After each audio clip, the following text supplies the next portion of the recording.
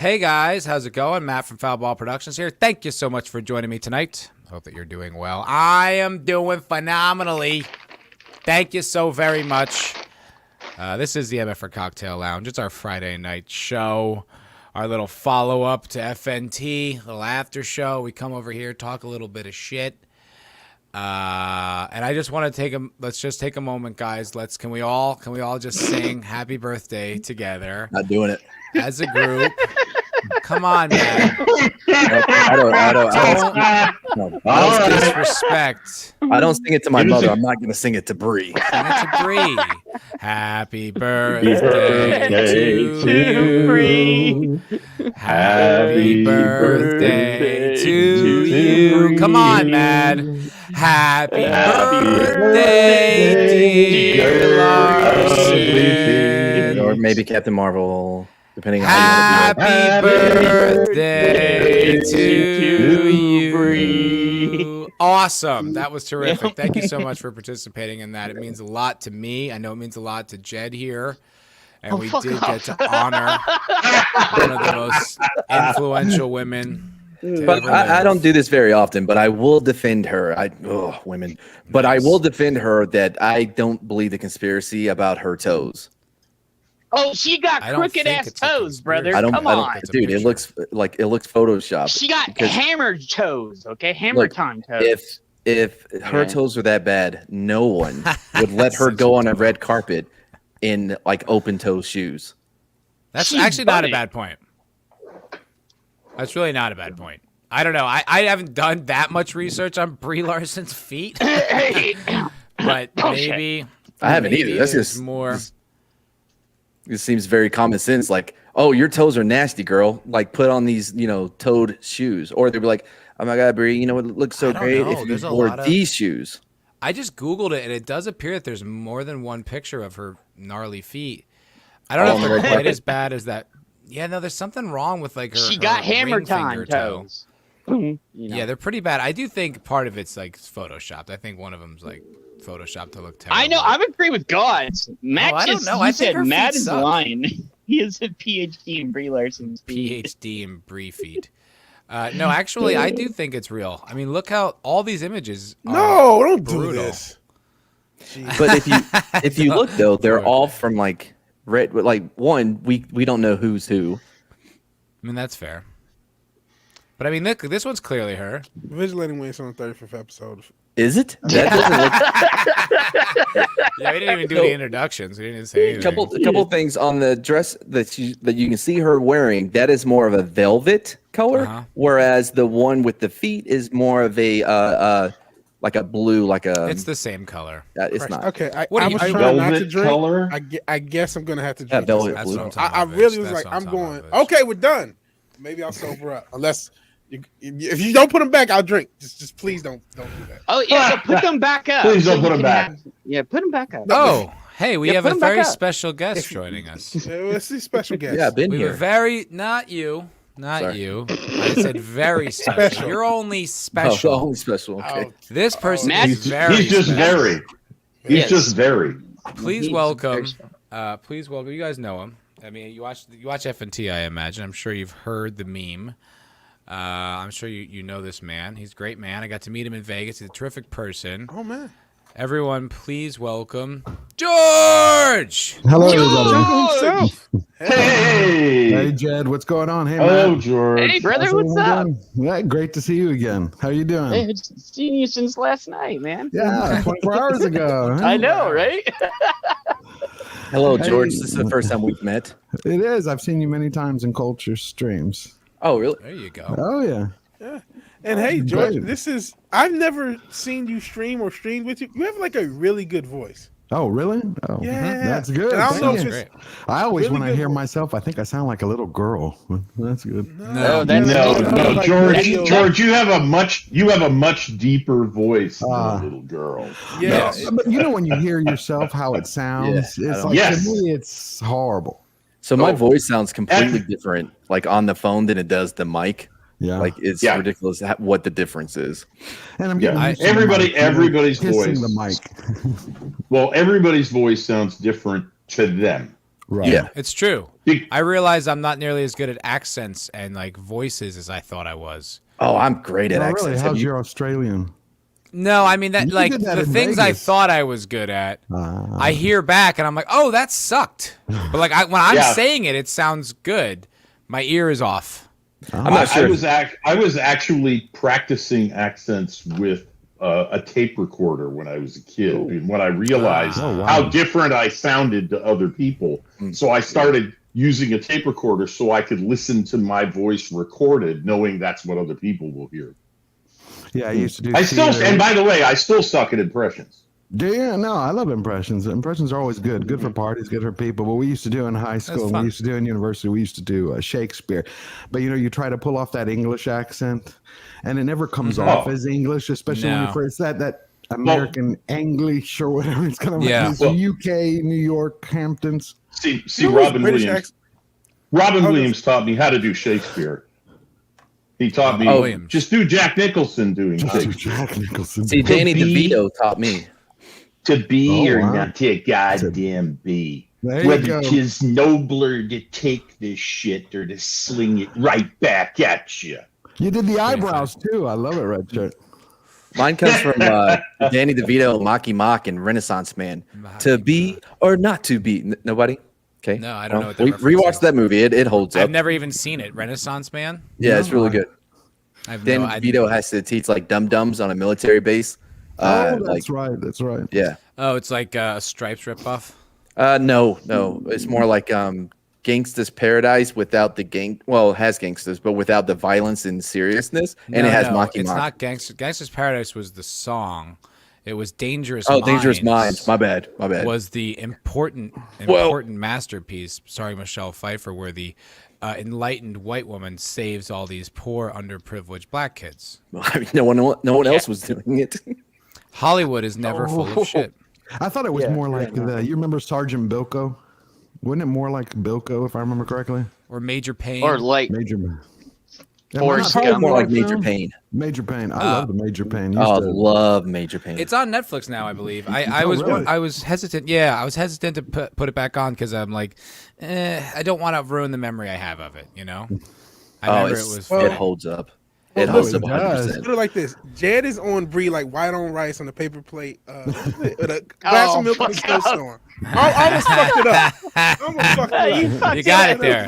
You stuck the landing. Stuck the landing, but I stumbled. No, what is it that he did? And he was like, "I'm going to help you with your pain." He's like, "Give me your finger," and he snaps his shit. My finger works every time. Works every time. He was great in the day, and then he just went woke. Another one. Damon Wayans did? Yeah. Oh, did he? I tell you what. During Lethal Weapon. I watched. I watched the Last Boy Scout on Vigilante's recommendation. Yeah. I didn't love it. I liked about half of it, and then by the second half, it got a little ridiculous. Of what? Oh, right. Of the Last Boy Scout. Oh, I love the Last Boy Scout. Yeah, Water's Red. It was a little much. It was a little much. It's meant to be over the top. Tony Scott, though, I like. It doesn't have an over the top tone. Jerry Bruckheimer. It's fine. It's fine. It's not amazing. But I wanted to say, Damon Wayans' hat in that movie is enraging. It's the worst hat ever. What are you talking about? That's a bad hat, Damon. Single worst hat I've ever seen. And it's like, it clearly was trendy for like 6 months in like a hip hop community or something like that. It is. Oh, the hip hop community. Everybody you know what I mean? I got to tiptoe around it. All right, confirmed. Okay, cool. It's so bad. Oh my god, it's distractingly bad. Plus, Damon Wayans as like a badass quarterback, not very convincing. Like when we covered it on Nick's channel, that was the best arm in the NFL. Okay, I mean, cool. That was one of my biggest complaints. Yeah, was Jed, you got it right. Was his throwing motion at the end of like when he throws the ball? I'm like, oh, that looks horrible. He was on horseback when he did it, but still, and he got shot in the hand, but still does not make up for that. Oh, right, and he got shot in the hand, yes. Without physical therapy, somehow got that all back to stuff. Well, it happened 30 minutes And like earlier. the idea like the daughter is there during the big shootout was just so unnecessary. Like, I know they were trying to like raise the stakes, but it was just it was so uncomfortable. You can't even enjoy this movie because now you're genuinely concerned about this 12-year-old girl getting shot. It's like this is ridiculous. Yeah, I know. Right? Yeah, but they were doing that Lethal Weapon, ripoff when they had in the first film where they had the daughter being captured by Gary Busey. Shane Black wrote both. She just gets in the car exactly, and she just gets in the car with him, and he's like, and she talks her way into letting her come. Like, you're like, what? Why would he listen to you? You're a girl. Like, yeah, this is clearly one of the most dangerous things I've ever done, and I'm just gonna allow this 13-year-old girl to talk me into it and not throw her out of the car. I'm gonna bring her to where there's almost definitely gonna be gunfire. Like, what? Bro, I see what you're doing, Matt. See what you're doing, but you're not gonna find holes in this movie. There's so many holes in this movie. Jake It's really said not she that had good. plot armor, man. How did you not? And like see the that? jig at the end, the whole thing, the jig. Like that was supposed to be this. The helicopter. That was supposed to be this big moment. It's like it's not landing. Well, they were pulling the whole Hudson Hawk Lethal Weapon. That whole. They're doing all the tropes. Bring the daughter in. Do the music. Do the sound. It was I'm sorry to do this to you, bitch. I know you love it. It's such a great 90s action movie. Second rate is 100% accurate. Yeah, it's a good. I think you're overthinking it, Matt. No. Yeah, that's the best way to put it. You're absolutely not. It's a good cable night movie. When you have nothing to watch, it's good. It's fine. Love 120 minutes. Fine.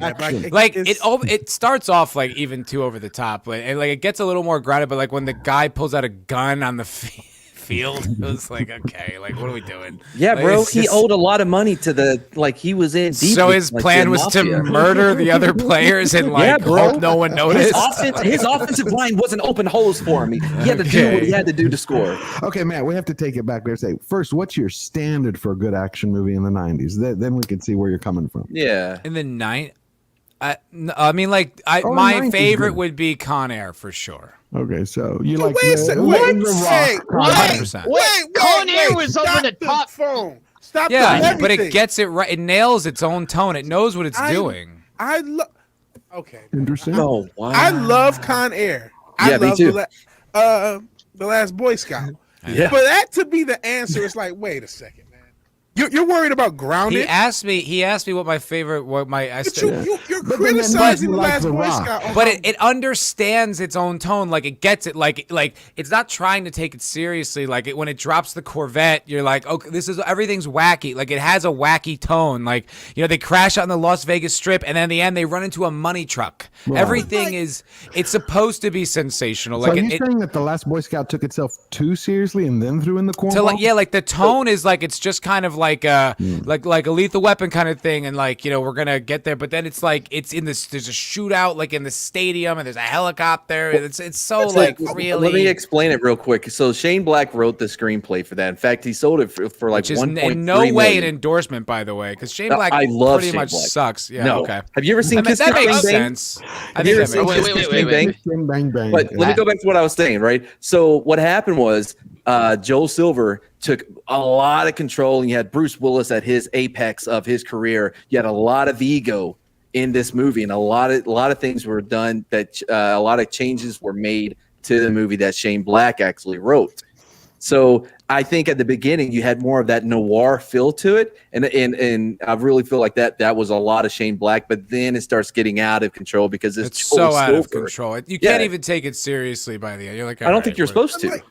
But not in a fun. But it's not fun though. Like Con Air is fun, even when it's being ridiculous and over the top. It's funny. Like you have that moment where he's like in the boneyard. He asks to get the shot, and he's like, "Yeah, you stay here, old timer." He's like, "Easy for you to say. You don't got to take a piss." And it's funny. It lands. Like all these little moments land. Like the Sweet Home Alabama as they're playing. A bunch of idiots dancing to the song. My favorite moment. It all works. My favorite moment is the guy goes Sai, and he goes Anara. Right? It's perfect. It's hilarious. I mean, it understands its own tone, whereas I don't think the Last Boy Scout got it. And the thing was, the tone kept changing. Like it kept building on itself and then by the end, you're like, this is ridiculous. Like if you start off at ridiculous, fine, but they didn't, and it just to me it really didn't work. Well, no, I remember they were trying to bring Gibson in on, if I remember correctly. They first offered it to Gibson, and he turned it down. Yeah, I think it was supposed to be him and Bruce. I think that they wanted Bruce, not Damon Wayans. It was him and Bruce. They wanted to pair him up. Damon Wayans is really miscast in that role. Halle Berry, though, holy. Oh yeah, so glad she got killed. Shit. By the way, that strip club is better off without her. Her gimmick was so cheap. Ooh, okay, but she was at her. That was like the hottest I've ever seen her, and that's saying something. See, what? No, that was like she's gonna be milked. Matt, what was her gimmick? I can't remember in the strip club. She wore like cow print. That's right. She did the cowboy boot thing. Yeah. Hot though. Like that, yes. Vigilante, do you have anything to say? I don't want to make you feel like you're left out of this conversation. No, man. I'm just trying to kind of decipher your logic. Yes, the consistency. I get your issue with the Last Boy Scout is tone. That's the issue. Am I correct? Right. There's a lot of things I don't like about it. I don't buy Damon Wayans. I think he's doing a completely capable job in the role, but I don't buy him. Like I don't think he sells it. I don't believe him as like an elite NFL quarterback at all. Like, and he's not intimidating, and he tries to be. And he's got this like high pitch in his voice, and it's not. Well, that was part of it, though. But it's again, not. The movie doesn't wink at it. If the movie winked at it, you'd be like, okay. The movie doesn't. The movie takes it dead serious. Matt, you don't think I guess the difference? Like a Tyson reference, you know? You don't think they were trying to do like a Tyson reference? How that was Tyson's day back then, and then you'd hear him talk, and he had this little squeaky voice. No, because the movie didn't highlight that. The movie didn't kind of like elevate that. If they did, if you showed him like it's slow, you don't hear him speak, and he's super intimidating, and he's got this high pitched voice. Like, okay, the movie's like referencing that, but I think they just were trying to force him as like a badass guy, and he's just. I don't think they were trying to make him a badass at all. I think that was the whole point. Like he overestimated his because every time he tried to be a badass, he turned into being a pussy. Like, because like even the owner was like, you know what your problem is? You were always a pussy. You couldn't take the pain, and he shot him in the hand. And also, like Bruce Willis's character, like he was involved in the scandal with the senator, and then he's involved with like all these other crimes, and then he's also involved with saving the president's life. Like, who the fuck is this guy? Like, wouldn't he like? He's like, it's like he's too much. But that was Secret Service, though. But like any one of those things would have been enough backstory, but they kept like building on it. It's like, oh, and he saved the president's life. He did. This guy's got a really interesting career to be a washed out PI. Like, but that was because of the senator. He saved the president's life. I'm not saying the writing isn't. It wasn't written like that. Yeah. It was written like that. I just don't believe 24? It. I have a question. Do you think it would? No. No. There you go. You know what? Explain no more. Your tastes are not adjusted for something quite like this. You'll never. Mm-hmm. I don't see I'm the target demo. I love action movies. Yeah, but he's talking about he's talking about the flavor that you like. Yeah, exactly. Exactly. I find this movie to be funny and entertaining. I have tried 3 different times to watch Con Air, and I can't watch more than 5 minutes. Oh, I wouldn't. Wow, I think less of you now. Yeah, I'm sorry. You have to actually. You're banned. I don't know what's going on, man. Now this show is getting off the rails. It is getting off the rails. So let's actually pause then. And Last Boy Scout, and we have fucking Bree behind us. It's a wild show. It's a wild show. MFer Cocktail Lounge. Welcome everybody. Knee scope. Yeah, but he's out 4 to 6 George. weeks. On. I gotta. Hold on, I gotta acknowledge some super chats. Hold on, everybody. So we're gonna regroup here. We're gonna regroup. We can go back to worshiping Bree in just a minute. George, I'd like to apologize. This show is normally not like this. It's like this every week. The Islington girl saint of Matt's channel. So. The Islington girl sent me one super chat super sticker for a 149 Canadian, a 99-cent Canadian, and another 99-cent Canadian. Thank you very much, the Islington girl. 2 of them are emojis. One is an emoji happy face. The other is the drooling emoji that's shocked and confused, probably because Red Shirt said he can't get through Con Air. But the 149, very graciously, she made sandwiches for everybody. So please, everyone, thank the Islington girl for her sandwiches. Thank you, the Islington girl. We love you, as always. And Jake D, back from the dead. What's up, Jake D? Dropping $10. Good to see you, my friend. And he's saying, how can you ignore the most important issue of the night? Bree sent me feet pics in an attempt to woo you. I mean, I've been a pretty staunch defender of the fact that most of the people who talk shit about her would almost certainly bang her if given the opportunity. I heard my own echo. But that really drops her stock like a lot. When you see those feet, you're like, oh, it's hard. It kind of like, it's just too much. You're like, all right, actually, it's probably easier. Wow. On her birthday, she dropped stock. That's fucked up, man. That bitch better have some socks on, man. She better like give some Those are socks the on. Bigfoot feet. That's funny. Ugly feet are not a good sign in women. My cousin, when you're young, and then you have an older cousin or older brother or somebody tell you something and just sticks in your head. Mm-hmm. So, like, my older cousin said, yeah, girls with fucked up feet, pussy stink. And so now that's like stuck in my head. So if I see, so that's a weird thing. That sounds like someone told me one time in high school. I think it said if your ring finger is longer than your pointer finger, that means you're good in bed. I remember someone told me. Oh, that's the science, bro. Look at science. I'm saying that's what that sounds like. It sounds like one of those things that's just sort of like arbitrarily connected, like bad feet, stinky pussy. I don't know how. Like, I get the but it's true. See, this is out there then. What are you talking about? Yeah, but then you have the old saying about guys with big feet. So I think there's a lot of like. But at least that's like that. That makes a little more sense though. Like that's an extension of your body. Yeah. You have big appendages. You probably that one also follows. That makes sense. But I've never heard the foot thing. I haven't either. That's the first one. So for me, I've had a phobia of redheads like ever since high school because they have hairy nipples. I don't know if y'all knew this. It's not true. No, I hooked up when I was like 17 or whatever. I was at this party. I hooked up with this redhead who had hairy nipples. I mean, she might have, but that's not like a consistent trait. Only redhead I've ever been with. So that's 100% of redheads that I know of had hair. Yeah. So dude, I've been with maybe 8 to 10 redheads. They don't have hair there, brother. Doesn't matter. I don't know. My swinging I know my truth. Yeah. Fuck yeah, just like you, Matt. I know my truth. Are you sure it was a girl? Oh yeah. Okay. You got to be doubly, triply short now. Today, That's a good point. I was 17. This was a few years ago. I'm just making sure. A few years ago. I think you're doing some pretty generous rounding.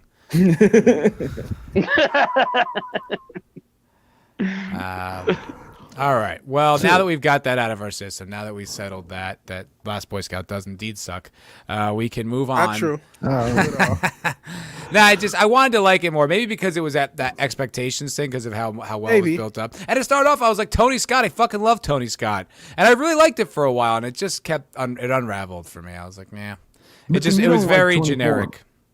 What's that? You don't like 24 though, so you don't like that character who's like the Swiss Army knife of everything. SEAL Team 6, like Border Mary Sue. I don't see his character in there like that. I mean, I see him more of the typical noir, like Private Eye, down on his luck. You know what I mean? It's really just John McClane. No, John McClane in Die Hard with a Vengeance. Yes, because that's just. Joe from this movie, but that first Die Hard, he was not that guy. Well, but he was like he wasn't that. But that's what I mean. I'm saying he's not the Swiss Army knife. I'm saying like he's kind of just a regular-ish guy who kind of keeps coming out on top. I don't know. And then there was like the really heavy-handed drug thing where he like flushes a drug. Like, I'm suffering, I get by. It's like, all right. I don't know. There was just so many things in that movie. I was like, it was just a bunch of little things that added up to like I didn't enjoy it. I think if you would have saw that movie in the 90s, you would feel so much differently. That's maybe. Let's bring in someone who can contribute to this conversation. Hello, Nick. Nick Weiser. You're not going to be happy about this stuff. I was saying I didn't enjoy The Last Boy Scout, Nick. Oh, yes. Interesting. I enjoyed it. Oh, I disagree, but that's the perfect time for me to chip everyone in. Here. I'm the only one I think that doesn't like it in this room, and I'm right. You're all wrong. Nick, you want to hear something even worse? Red shirt. Tell him what you said earlier. Oh, this is just. I said our tastes are just very different. We've seen it before. I said, I like this movie. It's fun, but the movie that he contrasted it with was Con Air, and I actually did not. I didn't contrast it with. George asked me what was my go-to action film from the 90s, and that's the one. Okay, that's the one you chose. Yeah, I've tried to watch Con Air 3 times, and I can't. I can't Con get past the Air. airplane. So good. Right? I can't get past the opening scene on the airplane. What? It's you know so how much good. time he spent in Alabama, Mobile, Alabama, to get that accent perfect, and It was man, amazing. he did a great job. He's going home to see his hummingbird. I love Nick. I not to- love Nick Cage's what's not to Southern love? accent. It's great. Oh, dude, his It's- Southern I will show you accent God is does exist. masterful. And he It's did. fucking It perfect. proves the That movie is existence of perfect. God. Exactly. All right, It's just, Lost. I don't know, Matt, son. I will. I just feel like I Matt ain't gonna and- make it. Matt and Nick Weiser, I will make you a promise. I will try one more time You to don't watch deserve that movie. If you and have to I try this will- hard, don't bother. No. What I want to do, what I want to do is get past the damned opening scene on the airplane and see if it gets better. The opening scene. I of the don't know if airplane? you deserve Wait, it. what happened to the- Yeah, the right. I opening was gonna scene is say. the opening scene's in a bar. Okay, then I'm not thinking of the movie you're thinking of. I don't know what you're talking about. Are Then. you thinking of Con Air Force Air. One? Are you thinking of Executive Decision? No, I'm thinking about the prisoners on an airplane that Yeah, that's crashes. Con Air. Yeah, that's Con Con Air. Air. It Yeah, starts the out on the airplane. No, it starts out in a bar in Alabama, and he gets like a bunch of guys like surround him because they're trying to hit on his wife. It's like, because of pussy like you, we lost We love it. Vietnam. Yeah. And Hey, then fuck you, Army guy. Yeah, and And I then he don't goes wanna- after him. He goes after him, and she's just like, Cameron, let it go. She's Okay. like, you were that Okay. guy for a second. And he's trying to change, but he can't because the guy pulls a knife, and then he kills him, and they hide the knife, and he's got to go to prison, Rock fan. What's not to like? I mean, Red Shirt, what's not to like? No, but my point is, I don't know what I've been watching because that's not the movie the beginning Yeah, of the movie that I ain't the saw. movie, dude. So I don't know what movie you're seeing, but I mean, look, that was a scathing indictment on our justice system for that I hero. agree. It's a socioeconomic exploration No, of what's no wrong. politics. Oh, sorry. This episode cannot get worse. So let's no politics. Let's say hi to that 70s rock fan. Hi, Gentlemen, that's hail. Hello. Hail. George, it's great to get on a stream with you and meet you in person. Oh, you're over here. Absolutely. Great to see you. Great to I was see you. trying to muscle my way into Rock comics last night, but he had too many people on, so. Yeah, unlike this show, we have a nice, conservatively sized A panel. nice low number. really? Hey, George. Hey. Well, George, I'm just happy. I'm just happy I can tick off the box. It says I have now streamed with yet another person who's been on Friday Night Tights. Oh, Hell. thank you. Yeah. That's a good point. Oh, hell yeah. It's great to see everyone here. I mean, everyone that I've wanted to talk to. Well, Nick and I, we met in Vegas, and he did the famous hair twirl, the whirlwind. He was going for it. And Matt and I talked. I'll never forget that. I mean, he went on for like 5 minutes. I was like, Did man, I miss that? You're going to fall over. Yeah. I could do that and not budge. I can do That's it what he was for. saying. He was like, I can keep going. I can keep going. I was like, Well, you wow. were in a band for a while, right, Nick? I've been in bands. I've been in several bands, and I went out. If I was not singing on the mic, I was doing the windmill, like to the beat, to the timing of the song. That's how I do it. So if I'll do one or the other. So I was covering my hair, excuse me, and then if I wasn't singing a part, so I'll do one or the other. So Nick, I'd heard that you'd not been in a band, but you'd been banned for a while. Honestly, Nick being in the band is like the least surprising fact that ever has ever. If it was in a convent or something, that would be It's like, surprising. oh yeah, I almost feel like I knew that even if you didn't say it. Right. He just never mentioned it until he did, and then I was like, oh, I didn't know that, but of course, it's Nick. yes. Oh, did you get that super chat? By the way, there was like a couple. Did I miss one? Oh, I missed Jake's. Thank you. You're right. I did. Jake sent me another one. Sorry. Thank you, Mad. Oh, no problem. Jake D for $5. Hail the mighty Jake D. Good to see you. Jake D. Oh, I Jake like D. it. It's a shot at Mad. It says someone needs to ban Mad for his ginger hate. Fire crotch is nothing but good stuff. Okay, so See, two Jake, things. Jake know what's up. Good man, brother. Two things. First, I bet you feel bad now because I was the one that told him your super chat even existed. Two, I don't care. They don't have souls. I'm not going to see them in heaven. Well, Matt already had Fair fire point. on him, so he knows. Yeah, you're right. You're right, man. You won't see him in heaven. Yeah. Yeah, wait, is it like with the mountain or the hound from Game of Thrones when he like sees fire? Like, are you like when you see a redhead? Is that just like a flashback, It like reminds a PTSD? him of. Oh, yeah, I immediately it's- like. I immediately feel like I have a hair in my mouth as soon as I see one. Is there sets? Is this like the things where you get the circles that are the sets and they intersect, and there's a section in the middle? So there's redheads, there's women, and then there's a bit in the middle where they're all of the above.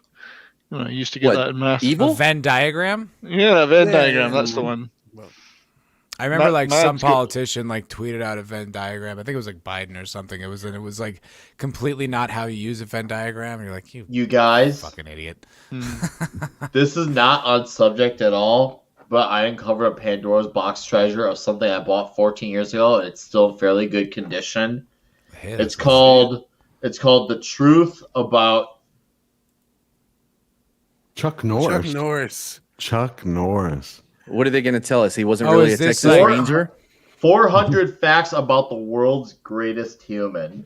So this is like the What? old meme, right? It's So the old did he meme. really be Yeah, as this is eventually- 14 years ago, so yes. A book so good that it wrote itself. Chuck Norris will never be fully male nor female. Doctors once asked him which he preferred. He gave them an ad for a total gym. It's woke. Jesus. Chuck Norris. Non-binary Wait, hold on, Chuck hold on. Chuck That's Norris exactly just what I needed. pissed your pants. You gotta watch out. Chuck Norris is gonna come after you. Chuck Norris's dick is so big it has its Oh, own here we go. dick. And Chuck Has Norris's its dick's own dick dick. is bigger than your dick. Well, let's be honest, Nick. That's His a- dick can't be bigger than Drew's. It can't. Um, No, Drew is the. yeah. Chuck Drew Norris. is- I'll get this one though. Chuck Norris doesn't believe in Germany. I don't get that one. that doesn't make sense. I don't really get the whole meme actually. I mean, like I always thought it was funny, but I never quite like when did that? How and why did that start? Like Chuck Norris I was have always no just idea sort where of it started. mid-level kind of action guy, and it became What? this whole thing. Chuck Norris once He made was, I love mean, to a what's grizzly your bear favorite for Chuck 4 Norris movie? hours. Lone Wolf McQuade. It Lone ne- Wolf McQuade is it like never legit a good rains. Chuck Norris. Like Chuck Norris and Lone Wolf McQuade is a great movie. It holds up, and we will be covering it on Toxic Tuesday at some point, Oh. right, Nick? Oh, we will. Yeah. we I will, like man. I like Yeah. Soul Assassins. Chuck Norris went to a feminist rally and came back with his shirt ironed and washed. Oh, Hey, yeah, the sandwich. Yeah, Hey, he got my- that from the my meme I favorite- posted. my- Yeah. Chuck Hold on, Norris. hold on, one at favorite- a time. One at a time. My favorite Chuck Norris fact is Chuck Norris's tears can cure cancer. Yeah, I've heard that one. Unfortunately, Proven. he's never cried. That's fine. Because a more topical one is Chuck Norris caught the coof, and the coof spent 2 weeks recovering. Chuck Norris Oh. fucked your wife while you're out of town on a business trip. Tough shit. This is interesting. That's it. Sorry, I just It's got a not very so much a interesting. joke. Just got a very interesting super chat from Pat S for $2. Hail, Pat S. Thank you very much for the super chat. Yes. Says 232 Mark Foulball got a nice shout out on Doomcock. Oh. Oh, that's pretty good. Nice. That is interesting. Cool. 'cause, You know, the That's mighty awesome, Doomcock. dude. Cool, man. Future Congrats. ruler of Earth. When he takes over, I'll be I spared. know.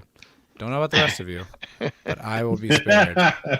Which is good Hell, to know. you may be in charge of something. Do you guys know who Jonathan Colton is? I think it's John.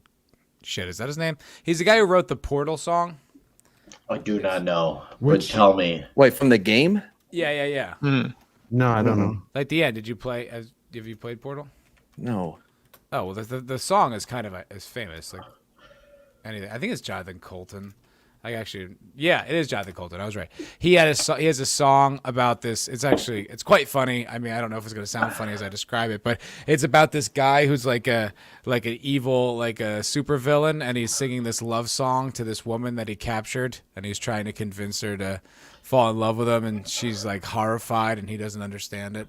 It's pretty funny song. I guess it's not working when I describe it. Sounded better in the game. Yeah, it sounds like a legit Me Too. Like, oh man, this is a Me Too, but I agree with it, sort of thing. No, but it's the joke. It's like he's like I'm so wait. Oh fuck it. It's funny. I'll have to. It's hard. I can't. I don't know how you tell Can't a play it. song as funny. Feels creepy as fuck, man.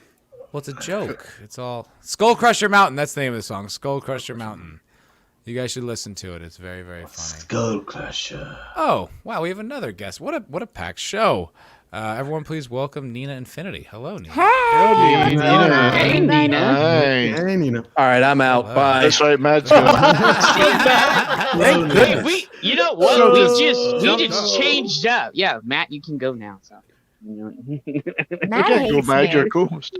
Matt, it's not personally you, Nina. Matt hates women. Yeah, he does. Sure. Why don't you tell us your tampon story again, man? Shut up. I'm indifferent on women, but I do have a question. We were talking about bad hats earlier. What's going on? My hat? I just bought it. I'm going for the Mardi Gras Harley look? Quinn look, like the Harley Quinn. It looks okay. I figured I just saw it at Walmart and I was like, why not? I just, it's such a clown world now. I figured, It is Okay. indeed. might as well join them. If you can't beat Okay. them, join them. Yeah. So. Well, I just got a super chat from a panelist. Thank you, George. George, you're on the Molo. George Molo for $49.99. Thank you very much. There is no fee to be on this show, by the No, way, of course George. not. This is No, I really appreciate it. Oh, thank God. Yeah, He usually says, the money goes the other way around where he pays you to get on the panel. Yeah, right. I'm just Yeah. like, please come on. It says, all hail the mighty Foul All Productions. Thank you very much. Damn autocorrect. It says, water is wet, the sky is blue. All hail the last Boy Scout. Yes, you're here. Last Hell Boy yeah, Scout. George. All right. I will concede that point for $50. Matt, wait. See, Okay. he should have went to the other place instead of, being a table and everything else, Should have went to Romania. Romania. Should have went to Romania. You got to Oh. get a should have went to Romania shirt going. That's actually a good Yeah. idea. Yeah. Yes, You That's should. pretty clever. Gotta get it going. I should have gone to Romania. Yes, I'd buy that. It's pretty funny merch. Yeah, good call. Hey, Cody Guy, Nerdrotic Raid. Hail. Hey, Good to have you. Good to have you. So can I ask what you guys were arguing about when I joined the stream? Because Sure. I missed it. I missed that. Sorry. I was maligning the film The Last Boy Scout. Matt, Oh, right. usual. Okay. Unjustly, yeah. Sorry. Yeah. I've Yes. never And seen you're- it. I wouldn't recommend it, Nina. I wouldn't recommend it. Everyone else here he's would, though. incorrect. Everyone else here Yes. will. Nina, Here's it's what I- awesome. It's I awesome. think Matt has like and this was my statement. I made a couple ones, but this one of had he seen it in the 90s, he would have loved it. But because he's aged and he's looking at it like through this like borderline critical lens, he can't enjoy it.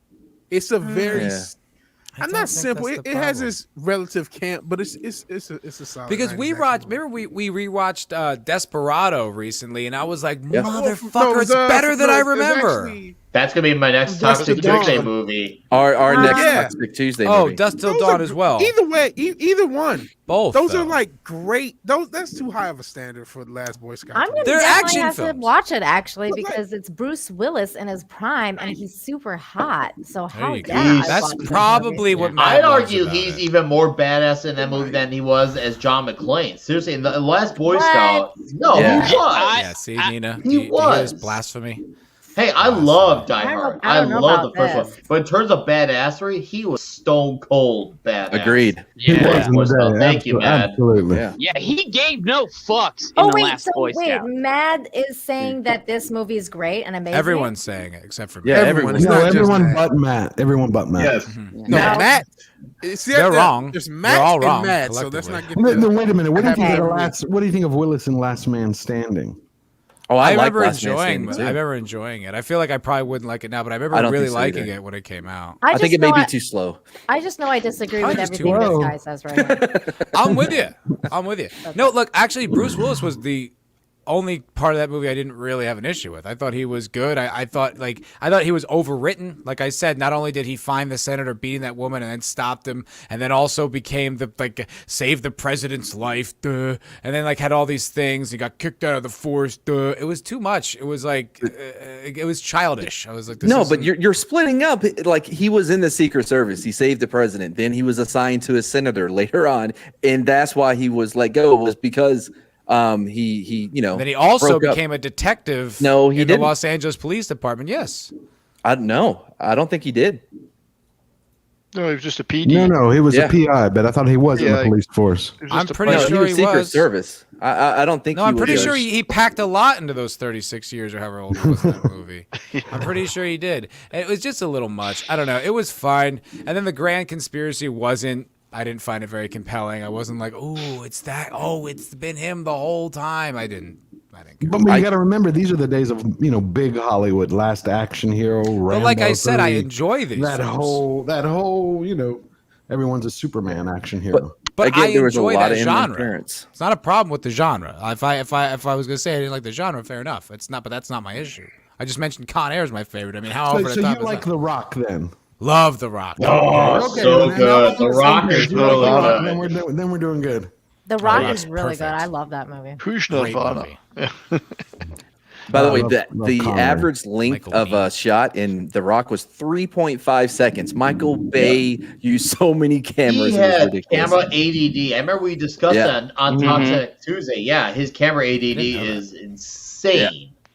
I'd like to go see it through that lens. That's That very was interesting. what No Bay- pun intended lens. Like, despite his camera ADD, he still had coherent scripts within him. Despite That's all good. That's that, a very good movie. It's another one that's super over the top, but it's like, okay, so I read this book called Save the Cat, and it's called and there was this one flaw called double mumbo jumbo, like where it's like you ask the audience to take this leap about like one thing, you know what I mean? Like, Harry Potter's a wizard. It's like, okay, fine, I can accept that. But it's like if he also was from space, you'd be like, all right, it'd be too much. So it's like, I think the problem with the Con Air, they hijack the plane. You buy it. Like they capture the rockets to threaten the country. You buy it. But it's like in The Last Boy Scout, it's like he saved the senator's the girl. You're like, okay. Oh, and he saved the president. Oh, and also it's just like, all right, man. Like you're asking too much. You're comparing things that are happening in the movie versus background information on a character. It's bad writing. And that's not my only problem. I have lots of other problems. I told you I don't like Damon Wayans in it. That fucking hat. I think maybe Wayans did it for you.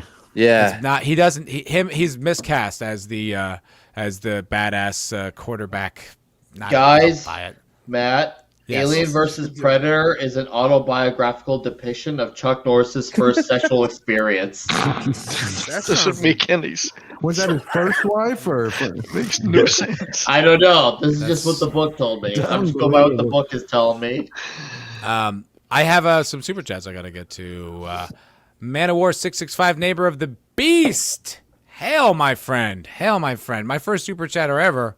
Still throwing him out there. Thank you, brother. He says, you might get more elsewhere, but never forget who plowed that field first. Hell yeah. Hell yeah, brother. Man of War.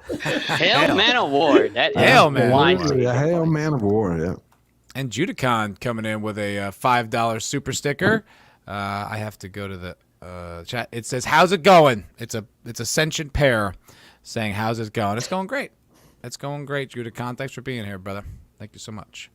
Much appreciated. Okay, I have another controversial opinion that I can offer the panel. Let's do that. I'm not sure where you guys fall on this one, but I was trying, and I mean trying in the sense I found it incredibly taxing to undertake this, was trying to rewatch The Goonies, and I'm like, this movie sucks. Oh my god. Whoa. You're really going for it I'm tonight. leaving. Now, you're doing some sacrilegious bullshit tonight, I aren't might you, back man? you up Matt, on that listen, one. Matt. We I might can't all back be you up. perfect, but if that's how you want to play it. I might back you up on that one. I think it's merely what I was gonna adequate. say? It's merely adequate. Yeah, that's exactly it. 70s. I wouldn't say suck. That's probably harsh. It's overrated though. I would go Overrated. that I think far. so. It's It was so honestly, overrated. it was It's honestly it's hard a to watch. completely solid movie. But like Not solid. it's. Well, I like the tune It's though. got- Goonies I are think good it's enough. overrated. That's a good tune. I don't mind, I like that the tone is elevated. Like, it's supposed to be comically silly, but a lot of it, relies on these jokes that just fall flat, like almost all of them, and you're just like, I'm trying to be polite. Kind of childish. And- Yeah, but Childish. it's a kids movie that was made in like the 80s. So of course you're not gonna get the jokes now. It's made for the times. But I don't agree. I wasn't with a the kid in the movie. 80s. You know, I don't as a agree kid with in the the kid movie. 90s, But if, I was a but- kid in the 90s and didn't like I thought it was just like it was cool, but it was just like it was like What's the other one love that's that similar? Nothing, you know There's- what it is? What I like the Sandlot better than that. I was bringing up much Sandlot. better. Sandlot Much is better. Oh, okay, That's so- what it is. Oh, And so like, a movie no one's ever heard of. What, Sandlot? Sandlot? people Oh, heard you of kidding me? Sandlot. Yeah. That's I've going never too heard hard. of it. Come on. I've never heard of This is the most panel You've ever. never I thought I was a hot heard? take guy. No. Now do you see why I How ban is women that on my channel? Possible. I do, man. Nina? It's a But shitty movie no one's ever heard of. But Okay. you're okay. Punk Waddle disagrees. He thinks it's great. But wait a minute. How do you like stand for the Goonies, but you've never even heard of the Sandlot? How is that possible? I don't know. Yeah, exactly. Because I'm an immigrant. I guess Who was that- in the Sandlot? Maybe that's it. Was it really big in Iran? No. Oh, okay. I don't know. Maybe they love the Goonies over there. I don't know. The No, Sandlot. but like when I moved to Canada, that like the Goonies was one of the first movies I ever saw. So that was Like, how like did it was you memorable. miss the Sandlot? I Like, don't I know, don't it's a know the masterpiece. time frame, but it just Did you seems see like the Big Sandlot. Green? It was No. 1993. I saw the I Big got Green. married then. I got Yeah, see, married I in was- 93. yeah, like, I lived in- I I lived have in no Iran, idea so what the no. hell the Okay. Sandlot is. I'm looking at it on IMDb. It looks You like a don't know what ripoff the of the Bad Sandlot News is? Bears. What? It looks like a ripoff No. of the It's Bad not a News ripoff. No, it's Bears. not. It's It's not. not. Similar not. feel. It's Has not. a similar It's not. feel. It's about baseball, and Yeah, that's that's kind of about where it it. ends. Yep. Yeah, Yeah. because it's not Oh, like okay. No, it's about real- the friendships that form through baseball. and how the kids Absolutely. spent a summer Benny here. and the Jet. Come on. Huh? Yeah, yeah. Yes. It was I about mean- Yeah, friendship yeah. and a Hambone? life and What's his name? a Great summer Hambino? of life, and how baseball brought them all Wendy together. Peppercorn. Yeah. Hey. Who Karen was it that Allen's in kissed it. her? I forgot Smalls. that Squints. kid's name. Smalls. Squints. That's right. did. He made Squints. out, and then they got married and had 9 kids. Wait Yeah. a second. You've heard "You Killing Me, Smalls." Everyone's heard that. Yeah, that comes from the Sandlot. That's a meme in life. Yeah. I don't know. Maybe I'll watch it. Maybe I'll. Oh, see- you should. Oh, yeah. You're Wait a minute. Wait a Darth minute. Vader, Darth Vader's in the movie. Are you Darth telling me Vader's that in the there. line? Darth Vader. Are you telling me the line "You're killing me, James Earl Smalls" Jones. comes from the Sandlot? Yes, it does. Yes. My younger stepdaughter uses that line all the time. I had no idea where it Yep. was from. I didn't even know what it meant. Sandlot. I bet you'd like the Sandlot Red Shirt because it's nostalgic. It's it's nostalgic for boomer childhoods. Yeah, All it right. is. I think I Yeah, think it I'll, is. I'll enjoy Okay. that because Baseball. I like movies like that. I'm writing Yeah. it down. Really good. That It's one very holds up. heartwarming. I watched The that only during thing that Koof throws me lockdowns. off is Mad saying that it's really good. That's I know. I get it. I understand. I completely empathize. It does. I'm glad I kinda- brought up the Sandlot. It's a hurdle That's you why, have to get over. because that's why I think the Goonies doesn't really. When I saw the Goonies and Sandlot very close together, and I'm like, this is superior. It wasn't. I was yeah, watching but it like, last night. okay, The Goonies is about a bunch of kids going on an adventure trying to find a pirate ship, and this movie is about baseball. No, But That it's inept. sounds, It's not. And the thing is, it's inept. really good. It's like You know what the them going the Goonies. Like there's one scene like in the attic, like when they find the treasure map or whatever. Yeah. And it's like he like for like a straight 2.5 minutes, this kid is just explaining.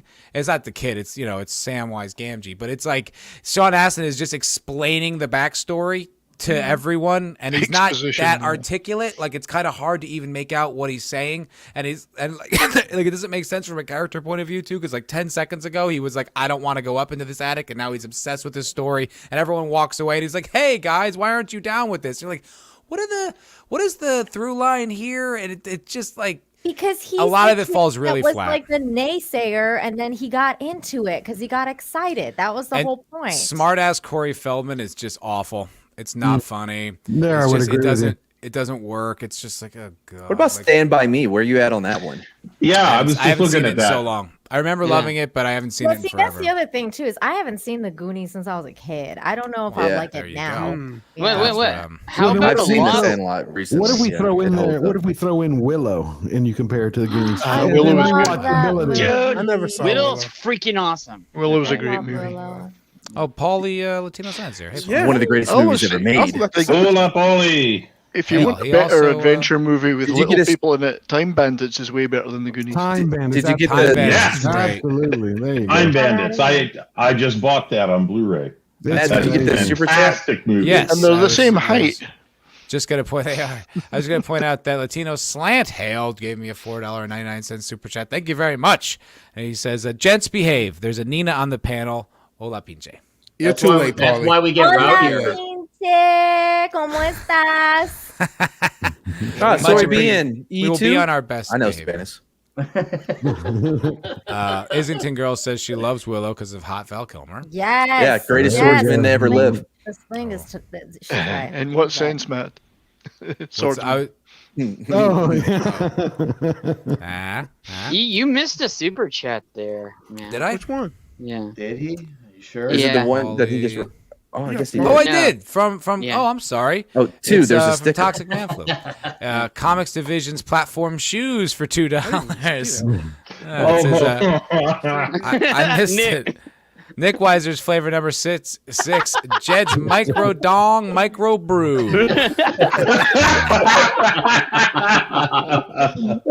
Well, I think this is the part where Matt starts to make money off my name tonight. So Well, have at it, Matt. According- we've been doing that for the last 3 Man, weeks over you there. probably could go Scarlett Johansson on Comics Division for how much money he's made off your name. Get a settlement out of court. Oh no! I welcome. I love Comics Comics all the money off my namesake. Yeah. He's welcome. He is entitled to every Yep. single dollar that he gets off my name. It's all Well, good. I did want to say to Toxic You Man know- Flu. Apparently, Jed tells us that he used to sling quite the dick. He's had how many? Was it eight redheads? Was that what it Yeah, was? like 8 red. He's a dick slinger. Sorry, So- Nina. Yeah. I apologize. But you know Oh, what? No, it's totally. I'm You know not why sorry. you never see? You know why Jed's you a never see dick Jed slinger. on a panel with Drew? Because Jed's always in the shot. He's there, but he's in the shot. that joke started on Thursday night like 3 weeks ago, and it's just been constantly every week now. Like, Drew is so big and Jed is so micro. yeah, we're like Perfectly the balanced. yin and yang of dicks. You As know? all things should be. One is micro. That would be an interesting docking situation, you know. Matt, See, only Matt would think about that. Like, First thing that came to my mind. I did get that super sticker. That was Judicons. It was the pair saying, I did catch that one. Say, let's have a good time. But we did get another one. Hail, very generous chat tonight. Not even an hour in. Appreciate it. The Nerdporo Lifeform for $5. Hail the Nerdporo Lifeform. As I understand, he just got over 1,000 subs. Am I not mistaken? Yeah, he did. He did. Congratulations. Yes, he did. Congrats. Way Absolutely. to go. Congratulations. Way to go. And he says he came here for George, but I will make exceptions for you, Matt, and everyone else. Love all, and I don't generally state that. Hail. Hail the Rare portal love life from the form. Congratulations. Hail the Nerdporo. portal. Thank you very much. Oh my God, they just keep pouring in. Toxic Man Flu again. Comics Division's platform shoes for $2. Jed, redhead guys don't count. You know, this is why they stopped making red-headed Barbies. Because Hey. they'd kept taking them off the shelf. Toxic Man Flu, you stop being a bigot. I accept Jed in his lifestyle. We are pro LGBTQ, so whatever Jed does is perfectly okay. LGBTQ2AI plus. J with a J at Whatever, the end. however many letters. But it they're may going or to may run need, out of the perfectly alphabet okay. soon. Yeah, Yeah, Well, you just gotta Yeah. feel. You gotta feel bad for the people that fall under the plus sign. Like literally everyone else gets a letter but you. That's right. Let's we have Comics Division is here. Hail Comics. L Comics. Hail Yeah, Comics. comics. Yeah, brother. Dicks Division assemble. He's on Um, mute. Well, That was I guess Comics will join us when he feels when it feels Hi, appropriate. Comics. Oh wait, Co- he's not there. Yeah, Comics is. He'll be he's here like- when like he's Gary. here. Yeah, he's Yeah. not late. Arrives when he means to.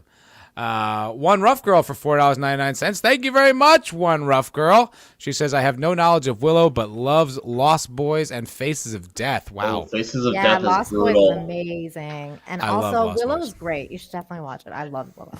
I should go back and revisit that. I haven't seen it since It's I was really a good. kid. Yeah, I watched it a few weeks ago. It's excellent. Wait, Mad likes Willow? Yeah. Oh my god! Wait, you know Okay. where Can't he be got true. his- There's at least one woman in it. We agree on something. My god. And Eric Yeah. K. One too many for me.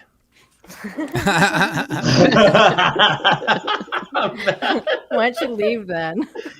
I was here first. She's like, beat it, man. I mean, No, it's all you guys. It's all love. Matt and I. Oh yeah. Yeah. It's all with love. Matt wanna just kind of stop pulls it everybody? out of everybody. Hey, We Comics. used, I really we used do. to kill each other all the time in Among Us, and it was really fun. Those are good times. Yeah. I haven't been back to play that game in so long because people just Either. kept voting me out because it's me. I'm like, well, I'm not gonna play this anymore. That's Nobody's funny. Nobody giving a wants shit. to play with Yeah. you. No, That's it's not hilarious. that. It's just they always think I'm suspicious for some reason. I don't know. No, it's because Oh, no one wants to I play wonder with why, you. Mardigan. I don't. Oh, hey, dude, your Alex. neighbors are really getting tired of me every Monday and Thursday walking around looking for you. I'm gonna find you. I know. they told me. They told me. Yeah, I got it down to like an 8-block radius. Hey, So you just walk comics. around screaming in San Antonio trying to find comics. Is No, that I a just go shoot? knock door to door. So Is that a shoot or a work? Whoa, what? Wait, is that for real? For real? Is this a joke? What? Because No, VW. I do not walk around San Antonio looking for comics. Dude, He's totally VW. doing it. He's lying. VW man. Mads is stalking comics. Come on now. He you know doesn't that. need to because he's got a tracker on him, so he knows where he is all the time. He doesn't have to walk around looking for him. Eric K. sent me $5. Hail the mighty Mensch Wrench. What's up, my dude? He says, George and Nina and the rest of you guys, man. Hello. You had plenty of characters left. You could have put me in there. Yeah, he for the doesn't record. like you very much. That's Yeah, he great. You made my night, Eric. I love it. I love it. Hail Eric K. Thank you so much. And Comics Division's Platform Shoes bringing in a $5 super chat. Saying LGBTQ plus JMD for Jed's Micro Dom. There we go. That's the tolerance we're trying to see here. Yes. In the MFer. But he also says VW has shamed him into being an ally. Well, you be a good ally. There you go. How far does this joke go back? Is this like a 3 weeks? several weeks? Okay. Yeah, 3 This weeks. is- they already have I don't representation. even remember what got it started. I know it started with toxic man flu, but I don't remember what I actually called spawned the Talks event. out. I called Oh, Talks that's out. right. And then- yeah. And Most Talks things is do like, start with okay, toxic. is this any better? Like, So you called him out, and then he said that you have a micro penis. yeah. So, yeah. Okay. Oh, see, that's what you get for getting in the middle. Well, the whole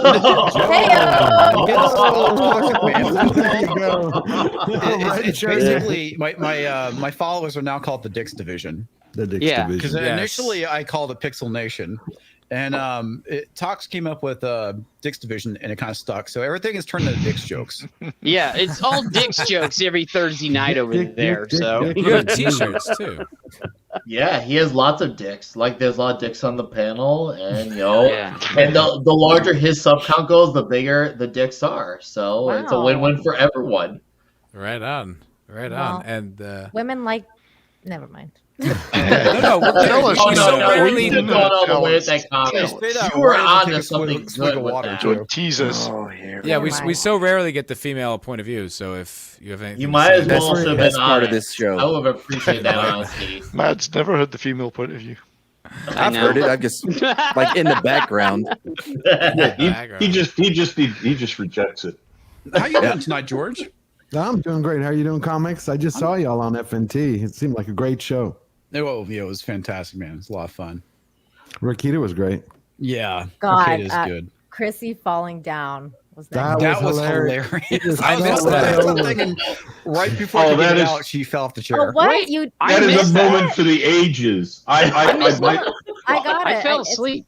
But you know, it's I gonna be commented clipped. It's gonna be immediately in clipped. the chat. Perry Chan, please tell me you're going to clip that. Oh, you know he is. it's already Oh on my there. God. Oh, the whole panel was falling out of their chairs after she did. And I'm sitting in mine. I'm going, I'm not sure I'm staying in this one. Thank God it has armrests. Here it is. Is this it? This is it, Nina? Yeah, Oh, you already got it? Let's I already watch got it. him. Oh, she already Oh. snagged it. Awesome. So Wait, what's the setup here? What was I she don't think doing? there's. Okay, they were joking around about what was the joke about? Something about Vegemite. Yeah, About Vegemite. She says vaginamite or something like that. Or she says they need some Vegemite. for Vegemite. some leg Yeah. hair. like Black they was need some telling her that- Vegemite, and she like tries to like open her leg, like Because Quarter all the Black way. was daring her. He's like, "Show me what you're talking about," and Yeah, then she's trying yeah. to show him, and whoop, right And over. then so she goes like this, and then I don't know why this video doesn't have audio though. But then then all of a There sudden, you go. there she goes. Just like a woman. I looked down for like a half a second. I'm like, oh my god, are you okay? That's right. No concern there. No concern. Oh my god. Can you run that back was for me? right. That is Oh, there just it goes. like a woman trying to show her vag, falls the fuck over. Just That's like a woman. hilarious. That's He hilarious. blamed it on the chair. She's like, Did you see her hit her head? That's hilarious. Look at her. I love her That face. looked bad because it Yeah. did look like she might have hit her head. Like, Oh, she hit her head. Oh, she did. Oh, I absolutely. like the shock. You know that it was like Yeah. completely genuine. That wasn't like set up at all. Like she didn't mean to do that for oh, the that joke. was totally genuine. Oh, That's did you really- see Oh, the? yeah. Did you see the Ryan slap? Oh, oh my god, that was painful. Oh my god. That was I painful. kept egging expert girl on to slap him harder, and she wouldn't do it. And she kind of got. I don't know if it was a good hit in at the end, but Dude, I was telling her in the chat, I was like, girl, you got to turn your ring inside out. That's how you leave a print. Ow. She doesn't know how to slap right. What you Wait, want to so do? Grab a roll of was quarters there- and just. Was there? Wait a minute. So like, cause were they all? Are they all like on vacation together or something? Like, They're in 'cause- No, Boston. they're in the Geeks Boston and for the Gamers game. team. Oh, They're- okay, Yeah, okay. they're doing They're a Geeks and covering. Gamers thing. They're covering the football game For between the Sports Board. Patriots and Tampa whatever Bay. team. Tampa Tampa Bay. Tampa Bay. That their old quarterback, whose name Hey, escapes man. me at the moment. 'cause Tom I really Brady. don't care Tom anymore. Brady. Tom the, Brady. the greatest quarterback, maybe one of the Quarterback. greatest athletes of all time, Tom Brady. That one. He's a Athletes? great No. Brady. Can you Yeah. tell I've been into some fights? 10 Champion, Super Bowls or yes. whatever the Oh, fuck yeah. it is. Hey, Yeah, I'm telling you. but the So you can original take super care of chat was yourself for in her to Mexico. backhand him, and she didn't backhand him. Oh, so I this know, is and dude. this is the Nick, clip. Nick Ricada sent in $100 super chat and was like, Yeah, well, it was backhand because him. of Orin Alteris sent a $100 super chat. It basically dared Ricada to to do it. Yeah, but he kept Basically- telling her, hit harder, hit harder. Yeah, go I for know. it. It's like, you know, He got angry. He's like, hit me now. What would have been funny is if he punched her, punched her back. If he'd Oh punched my her back, God. that would have been funny. No, he kept daring her to do it harder. It was hilarious. Yeah. 70s. Do it harder. Funny. Do it harder. Harder. Wait, is that it? Is that the whole slap? No, that, No. She like, does it there one was- more time. Yeah. And then This she was- gets a there's baseball one bat more. out. Oh my god, That's not a slap. That's This the is a worst slap slap. I've ever seen. I want to know who's sharing that room. That's actually Krista's room. No, right. There. No, yeah, that that's- was the That last was the one. one. That was the one. That was the one. Ryan went Jesus. off and cried after that. Ryan, you got to sell better. You know what I mean? It doesn't even look like Yeah. she His, hit you. his cheek did look a little red. It He did. said it was So- red afterwards. Like, my Dude. cheek is kind of red And you now. see his hair kind of move a little bit too. Yeah. Yeah. Yeah. He got hit I in got- the balls and slapped in like the Yeah, but 5 she was hour talking about span. She was talking Yeah. about that earlier, that she had already hit him in the balls accidentally. Yeah. That's why she was Are we giggling sure it going was on. accidental? Well, I think yeah, that's up for debate. Hold on, I gotta rein this in for just 1 second because I got a few super chats I need to get to, and I don't want them to leave the chat screen. So, Golgo's 13's Anime 101, Hail, whose show I will be on tomorrow at noon Central, for $10. Thank you very much. He says, "Wow, what a panel! Foulball, V Dub, Red Shirt, Mad, 70s Rock, Nick Weiser, George, Jed, Comics, and Nina." First super chat to you, and can't wait to get to know you, get to know your work. Be awesome and go watch some anime. Hail. See how it's done, Hell Eric? yeah, brother. Anime. Hail Congrats on Go-Go. getting your channel back, Go-Go. I You don't take remember notes, who- Eric. I don't Well, he remember did. Who it was, but This is what I've somebody been watching. recommended his Ghost in the channel Shell. to me. Nice. Oh. And I also Very picked up some good. Appleseed, which is pretty nice. And I have Artemage 3 coming in. Should be tomorrow. Dude. Ooh, did you say Artemis? Artemis? Artemage 3. Oh my god, I love it, that anime. It's the best. I love that anime so much. I recently found out about it. I was watching this cyberpunk documentary this guy did on YouTube, and they mentioned it. I was like, that looks pretty cool. I'll have to go It's check that so out. good, comics. It's so good. Armitage is lit. according to freaking Golgo awesome. Matt, my next Apple's tabletop too. game is gonna be a Apple's is cyberpunk great. game, so I'm looking. I wouldn't say I'm looking for inspiration, but I'm watching a bunch of stuff to get me, psyched up for it. Oh, Well- dude, I love 90s anime, and Armitage is definitely one of my favorites. You're gonna love that. It's so good. What was that? Were you saying something, George? Were you asking? A No, I question? was asking how you were doing the game. I remember the other night you were having a little bit of frustration. It, dude, Oh, just a little bit. Because I was watching you. You were sitting there going, what the fuck is going on? You just kept hitting and hitting and we couldn't get out of the tutorial. It was so annoying. Like, Culture last week was telling me that Cyberpunk's actually improved a lot of things, and the game really is worth playing. And I was like super skeptical, but I was like, all right, I'll re-download all like 50 gigs or however big this game is. It's ridiculous. And I started playing it. I was like, no, this is as stupid as I remember. It's clunky. They throw way too much at you way too fast. It's like there's nothing intriguing about your story or why you're involved. You forgot the breasts.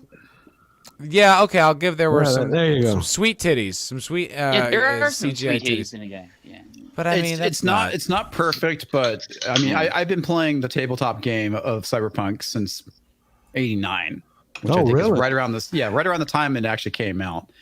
And so to actually see at least an attempt at Mike Pondsmith's vision in a video game was to me still amazing.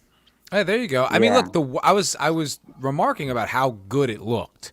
Like the world itself, the textures of like the wall, like the different layers where they'd be like spray paint and like chunks missing out of the wall. Like honestly, it looked great. The city looked incredible. I just felt no reason to continue to want to play it. And a lot of the game makes you drive, and the driving mechanics, it's like you're driving on a sheet of ice. It's so difficult to turn. I found it to be a lot easier to drive motorcycles than anything else. Okay, it is. Same here. I have a bike in there, and if I'm not on the bike, I just run around. Yeah, I just run around. They don't give you a choice in the beginning. You have to just drive this car. In the beginning, but at some point you do get a motorcycle, and it's a lot easier. Yeah, I guess it could be. A lot of the things, like the tutorial was taxing, like how technical the things were, but it wasn't like in Witcher 3 where it's technical and it's fun, it's rewarding. This was just kind of like, I have to go through this. It's technical because it's Cyberpunk, though. That's kind of the thing. And if you don't know the lore, I think that's probably where a lot of people kind of get lost in it. Yeah, but you have to go back to like William Gibson and Shadowrun originally. Yeah, you do. But if you played the tabletop game, you know a lot about what's going on. You're familiar with Netwatch. You're familiar with the trauma teams. You're familiar with Johnny Silverhand. And wow, I didn't know comics. I didn't even know it was. I didn't even know. Dude, I own every single Cyberpunk book. No, we have to talk about that. I love Shadowrun, the original, and then the later tabletop. Yeah, comics. Tell me a little bit more about how. I mean, is this a game you play live on the night with a bunch of people around the table, or is it's like D&D? It's a tabletop. It's not RPG. over a number of weeks. It's actually there on the day, and you're playing it to a conclusion on the night. Or you get a game master. Yeah. And essentially, what I'm doing is I'm kind of like prepping the world, coming up with mechanics. Again, I'm using the hero system. Which is, in my opinion, is a fantastic system. Is that the one where you only use 6-sided dice? Yeah, you only use 6-sided dice. Yeah, there's an Expanse tabletop that I bought that only used that. Like that was their mechanics. I was I like D20s and like different sized dice. I always like that stuff. Well, Soul Assassin's asked me when is the Cyberpunk lore going to come out? Dude, I am not the greatest lore master when it comes to Cyberpunk. Master. I would need to reread a lot of the material to cover everything. But oh my god, I mean, there's wow, Nina, so you play? much to it. Yeah, good stuff. Oh good wow, stuff. that would be good because I hate driving games. Yeah, well, there you go. I got my dice here.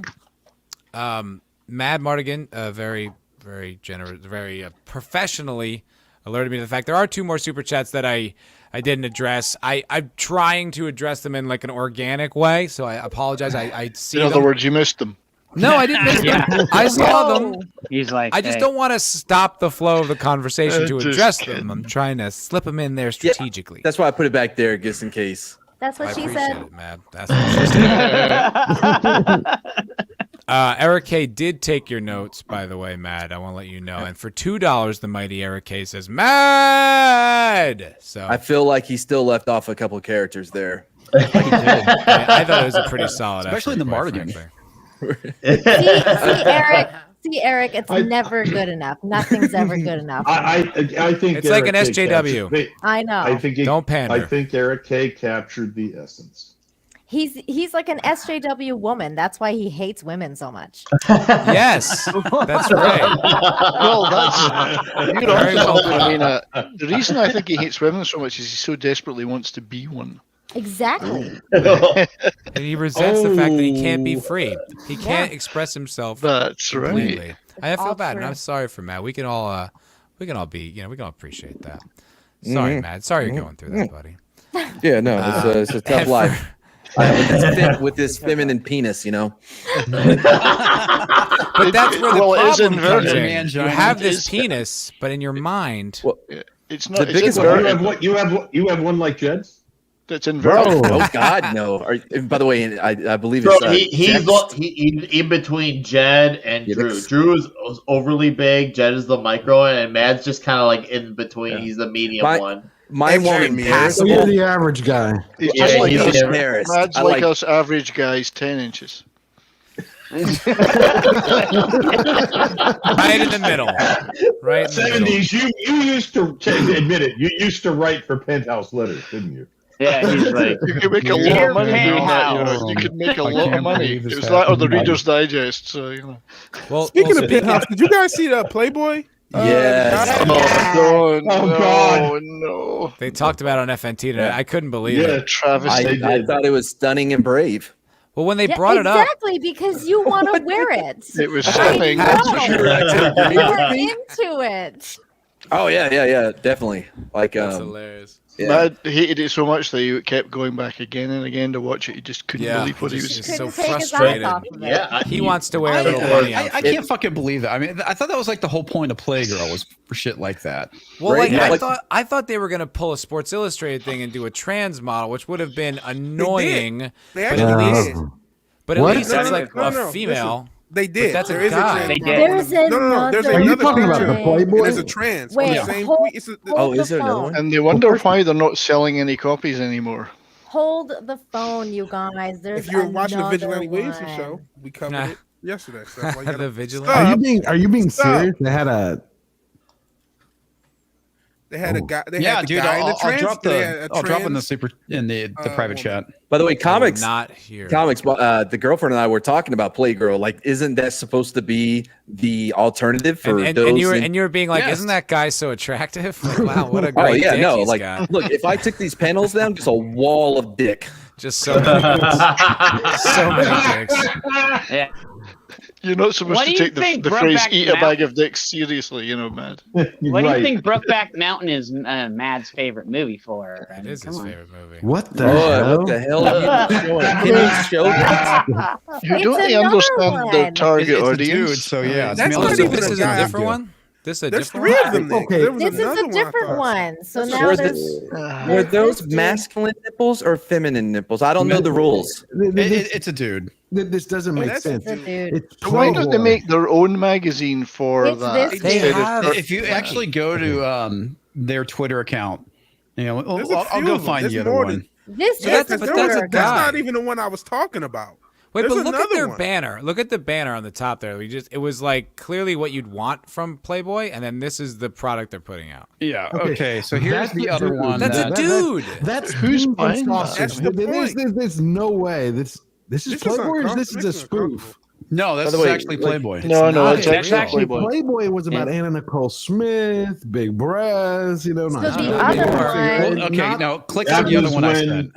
That That's was when toxic. Hugh Hefner Oh, okay. was still alive, I'm not now. toxic in that way. So I this is accept the it. I'm original toxic. one, the first one. Let me That they try to did. find. Is this the same one you're sharing with me? Oh, That's it's the original probably one. the same Let me one. try to Yeah, it's find the the same other one. Yeah, one that that's I it. was talking about. That was Oh, because yeah. their status What the was. fuck is this, man? Well, at least he's I- wearing it correctly. Like the I other said, guy like- just didn't even have it on right. Hold on. Even if it was like a trans guy, woman, whatever, you'd be like, all right. I mean, like that's what they do now. I mean, But a this dude. is just flat out a guy. Like it's not even a Yeah. trans. So you're just like, what are you doing? I don't even understand. Well, Like, the thing is that there's no market. It's like nobody's coming Yeah, here. who's to gonna look buy at that? dude. You're You mean cool the with zero- trans and Playboy Matt. I did that for Okay. Cinch and Dildo and for Yeah, the weight. half half of 1% of the population. So I'm going to burn this book Wait, guys, now. I'm going to burn this book one at a time. I'm going to burn this book now because it's just useless, obviously. I'm going to burn it. Yeah, I didn't know you were a gay rock fan. I didn't know you liked men. Don't burn Well, it. apparently I am. That's a relic. That's a relic. That's a relic. And that would be fine, but then I think I would want my own magazine not to take over Playboy, you know? Before it goes away, because it's like getting to the point where I can't click on it, Latino Slant for $4.99. Hail, thank you very much. Jet X, he says. Jet X. Generation X. Generation. He supports you. He says, I support you during your time of transition. As do I. I think that's true. He is transitioning into being a human being from I do as well. the small furry animal. Well, I was gonna say, Alex No, Jones that's is right. He Lyndon. changed his Okay. Wait, guys, please stop talking over each other. What did you say, Vigilante?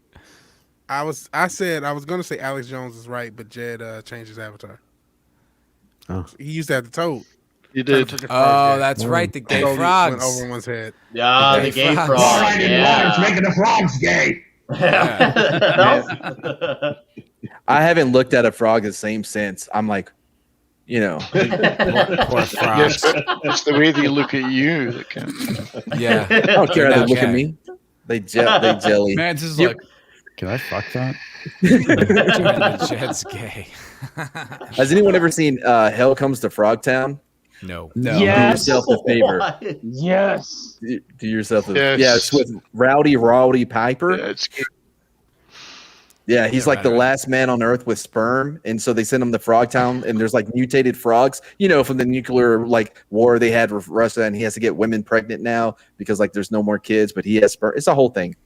It's like The Last Man.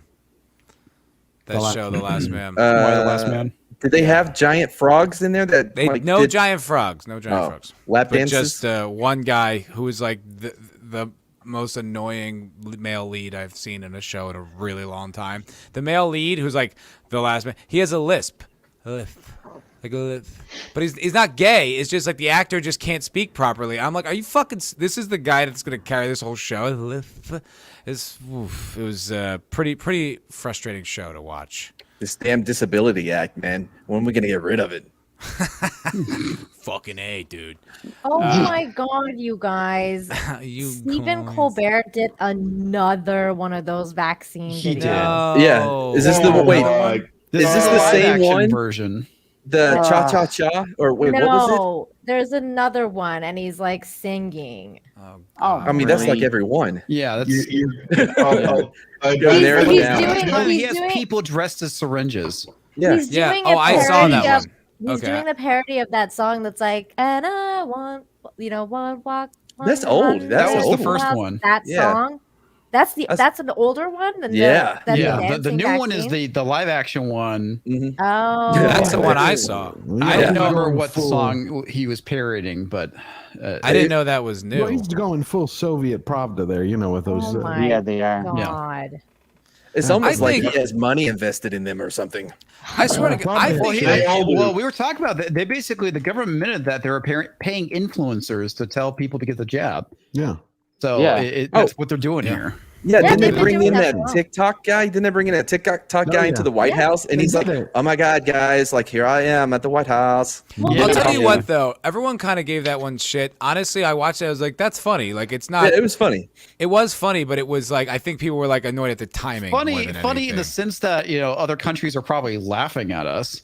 Oh, Yeah, it's it was. way past He did that. it. It was funny. It's ridiculous that the White House would pay for it. Like, Yeah, because the joke It's was he ridiculous was the fact way that out they of would let his. his ass in the White House. Yeah, How do you yeah. think it was funny? That's what I'm curious. It was funny because it was like the whole joke was that he was like A fish out of water. He thought of himself way too highly, and he's like, "Yeah, I got it." Like everything, like he thought he was like the shit, and they're all like, "Hey, we have work to do," and he's like, "Yeah, I know, girl." Like it was like I thought it was funny. Like it landed. It just was like the White House shouldn't be making content like that. Well, yeah, you have these White House. You had the speaker, the press secretary who's sitting here talking with him. You don't think Yeah. you have to be like running the country? Oh, Well, I'm we'll with you. circle I'm with back you. to that. From like a taste point of view of them doing it, it's terrible. But from an actual just a comedy point of view, I thought. it No, was I pretty see what funny. you're saying. You're separating Well, it out. Yeah, totally. And for the record, The White House didn't pay him to do that. We did. Yeah. Good point, Red Shirt. Yeah. Damn right. Because I remember when Jen That is Psaki shit. went on, like, one of her little Rants. interview thingies. Yeah, one of their little rants, and she was like, "We're looking for more influencers. So if you are one, please reach out to us because we want to pay you to, like, Fuck, we should reach out. Right? Do they have a number? Yeah. I didn't know they opened it Oh up. Brilliant. man, What kind of I want to person? see what the process is. What kind of They person? wanted puts their influencers to reach out so that they can, get people to do the vaccine. I'll apply. Who puts But their hand the up and weird- says, "I'm an influencer"? I mean, what kind of ego do you have to Yeah, but I think- self-declare as an influencer? But the But I thing think you're is that forgetting like conservative. Oh, go ahead.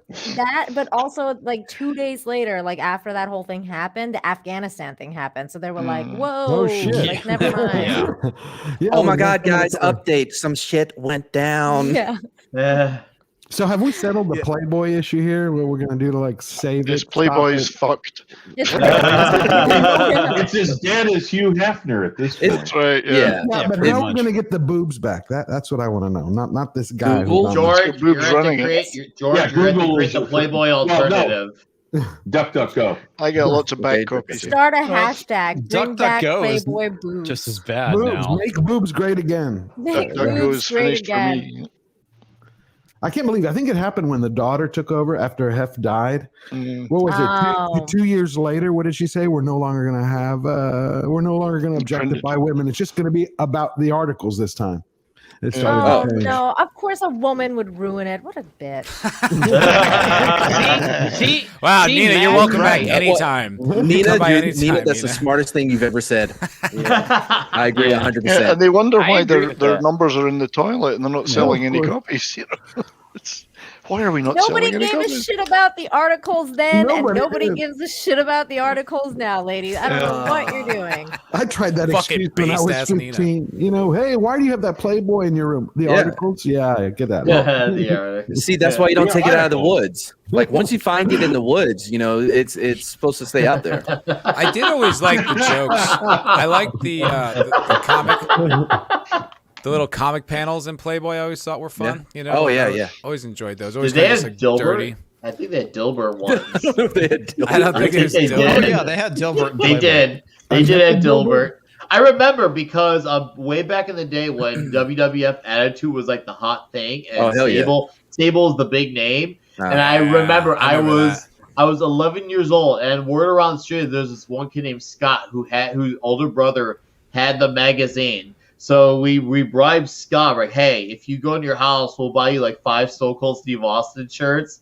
And so we begged him to like get that magazine out so he could see it. And then of course he after like begging for 2 hours, he goes and gets the magazine for his bird's room, and he comes out through the front door and he just drops it and runs back into his room. And I pick it up, throw it in the air like I'm wielding Mjolnir, and I run down the street with the magazine. I'm like, I got it. And then I'm like, hold up, there's articles in here, and I saw a Dilbert comic strip, and then I found the Sable stuff after. Wait, she wasn't actually naked though, right? Didn't she just have black hands? Oh wait, no, that may have No, been that was a on pay-per-view. the air. That was Yeah. a pay-per-view.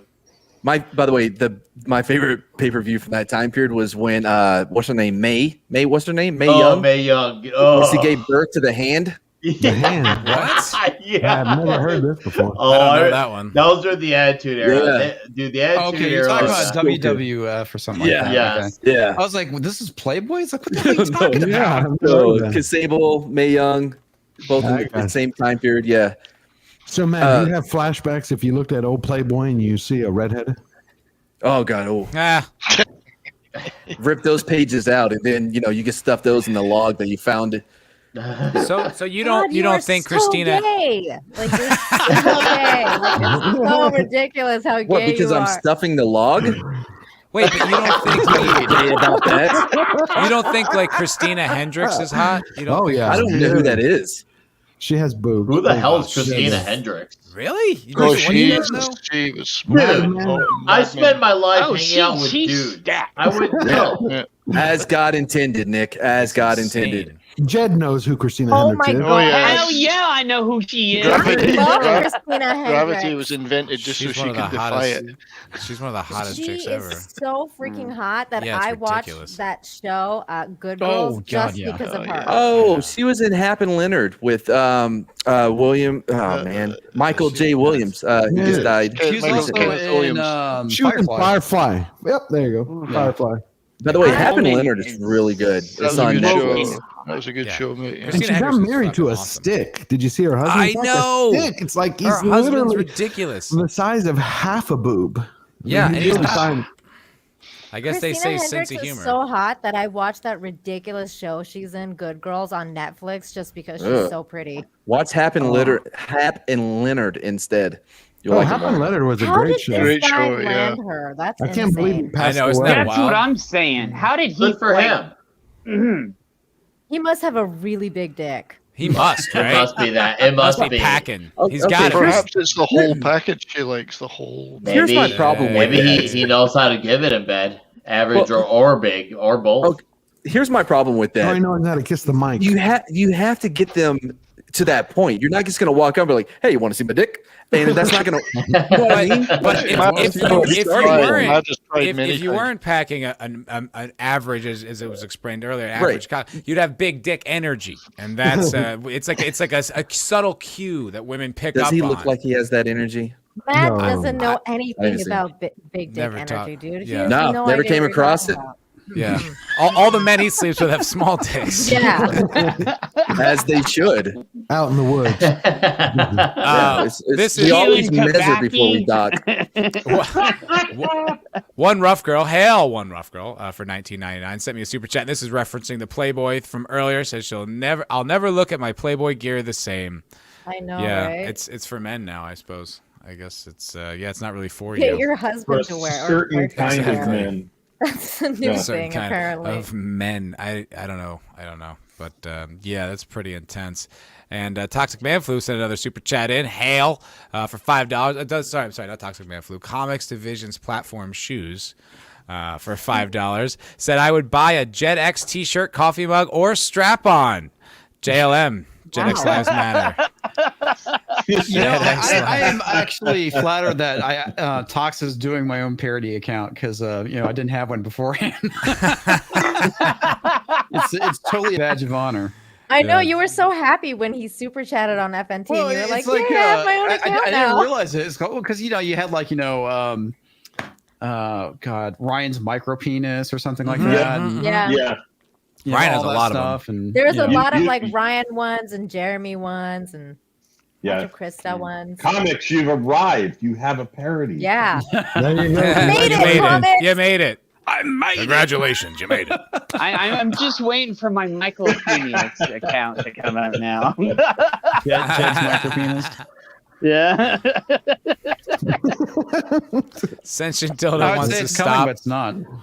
Sentient Dildo wants you to stop the trafficking of his people. For the strap-ons.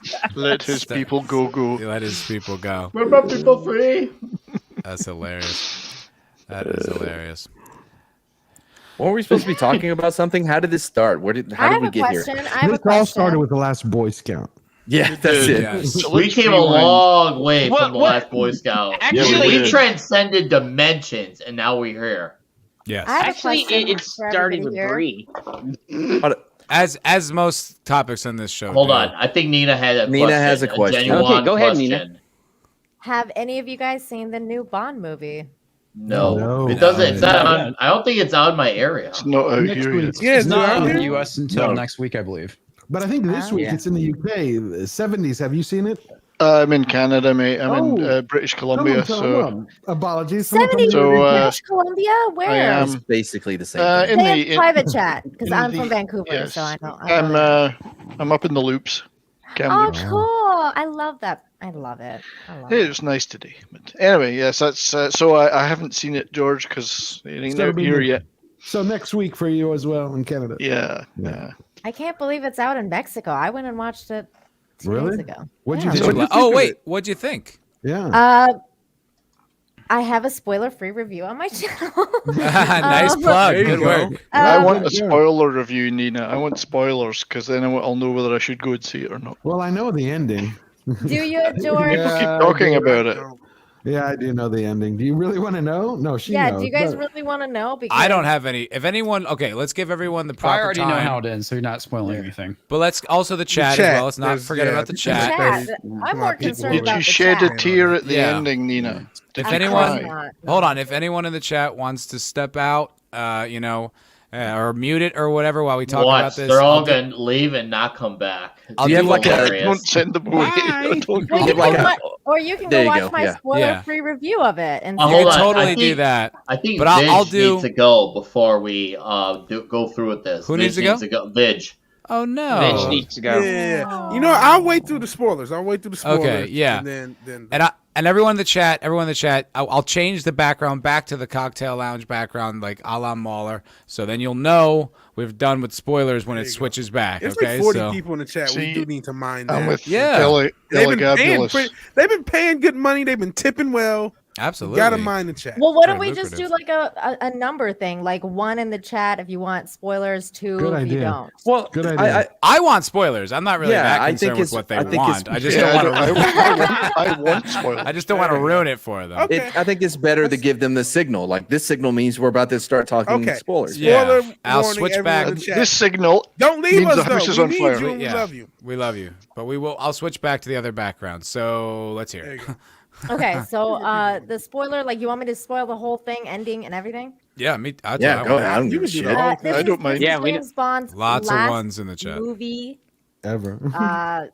This is Daniel Craig's last movie. He basically dies in the end. Yeah. Basically, Not basically. He dies. Okay. He is dead. That's what I thought. He is dead. He is gone. It's over. He doesn't go off into the sunset with a lady. He doesn't bang any ladies except for his wife, who he's married. Yeah, he's He is married in the movie. And So- in the movie, he only bangs. Yeah, go ahead. He only bangs his wife once, and the sex scene is literally like they kiss, Does and he then get the pegged? next scene, and like he's like they kiss, and then the next scene he's waking up in bed like next to her. Like, Does we he don't get even written see it. permission, Nina? Does he get written 90s permission? PG love scene. No. Wait, does he die because she wrecks that moped he's having to ride bitch on?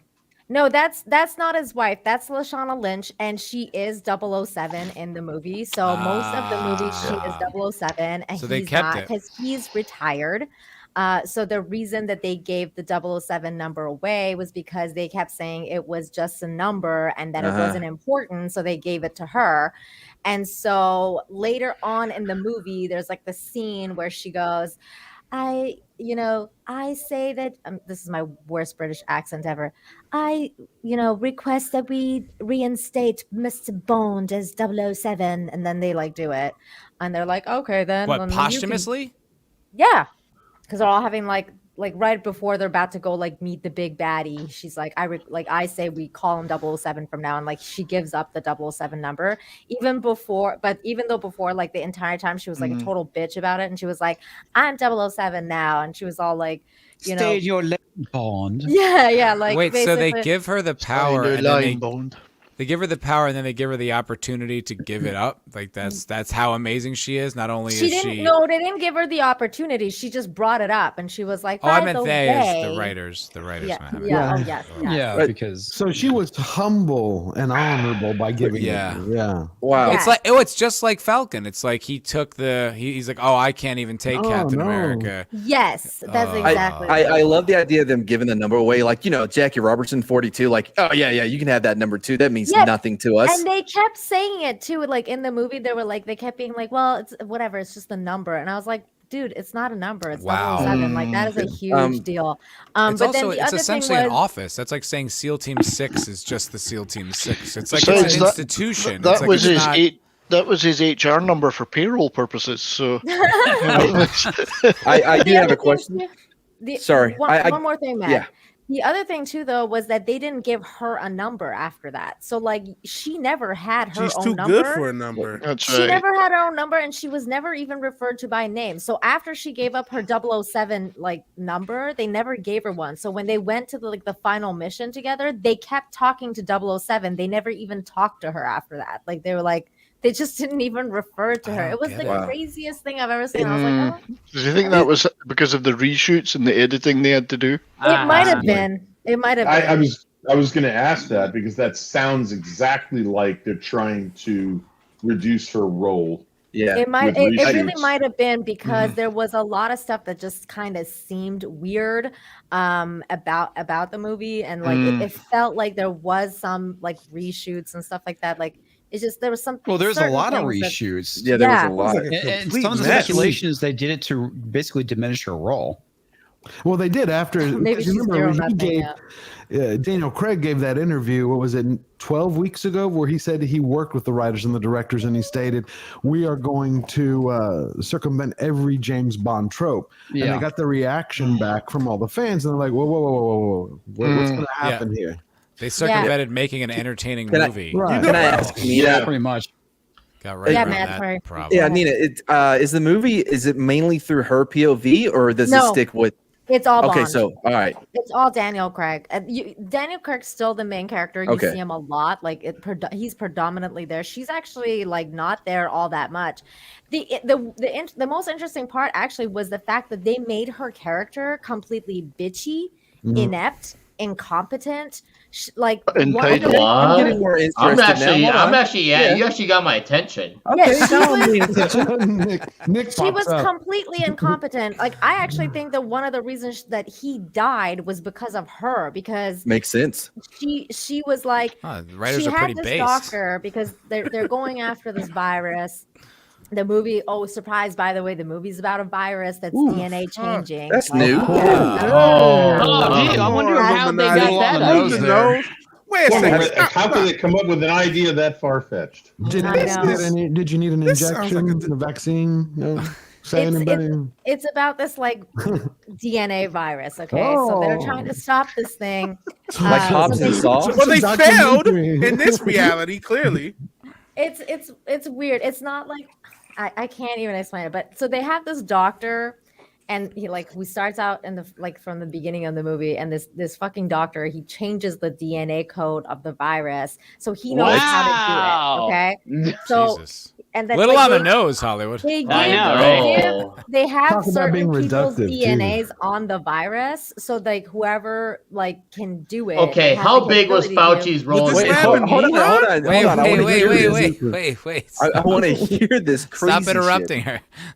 So they have this thing, so they have a list of people, and then they can put their DNA onto the virus. So the main bad guy, what he does in the end is he puts Bond's wife's DNA onto the virus, so that only if he goes near her, she will die. So that's the way the virus works, is that if you're did in he a figure out? vicinity Did he of figure someone, out by breaking his nose that he could then get close to her? No, that's how she died. That's how he dies, because he realizes that he can't even go and see his family anymore. And by family, he dies of a broken heart. No, it's an overdose of toxic masculinity kills him. And then she drops to her knees and says, "No." Wait, he sacrifices himself for basically the world, because they're on this island to stop where the virus is being produced. So and then the British order that island to be nuked from one of their vessels, bombed or whatever. And so he orders it, and then the bombs hit, and he can't get off the island anymore because Rami Malek and him have this final showdown. But the final showdown was the most ridiculous thing I've ever seen. And then he shoots Bond a bunch of times, and then of course. And then he gives him that virus, and then because he scratches him on the face, and he's like, "You can never see them again because now you have the virus in you." And then he's like, "And I've shot you 8 times anyway." Yeah. So you give it 3 out of 4 syringes. Is that what you're telling us? Okay. Yeah, and then Bond basically shoots him in the head, and then he dies. And it was the most anticlimactic Bond villain death I've ever seen, because it was just really, really anticlimactic. He just wanted to make Bond suffer on a personal level. It had nothing to do with it was just all about vengeance, and he was just this crazy Wow, that guy. sounds like a masterpiece. Wait, So how did she get off the island and he didn't? Lashana Lynch's character took her and the kid, because he also had a kid, his daughter. A daughter. Oh, okay. So this movie sounds like a complete disaster. But as a guy on glass half full, this is kind of a victory that they went so hard. Now they messed everything up when they rewrote. They outwoke themselves. But they went woke and said, wait, we got it. Wait, no, we're not that woke. Please, no, stop. I lost my train of thought before, but this is what happened with Lashana Lynch's character. So she was talking to the guy and she had him, like she had like the main doctor that was like programming the DNA or whatever. So she had him. Bond goes to find Rami Malek. And so they split up in this place, and she has the main doctor. And then the main doctor makes some fucking ridiculous comment about how he's going to use the virus to like ethnically cleanse her race. And she like looked at him and she like pushed him off into like the thing, and then he died. But if she had kept him alive, they could have gotten off the island, and he could have cured Bond, and he would have been able to see his family and all that stuff, and it would have been does the movie point that out? Because like they did that a little bit in Endgame with one of the Infinity War Endgame, where Star-Lord just starts punching Thanos in the face before they're done with their magical mind meld thing or whatever. Yeah. But they kind of make it like, oh, you fucked up. Did the movie point out that? No, they just okay. No. Elegant he was writing. Dead in the end, and then they just kind of like have a drink to Bond, and that's it. Like he by the way, he's dead because I pushed that guy. He's dead. The final scene is basically like his wife and his daughter are like driving his car. Their house. Now, did the tombstone? Did Bond's tombstone read "Here lies competent Bond writing"? And there was no tombstone. Of course, there wasn't. There was no funeral scene or anything like that. And then he's just basically the final scene's them driving away, and she turns to her daughter and she's like, "Let me tell you a story about a man named Bond." James. And she does a rap. Do you know what they're doing? They're setting up so their daughter takes over. They're setting up so daughter takes Jane over. Bond. Jane. He didn't know he had a daughter the entire movie because is her name Jane? Please be. Please be. No, it wasn't. It was I forget. I don't know. Skylar. He didn't know he had a daughter because in the beginning of the movie, like they showed that he thought that she betrayed him. I got an even better question, and this is just as a Bond fan. So Bond's live and active with all those girls because he has more than a daughter, I'm sure. I'm sure he always wears protection or something. No, are you kidding?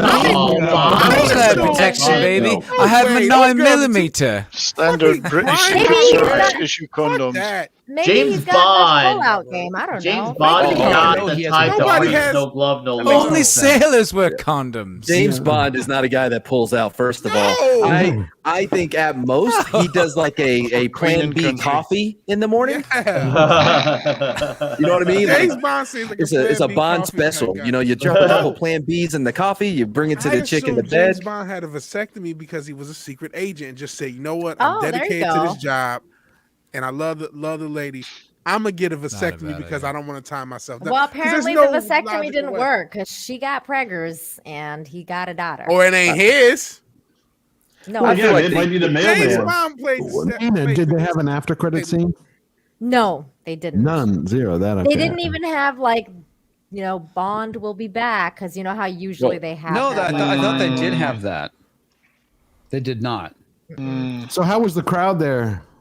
A lot of people, were they liking it? Were they clapping, enthusiastic? No. It just felt flat. Mic drop, huh? Well, do they normally clap though? Because you're in a different place. Yeah, I mean, because especially the movies that we go to, because they are the English movies, so usually there's a lot of expats or people who speak English. So we go to the subtitle we go to the ones that they speak English in the movie, and so for example, I think I went to which one did I go to? I think it was Infinity War. People were really reacting to that one. Yeah. Rest in peace, Luke. Yeah. So they just James killed Bond. Bond. Yeah, they just killed him. In So, the most and that's why horrible Gary way. was saying on Friday Night Tights that he thinks like they're setting it up for like the next like woke Bond or whatever. Yeah. Which I agree, but at the same time, I don't know, because they could very well like understand that because of all the reshoots that they did, and understand that like the woke thing's not really working out, that they could cast like someone like Henry Cavill or somebody like that, and start a new franchise. Too self-aware to do a movie like that, because he knows. And the thing is, did you ever listen to his interview about The Witcher season 2? Yes. Okay, so you could tell he was trying to be very careful with what he was saying in that interview, and that's really unfortunate because he's shown a lot of charisma. Obviously, he's super shredded. He's got charm. He's got personality. He's got all of them, and we all know he can pull off a suit. We've all seen that shit. Mm-hmm. He knows the game he's playing. If this were 1994, he would be probably up there with our big names of the world. Your Willis's. 94. This is 2010. He would be there. Right, or maybe 20, because they were starting to slowly die down about that time. You'd look if you had something with The Rock trying to be. Well, not soy. 2010. Well, let's look at it this way. If this movie loses a shit ton of money, there might be no other one anyway, regardless of what it is. I think it's gonna do well in the box office, but like the guys were saying, I think Tom was saying this on FNT. I think it's just gonna lose money because of how much they had to reshoot and stuff. And how long it's been on the shelf. Yeah. And how none of the fans want it, and there's no market for this fucking product. Real quick, I just want to address this. Sorry, before I lose it from the chat. Terminus S Tail for $5. That intimidating Panther avatar says, Playboy is so woke, they wouldn't even have Jed with his micro penis as a Oh my God. I like imagining that he dressed his micro penis up as a Playboy bunny. See, you're imagining Jed's to penis. be fair. That's of course. gay. Yeah, I've imagined everyone's penis on this panel. That would take a very small costume. like those people who make like little doll costumes and stuff, like tiny, like the ships in the bottle costumes. To quickly answer, I think it was Soul Assassin's question about how the music was. The music was okay. Like Billie Eilish's. I don't know if you guys have heard the song, but it's been out for a while. So like that was the main theme. Was no time. I've never heard a Billie Eilish song ever, and I'm not joking. Or is that the one that dressed like a one hobo? song? No, I couldn't tell you either. Well, you can go listen to it. Huge hit. No, I mean, that one song was giant. She's the bad girl. I live alone, and I don't interact with humans. But anyway, so her Thanks a lot, BW. Appreciate it. What are you doing now, Vigilante? Well, this is, I guess, but like, I'm not near any of it. This is interacting with people, obviously, but like, I'm not out and about. I've dodged whole airs when it comes to music. Plus, I'm kind of a music not snob, but it's just. I mean, that's singles. That's different. You have taste. You have taste. That song, her bad girl song or bad guy song. It's not bad. It's not like it's not the worst. No, it's just a pop song. I can listen to so much great music. I can listen to old music literally all day. I've been on a huge Radiohead kick. I might be on a Prince kick one day. Right. I could just go.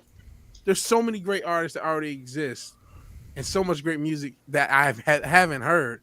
I never have to listen to bad music. I'm just happy the genre of music I primarily listen to hasn't gone woke, which makes me happy. Yeah. I know. What's that genre? Is that polka? Is it metal?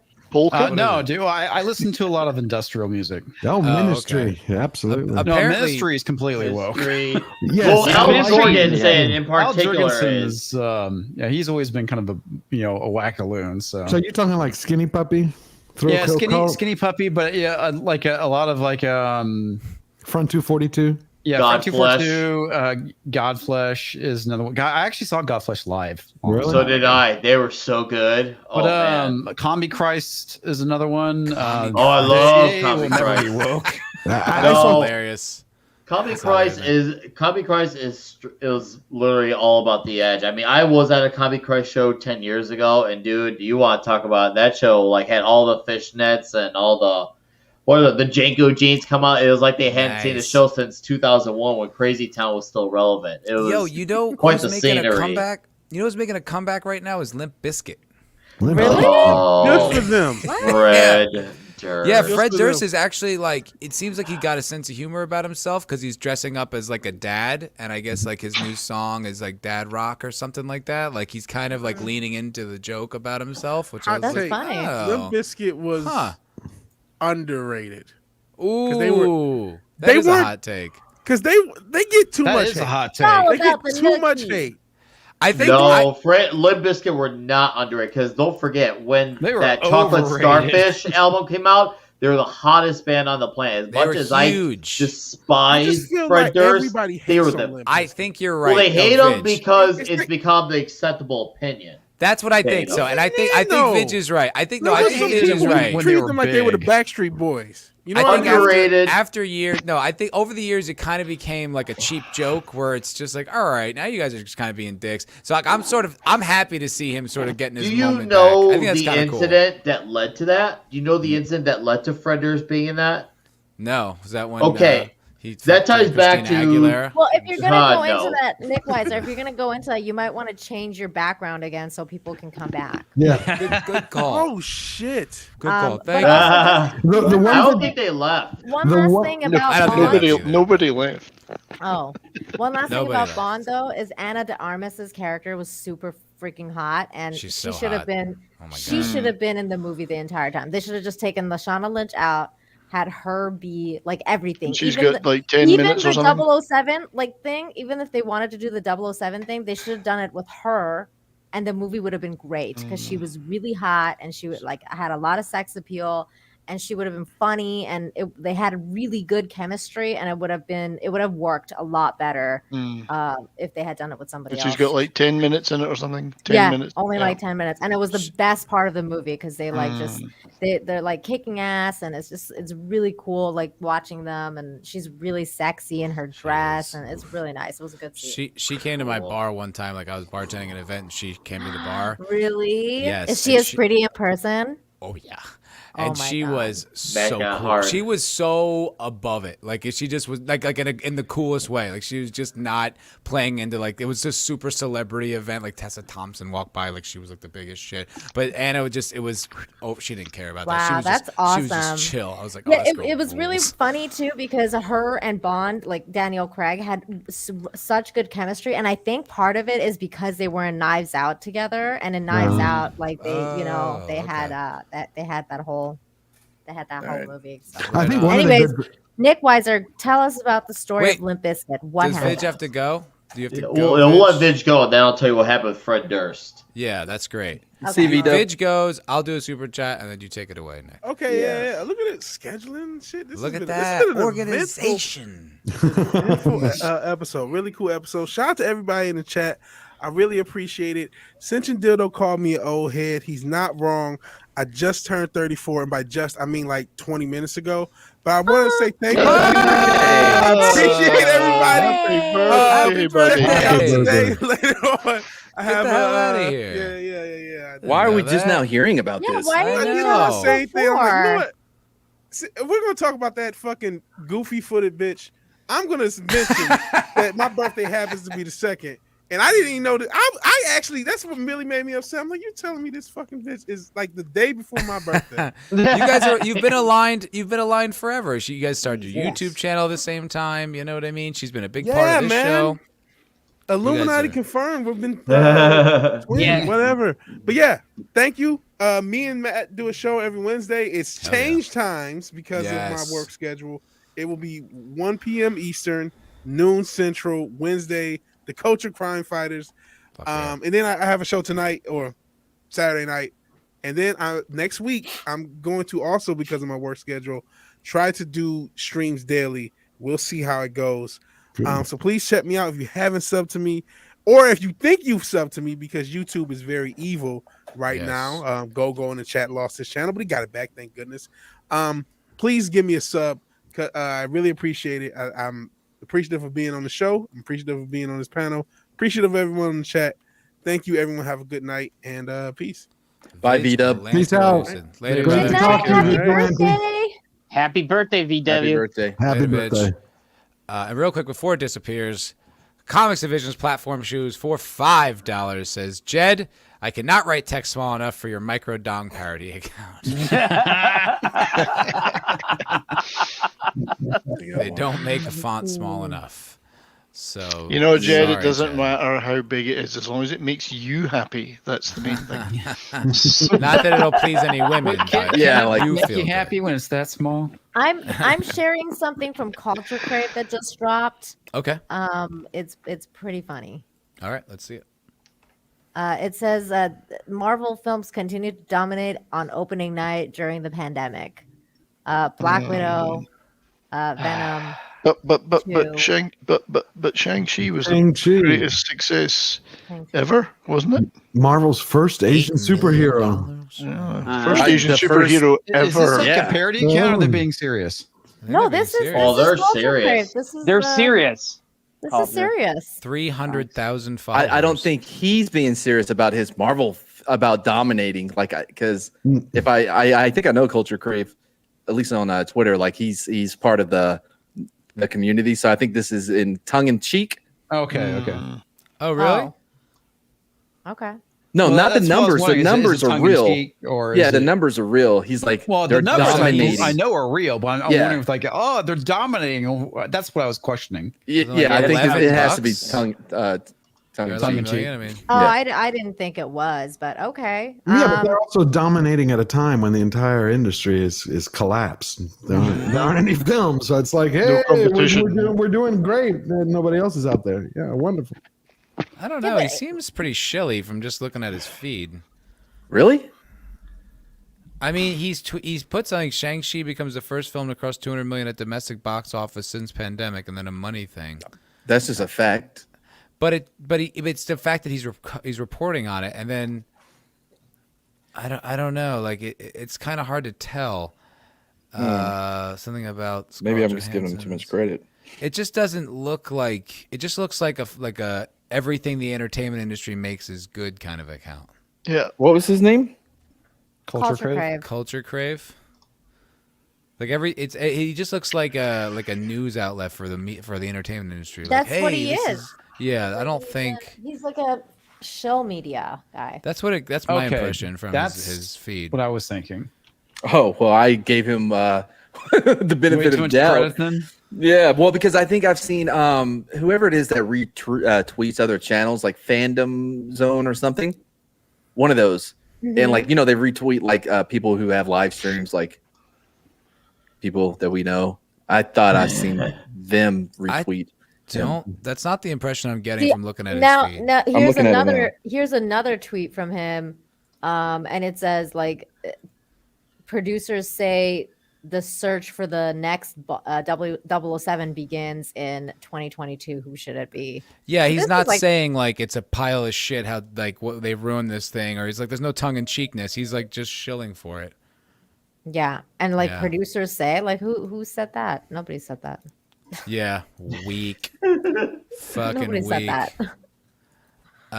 There is one good thing about the Bond is that the producers and the owners they had said that Bond will remain a male. I was worried about that for a long time. I mean, I know that the Hollywood keeps pushing that they want it as a woman. put But they it- were saying the agent is going Sure. to be the same. What? Don't put it Yeah. past them and go back on that. It's Yeah, but Hollywood. the owners- but What you're is the talking about the definition of a owners male that- these days, George? Though you know. I know. But you're literally talking about De Laurentiis. They're talking about they own the IP. No, George, they wanted to get rid of James This Bond Bond. 007. But you think They- it's just they this still one? did it. Or- Oh, do you think they Yeah, want they still to? did it. They're tired of You think making that- money. But you think it's just Craig? Because Craig wanted out. He hated playing Bond. I'm thinking he wanted to die. Well, that He part's had all that true money. too. That part's No, true no. too. I'm talking about like the Bond with the times. Why Lashana Lynch was like saying things like only like Bond doesn't have to be a male. It can be a female Yeah. or a male, and like blah blah blah. No, I think And at they- first, no. Well, exactly. no, of But course at first she said like 007. See, here's the wordplay too. Because at first she said 007 can be a man or a woman, and then later she was like Bond can be a man or a woman. So like the wordplay in it is really interesting to me because everyone knows, well, like Bond and 007 are one at the same, right? But also like because the reason she changed it is because that's what happened with her character. She was 007 and she was a woman, and then later they changed it, and then they were like, never mind, Bond is gonna be 007 and he's a man. Like, it's just the way that they changed it and they went about it. Okay. I think He's they just think ultra the woke, clout. so. Yeah, I think they think the clout that they're chasing like will also translate into dollars, and it's like it's becoming No. But it never year does. after year. It's proven that it isn't. So now they're just kind of like they're like frozen. They don't exactly know how to move forward. Well, because they use Twitter as in their the comics demographic. industry. Right, but it's exactly the same thing that happened in the comics industry. Yeah, after they chased away so many fans, they just went one after the other. Comics they were kept the proving failing. ground for all this. Absolutely. Oh, yes, they were. George, I want to bounce off of what you said because I'm glad you brought the whole thing with the cons because it was Mark Millar who said himself, regardless of how you feel about him as a writer, he said himself, most people who go to the comic shop on Wednesdays don't use Twitter or have an active Twitter account. And the thing is, a lot of these writers, your Gail Simone's and them, they truly believe that how Twitter is, like, what people say to them on Twitter is how everyone is in the world. And their social circle. That's another big part of it. And the thing is, it doesn't help that Twitter, I mean, I can't prove it, but I truly feel like in my gut, they truly find a way to manipulate these subs or follows and algorithms to make them look bigger than what they actually are. I don't know if they're manipulating, but a lot of, specifically with the comic book industry, a lot of the stuff that they're writing, because we always ask, who are you writing this for? They're not writing it for people who consume comic books. They're writing it for each other. Well, my time in Hollywood, man, it was painfully clear how meticulously these people construct their social circles. Like, if you don't automatically agree, like you don't have like that kind of mindset that just agrees immediately, like you get alienated. So these people like create these little covens, these little groups of agree bots, and they all just agree with each other. Way of putting it. It is like that, and they all just sit around and agree. So in their mind, that's how the world is, because to their eyes, that's their Twitter feed, that's their Facebook, that's their social circle. Like, and anyone who doesn't think like that is like this, like, it's out foreign of language, this world Matt. Nazi. It's foreign language, and that's why people like, once again, with Jack Dorsey and Zuck, they hang and all that whole Silicon Valley. They all hang around each other, so all they hear is the thoughts that they think. And so because that's their default thoughts, they think that's how the rest of the world, they translate that to, this is what the public perception of the world represents. Anything outside of that is foreign language. And it's also to them, it's so down the ladder of like rational thought that it's such a small thing. They couldn't imagine that. Well, for them, that's their rational thought. Right, but at some point, there has to be the. Go ahead. I work with some people who are very intelligent, highly educated, and they think exactly that way. Yep. I believe this, therefore that's what intelligent people will believe. And if you disagree with me, you must be stupid or evil or both. Yep. Right, but at some point, you have to look at numbers. The reality is going to hit. You can have a belief system and go, okay, here are my set of beliefs. This is everyone who doesn't believe in this, who's not inside this bubble, they're moronic, they're stupid. Get rid of them. But at some point, when you look at the bottom line, you're going, okay, we did this to the comics industry, collapsed. We started to do this to the film industry, it's going the same way. When are they going to wake up? At some point, it's got to be like, we're not making any money. I used to think it was, okay, all they care about is the agenda. Let's go forward with the agenda. Let's push it at all costs because we want to go for domination of the culture war. Well, you're kind of right. What it comes down to, and my latest video on Unsafe Space kind of talks about this stuff. What they're really trying to push is the whole stakeholder capitalism thing. And what they're trying to do is, you're not sure you don't know what it is? No. Okay, so rather than having a shareholder, which is what currently companies are beholden to,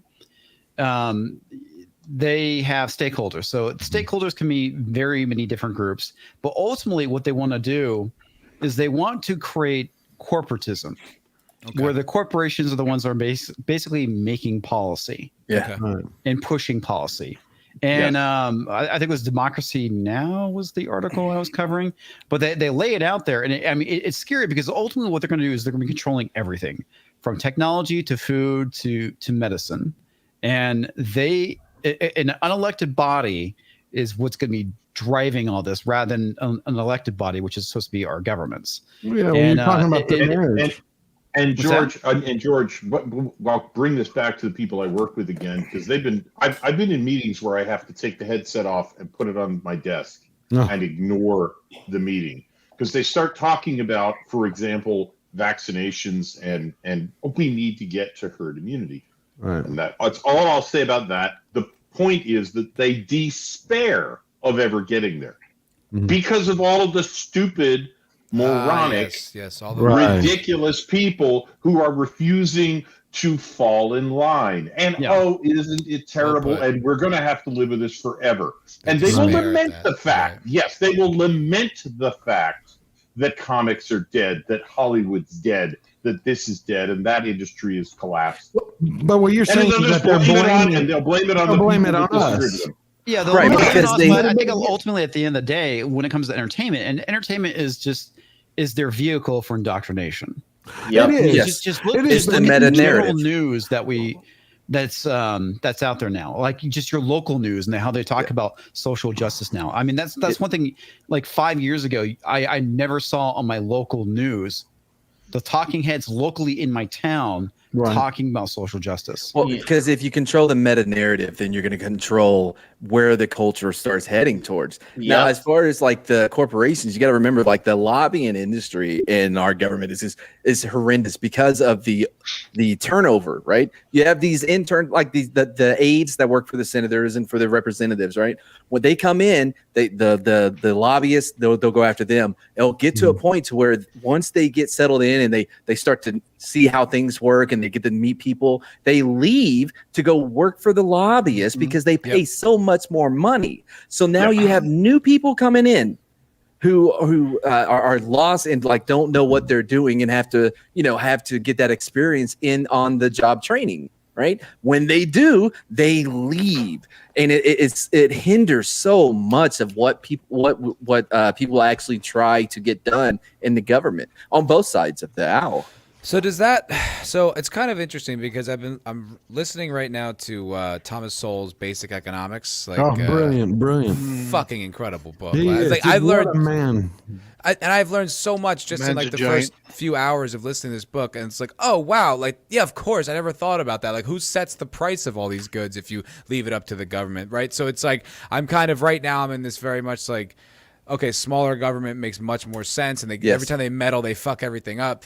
But it's like, so is this a symptom of an overly sized government? Because it sounds like it's private people like controlling. Like, how do you? The symptom is you've had this inbred marriage between bureaucracy that has created their fiefdom over the last 40 years that no one's challenged. Basically, you had the bureaucracy that went and created laws through the lobbyists to protect themselves. You can't fire us. You can't get rid of us. Look at what Trump did when he first got in. Don't agree with everything he did, but love Trump. The first thing he did is he wanted to reinvent the VA. How long? It took him a year to fire the head of the VA and the medical. It's like a year because he's like, what the hell is this? He goes, you understand, in private industry, you don't do a good job, your ass is fired. I don't have to go through 16 different panel meetings to go, let me look at what he did to deserve being. No. And his last law that they were going to push through, of course, before the election, was legislation that would allow the executive to fire anyone in the government. No more, basically breaking up the union. And once you did that, that would be the first chance you have to basically save the country. Because until you can get rid of that inbred association between lobbyist and bureaucrat, you're not going to stop it. Hold on. See, so I worked for the federal government in a certain area after I medically retired from the military, and I was in the union. When I was a cop and when I worked in other things, like it was very important because I don't know if y'all know this, but I tend to have a smart mouth about me. And I also have a problem with authority. You're so restrained on these streams. I don't know if you noticed this. I didn't. Yeah. So Okay. I had a few Not at all. run-ins with some Let people me above me. process this. Yeah, and the union saved my ass. I typically I am for unions, not as powerful as what they become, Right. but Well, being unions able are to meant to having be that there to protect protection. the worker from Well, the yes. company. Except Yes. what's happened is these people are protected. You have to think about it. We have a government, our government, for all of us, right? Where you have bureaucrats who've been there 25 to 30 years that you cannot get rid of. Can't get rid What of. were they doing in the first year of his presidency? They were holding Zoom meetings where they were actively then sharing on Twitter and TikTok so they could humiliate the administration, saying, look, we're not implementing his policies. So like I know that I'm starting to pick up on a lot. Like I'm learning about a lot of this, so I'm still kind of piecing together like my worldview and shit like that. But what Right. I've noticed and what I'm starting to like, the theory goes that like the left, like the Democrats, like why they're so pro immigration and this, that, and the other, is because they imagine it'll be a bigger voting base for them Yes. like down the Right. road. Yes. It'll So be it's the like That's a no-brainer, buddy. You Democrats, can just yeah. purely observe that. yeah. So what I mean to say is that like when you're talking about these bureaucrats we can't get rid of, is this a partisan issue or is it like across the board in government? That's uniparty right now. That's Okay. both- It is the uniparty. And That's the other the point, problem. the other point is when you mentioned private corporations are starting to implement this. Part of that, well, the term for that, and it's probably Friedman, is regulatory capture. That is And freedom. what happens is a company will look at the government, see, well, there's this permanent government here, the bureaucrats, and I don't want them writing rules that will disadvantage my company. I would rather they write rules that give me an advantage. Of course. So And it's the if reason why they're pushing the stakeholder thing, because they want Yeah, government to be another stakeholder. Yes, they want government to be as important or more important than a shareholder.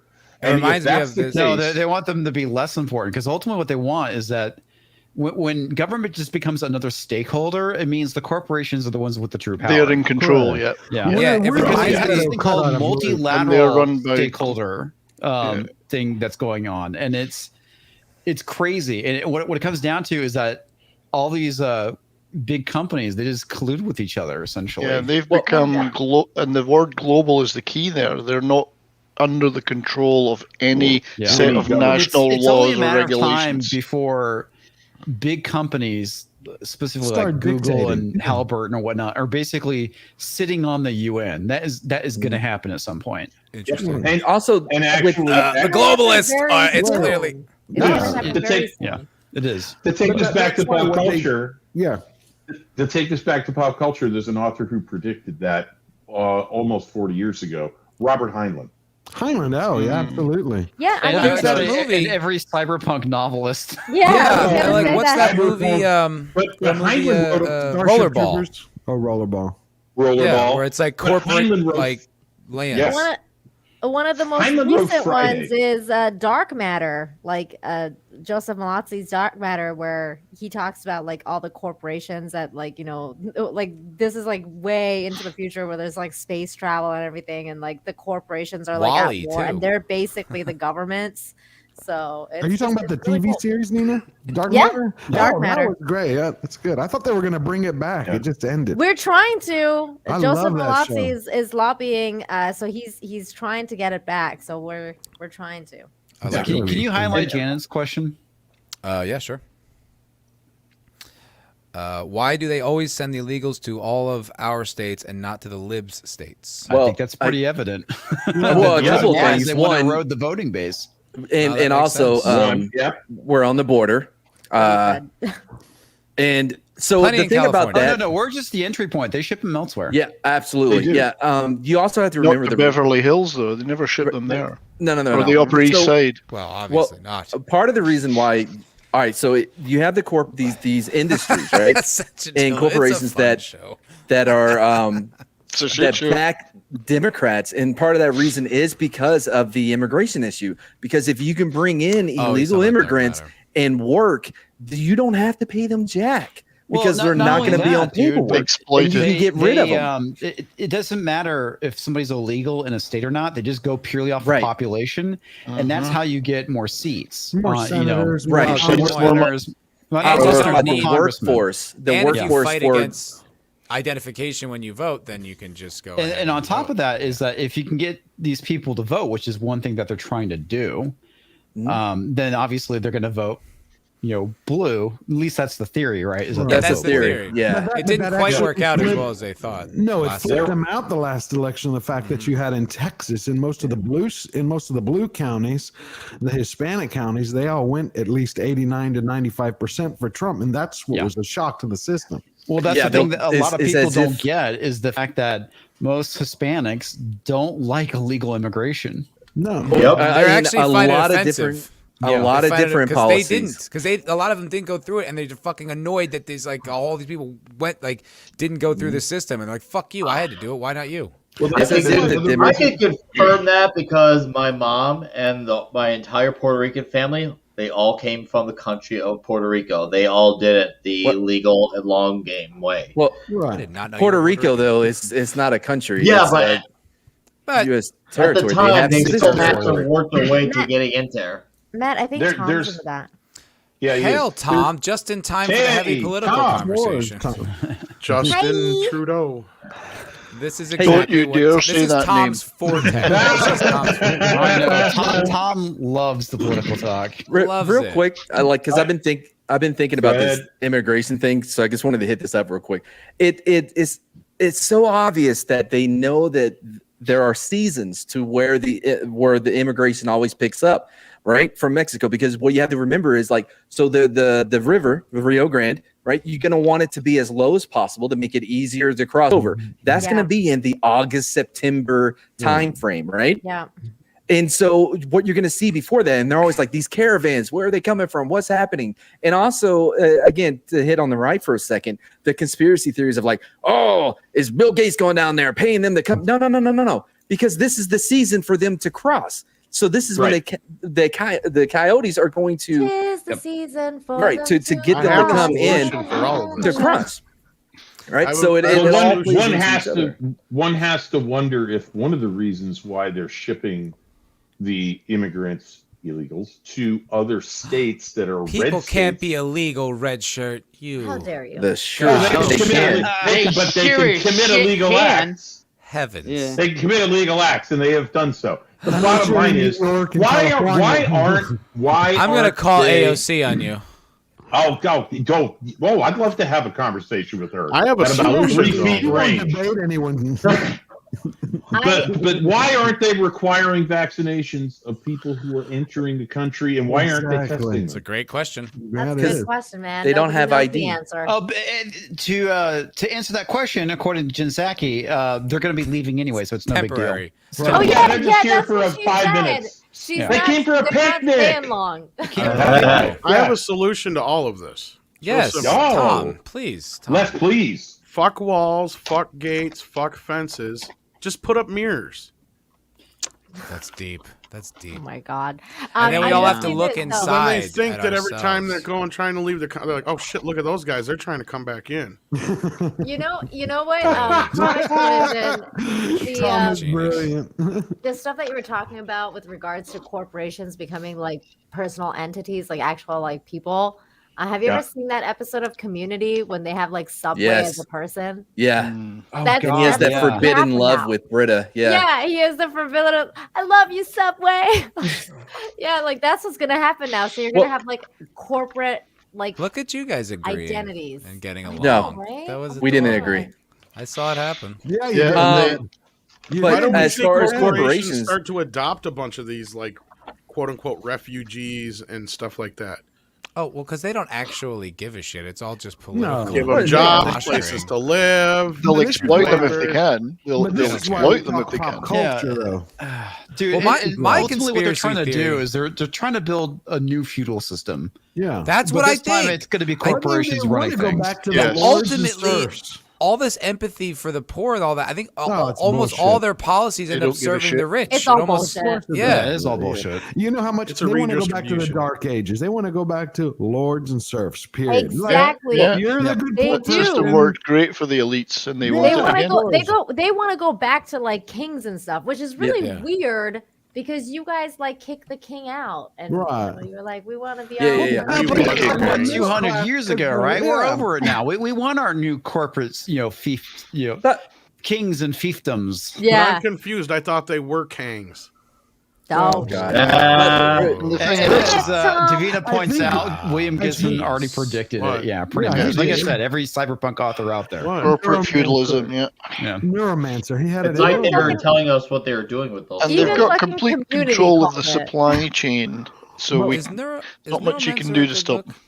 Yes, that's a phenomenal book. Yeah, it's a good Phenomenal book. book. William Gibson was ahead of his time. Genius. Brilliant. Yeah, I'll have to give it a shot. I think I have it somewhere like tucked away, but I never tried it.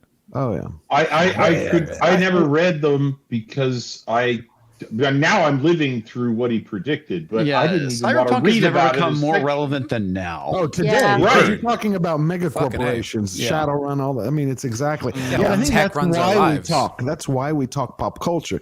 It's like Breitbart used to say, politics is downstream of culture. The person who controls the entity, the group, the civilization, the country, the nation, the states that control the culture control politics. Yeah. And that's why they're fighting everybody on YouTube and every other stream. Mm-hmm. Absolutely. And Because it came they out have during public perception.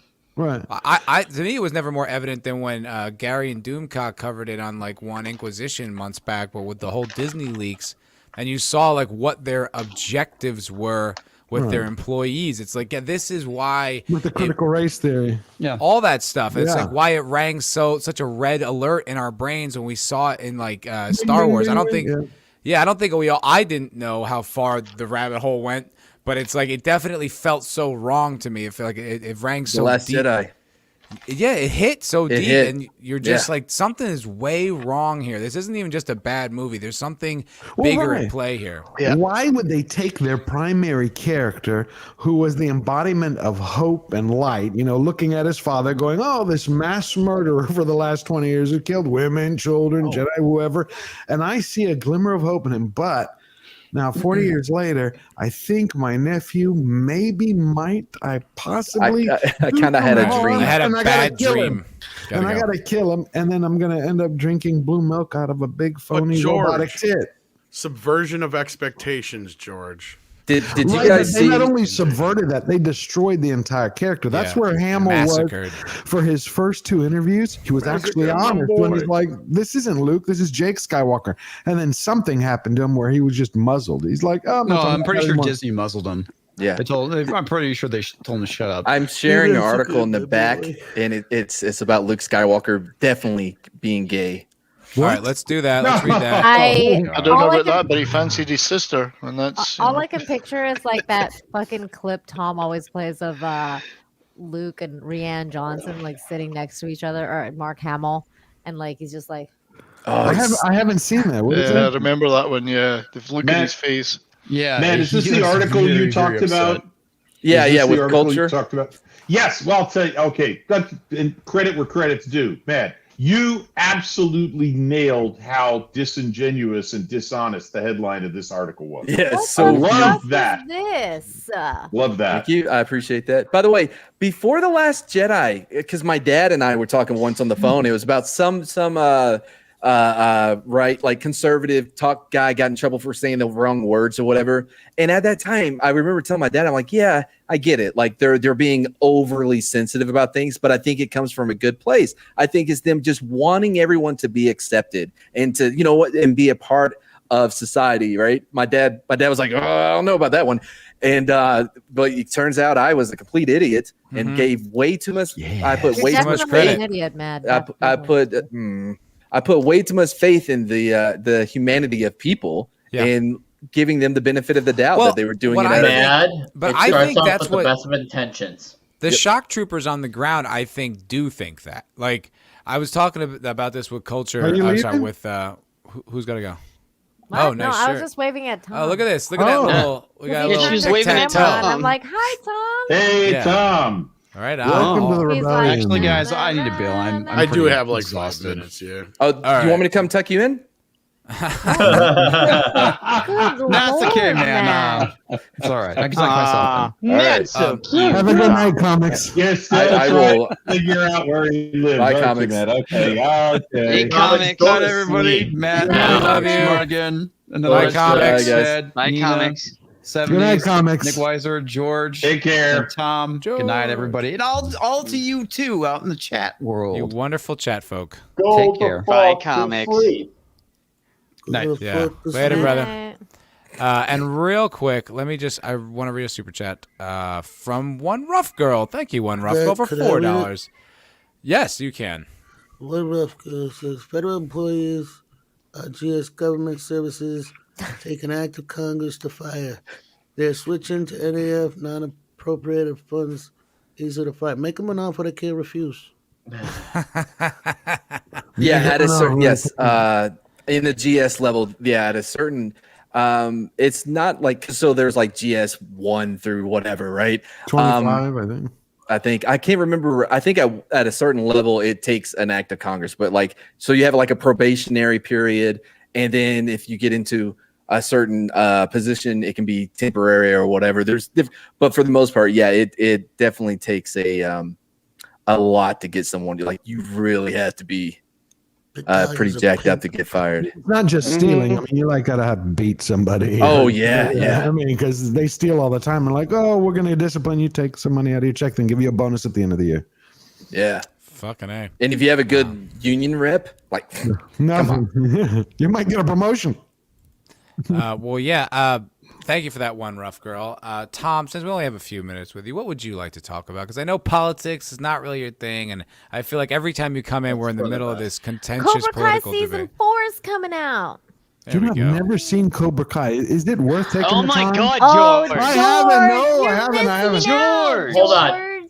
George, haven't. let me tell you something about Cobra Look at Kai, Tom's and I'm not face. going to tell you about how good it is. I'm going to tell you Because I here's love what the Cobra Karate Kai. Kid. Okay, George, here's what Cobra Kai gets right that other revived franchises, IPs doesn't. Okay. They actually respect the old characters and they push for the new characters and actually make them likable. So you actually can get both. They don't say, okay, we're going to prop up the new characters, but we also have to shit on the old ones to balance out. No, they respect where it came from, but they still push the story forward. And on top of it, you don't have their cast and crew. The showrunner literally made it a point that they don't argue with fans online. He said, if anything, let the fans debate between each other because that's how it used to be. That's when it was done best. I would know because I used to go to a comic shop and we used to debate and argue all the time about who versus who would win a fight. And that's what they want out of us. It's have that equivalency. They respect the fans. They actually, for that alone, you should at least give it a shot just based on them respecting legacy. Absolutely. I watched season 1. I really enjoyed it. I didn't love the ending. I didn't like the finale. I was like, wait a minute. Like, you just contradicted everything you just built. Agreed. Like, to kind of keep the... I didn't get that. I didn't like I couldn't that. get into second season. Does it keep the spirit of the Karate Kid series, the originals, the first three? It's actually... The tone is perfect because... Don't listen to these guys. It's fucking amazing balls.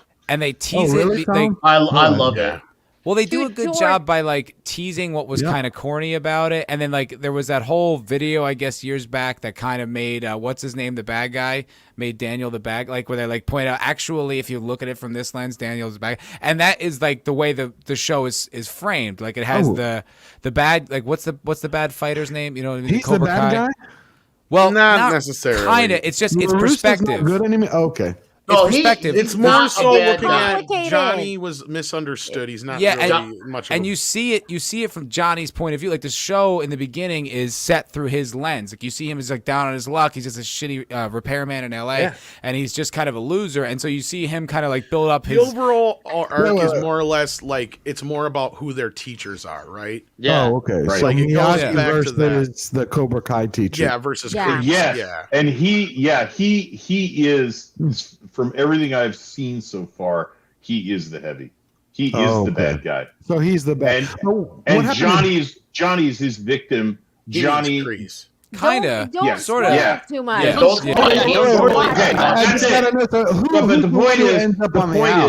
the point is that at the end of the first movie, Johnny's the bad guy. Right. He does what he's told. He cheats, and he's the bad guy. So he loses because that's retribution. But it's made clear in the second But then movie. doesn't Daniel do the exact same thing in that movie that he's like not supposed to do? So you're like, wait a minute, what is the lesson? What are you talking about? The second one or the third one? In the first one, doesn't he sweep the leg in the first movie? And that's like a no. Isn't that how he wins? That's not how he wins. No, he wins with the green Never kick. seen the That's movie, right. have you? That's right. Yeah. You've never seen the movie. Yeah. Good lord. So, It's been a long time, Chad. Yeah, no, it has. It has been a long time. I do got to run though, kids. But I love you all. And I love you, Thank you, Love Tom. you too, Tom. I get to Tom. talk to George Hey, for here, the Tom. next couple days. So Yeah, bring Love you, it up Tom. next time. Bye, Tom. See you, Tom. Bye, Tom. Tell you later. Yeah. George, I'll George- tell you this. You'll love Tell me. it because they make fun of SJWs. And there's like, shit. Yes, they do. it's Oh, the really? best. Where like, Yeah. it's like Okay. the main dude is like telling them to like grow the fuck up and start being Really? pussies. Yeah, and shit. Johnny And it's Lawrence really is funny. great. It's Johnny really Lawrence funny. is amazing All right, character. I gotta go. I'm gonna go watch Cobra Kai.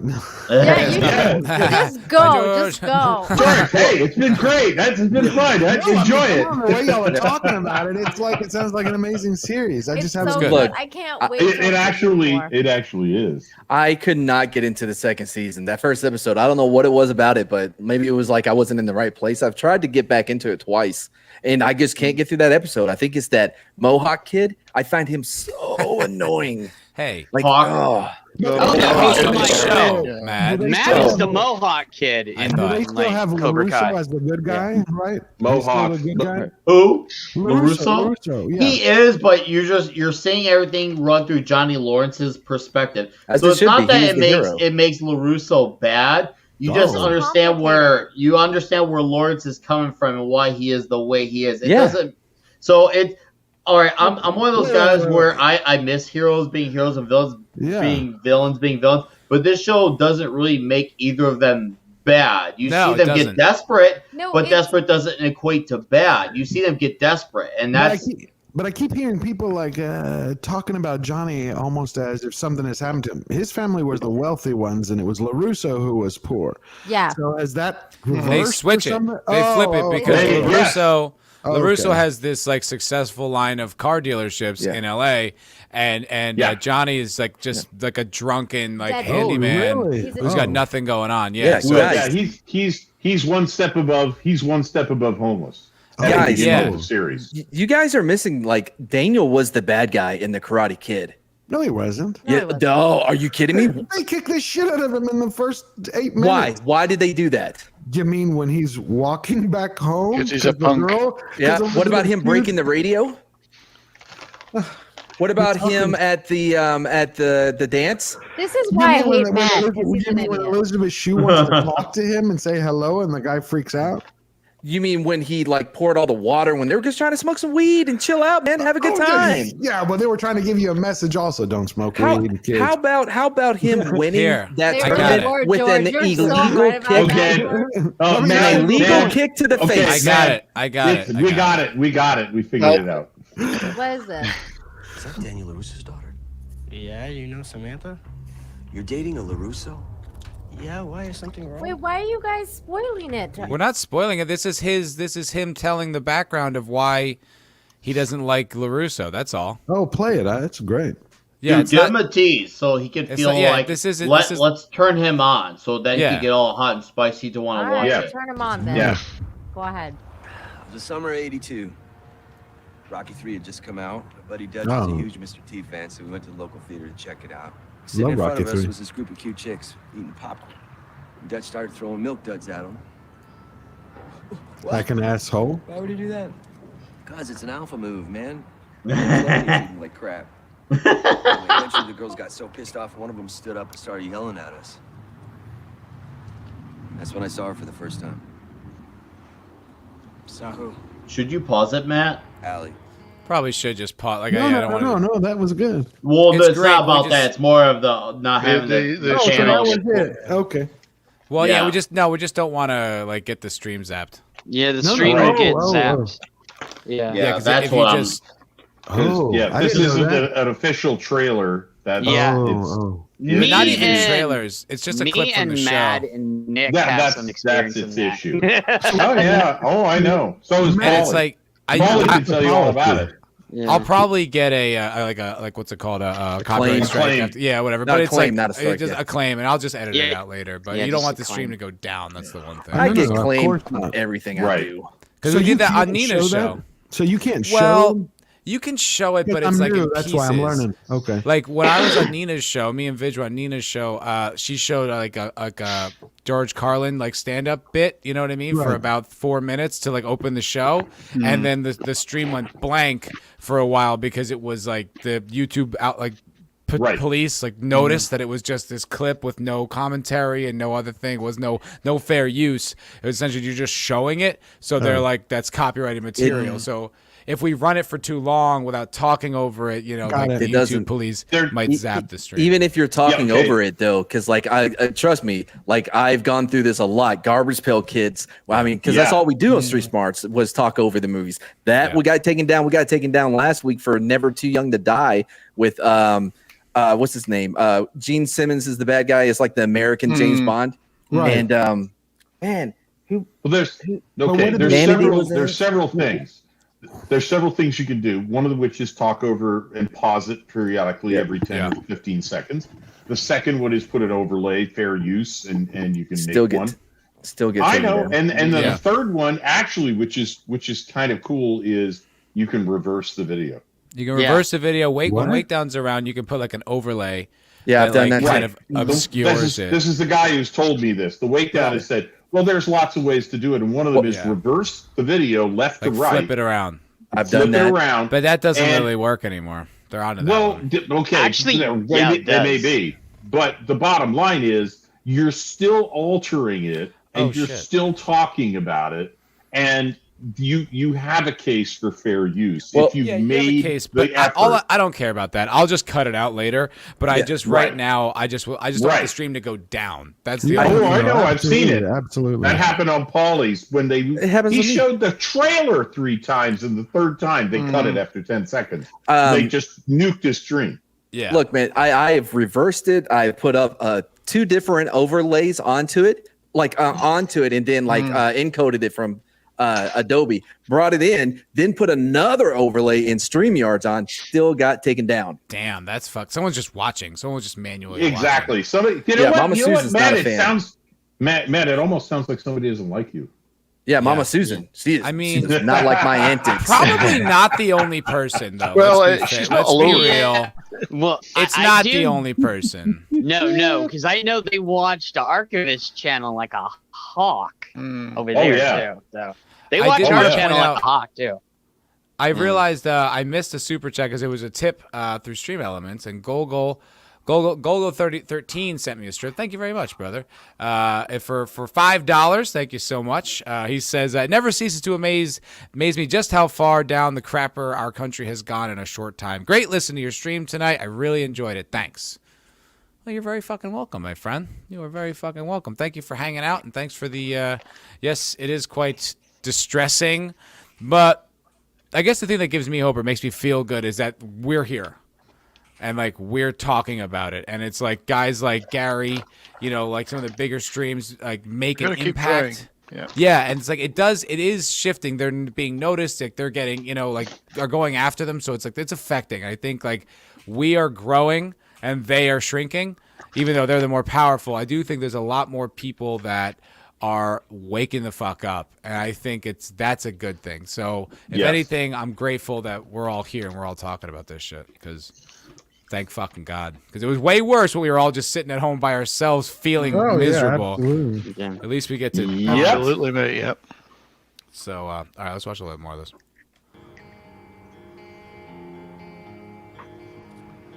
She dumped popcorn all over Dutch, got butter all over him. I could tell right away, man. This chick was a firecracker. Did you ask her out? Yeah, I hit on her a few times so she gave me a chance. Went to golf and stuff for our first date. Kissed on the Ferris wheel. We were madly in love. Dated for 2 years. For Valentine's Day, instead of rings, I gave her this pink jelly bracelet. Mm-hmm. I just want to pause real quick so that we don't get. By the way, in the back, I put the ESPN 30 for 30 that goes over the Karate Kid. That, yeah. And also the Daniel's a bad guy video. Oh, see, I bet we could probably show the Daniel's a bad guy video. Mr. Miyagi's the real bad guy.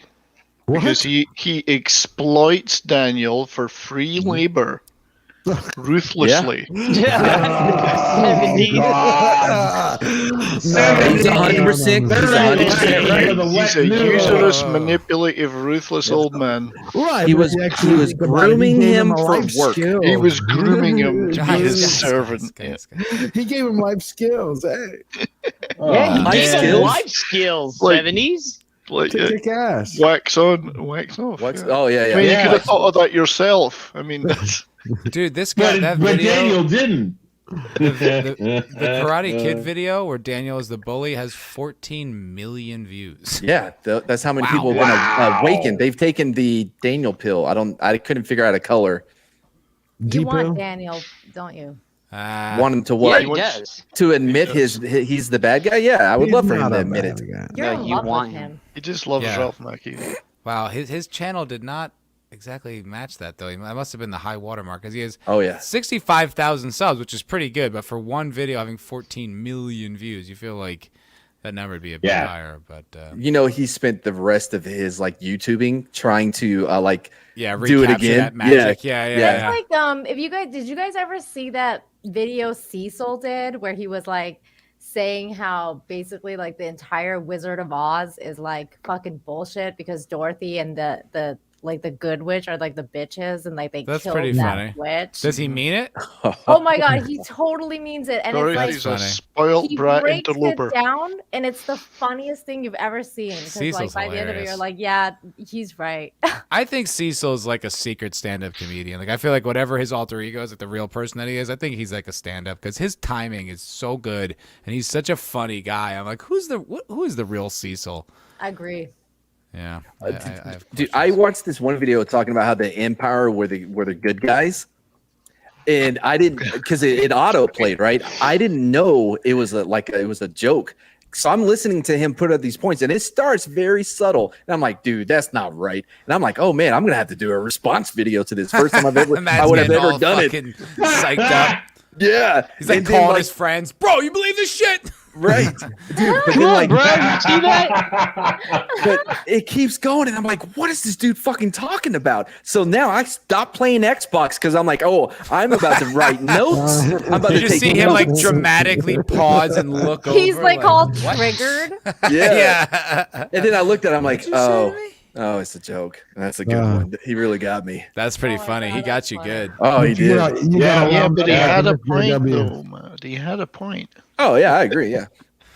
Hashtag Darth Vader did nothing wrong. Darth did nothing Those jokes deserved it. He knew they'd be bad one day. Yeah. She gave me this. So then what happened? Summer before my senior year, we got into a fight. I figured we'd work things out eventually. But then Daniel LaRusso came to town. Yeah. This is it. This is the end of the line. Daniel LaRusso from Jersey. Next What? thing I What? know, he's hitting on her. He brought his big dick energy. Flirting with each other. Yeah. Yeah, he What did did. you do? Well, I walked over to have a civil conversation with Allie. What is Yep. your problem? Look, why don't you just take your little Cobra Kais and get out of here? Oh, yeah, right. And that's gonna solve everything. But LaRusso kept butting it. What's going on? Yeah, just get all right. I told him to get lost, mind your own business. Out of nowhere, the guy sucker punches. See that? What an asshole. Yeah, but they didn't. show the- This is bullshit, man. That's Bullshit. bullshit. That didn't happen. It's That didn't happen. perspective, That's Jen. not Yeah. how it fucking happened. Oh, he didn't sucker punch him. No. But they didn't show what happened previous to that. Remember? Yeah. 'Cause he had just learned from Miyagi. This didn't happen out of the blue. It's like you What, pulled to down sucker a, punch him? Yeah, that No, wasn't he a sucker did punch when the sucker- dude pushes you down first. First of all, he was being chivalrous. He stands up for the girl because the guy was pulling the radio out. Two, they haven't shown when they originally had their first engagement. Remember? Previous to all of this. Yes. I mean, See, when you George pull- knows what's yeah, up. George knows Where they chased George him. knows George is George! Daniel LaRusso simp. He's No. I got No. receipts in the back. What I can't stand is when they, you pull the shit out of context. It's like Nope. the social justice But- warriors. Hey, let's see if Trump killed somebody. Oh, he just you have fell to over think and of the it. dude died. Oh, okay. Well, you got to think of it. This is his perspective. They're not trying to rewrite history. Yeah. This is how the character looks at it. I'm sure This Vader is thought his he was doing flawed- great too. You know, This is his flawed memory of how it happened. Yeah, because it's not that way in the original movie, so it isn't how it actually happened. Exactly what you're saying, just another red shirt. It's just that the show. That's why it's so good, because it shows that perspective of the different characters and what goes on in their minds. I'm not saying he's being dishonest. I'm saying he remembers it differently. Yeah. Okay, which is why eyewitness testimony. You can bring two witnesses, put them on the stand, and they get two different stories. Yeah, and we've all known egomaniacs who have they're completely wrong, and they're gonna go tell all their friends what a jerk this person was, and you're like, you broke, whatever that situation is. It's like, but they just in their mind they convince themselves that they're the hero of this story and they're correct. I can't remember the name of it, but there was an entire movie where they had 4 different points of view about the same scene. I think it was Philip Seymour Hoffman. Can't remember the name of the movie, but they had 4 same scene, 4 completely different points of view. It really showed that very well, Yeah, it's a real thing. It's a real thing. I've had that. Seymour Hoffman was great. I've had that. I've had that. It's like if you have Vader or any other villain. What is he going to do? Is he going to sit there going, today I killed 1,000 kids? No, he's going to be, I had a vision. Each one of these little bastards is going to wipe out the universe. Exactly. So I'm going to do a great job and wipe them out before they begin. That's the thing. No one thinks they're evil. But that's justification of their actions, that's different. That was Thanos' point of view too. But that's what maybe he is justifying it to himself. Maybe you know what I mean. Maybe this is look, man is not a rational animal. He's a rationalizing animal. So he is rationalizing. But the point for George is, and what I've gotten from seeing everything I've seen so far, is that they take this character who has his perspective, and Daniel LaRusso, who has his perspective, and they manage to bring them together. Right. Yep. Without an explosion. Okay. This is a quote from Nietzsche. It says, "Memory says I did that. Pride replies I could not have done that. Eventually, memory yields." Well, we're going Nietzsche. I'll go Nietzsche. But I'm just saying, but then he sums it up. You're going to go full Heidegger on our ass. But that's the thing. He sums it up perfectly. That's exactly right. It's like he was the jerk, but his pride is like, you couldn't have been the jerk. Your ego is like the one informing you about misremembering it, painting yourself as the victim. Well, and that's exactly what the show is about, right? The fact that he's taken all these memories and all these things that happened to him, and he's taken his victim card and just keeps applying it to everything in his life, and that's why he ends up where he is, almost homeless. Yes, and it's just perfect. so it's just so well done in showing that that you are the reason yourself. That the shit that happens to you is you. It's not anybody else. It's not external. It's the choices that you make. Nina, did he come to that realization on his own that how he ended up here? I mean, I want to see this as soon as. Yeah, it's really good, George. You gotta watch it, man. No, I'm gonna watch really it. Because that's a good introspection. If he actually realized, hey, my life is shit and it was all great and it's because of regret or bad decisions. That's a great. And George, the reason he comes to all these realizations is because of meeting Miguel and doing. Yeah, what it's the whole arc. It's a really it's the whole thing show. And how it comes together. That's why I'm like. That's why I'm like, when you watch this out of not knowing what's going on, it's like it almost kind of but what's important, it. But what's important is his memory. He doesn't need to know who Miguel is yet. He doesn't need to know any of this. All he needs to know, it's really just about LaRusso's point of view. I mean, Johnny's point of view on the whole happening, which is, and it's also pretty funny. It's a really it's exactly what Star Wars got wrong about continuing the story. They continue it by growing their own story. You know what I mean? It's also very reflective on a lot of relationships. If you've ever had a friend that you've had a falling out with or whatever, any sort of relationship with a bad breakup or whatever, each person's gonna have their own story and see that story and live that memory through the things that they saw, and it's gonna be totally different for them. And that it really does show all of that in the show. It's really cool. Yeah, I know. really Off the topic. Sorry, man. 1 second. I did the same thing when I was writing my book. And it's not a plug, but when it took me like years to write it, it's because but it wasn't. I took years to write it because I tried to create 3 different perspectives. I was trying to create. This is the memory that I have in some of the chapters. This is what I've been told, and this is how the other person viewed it. So it was like. Speaking of that, George, what is your book called? I need to buy it. Scarred. It's called Scarred? Yeah. I've got it. Real quick. I'll put it in the chat. Okay, thank you. Real quick. Please do One, that. Nietzsche said convictions are more dangerous to truth than lies. Boom, I got Nietzsche. 2. Boom, I got Nietzsche. Are you for real? Yeah, that's really Nietzsche. Yeah. All right, you want to go? Okay. Second thing is for Go. What happened? Bad puns. Anyways, so for those that don't know, I got blown up in Iraq. I don't know if I've ever talked about this before, but you got blown in Iraq? I didn't. That's our vehicle was hit by an IED. I was on fire. No, I got out. God damn it. I hit the median. Make the real point. But I'm going to put myself out, right? Anyway, I took off all my gear and I got myself out. I put myself out and my buddy came running up, Lance. And in my memory, I remember him saying, like, talking to me. Oh, I'm sorry. I talked to him. I told him I'm fine. Go check on the others right before I went and grabbed the shotgun and hold the thing. When we talked about it after everybody came back home and stuff, he goes, bro, you didn't say anything to me. Like, what? Then why the fuck did you turn around and leave? What are you doing? Right. But from my memory, though, I thought that I actually had spoke to him. 100%. Did you speak to him or? Well, according to him, no. Maybe not. Who knows? How do you know he wasn't out of it? Full of shit? Yeah, okay, I can see that. All I'm saying is that there's 2 different perspectives on the scene. Yeah.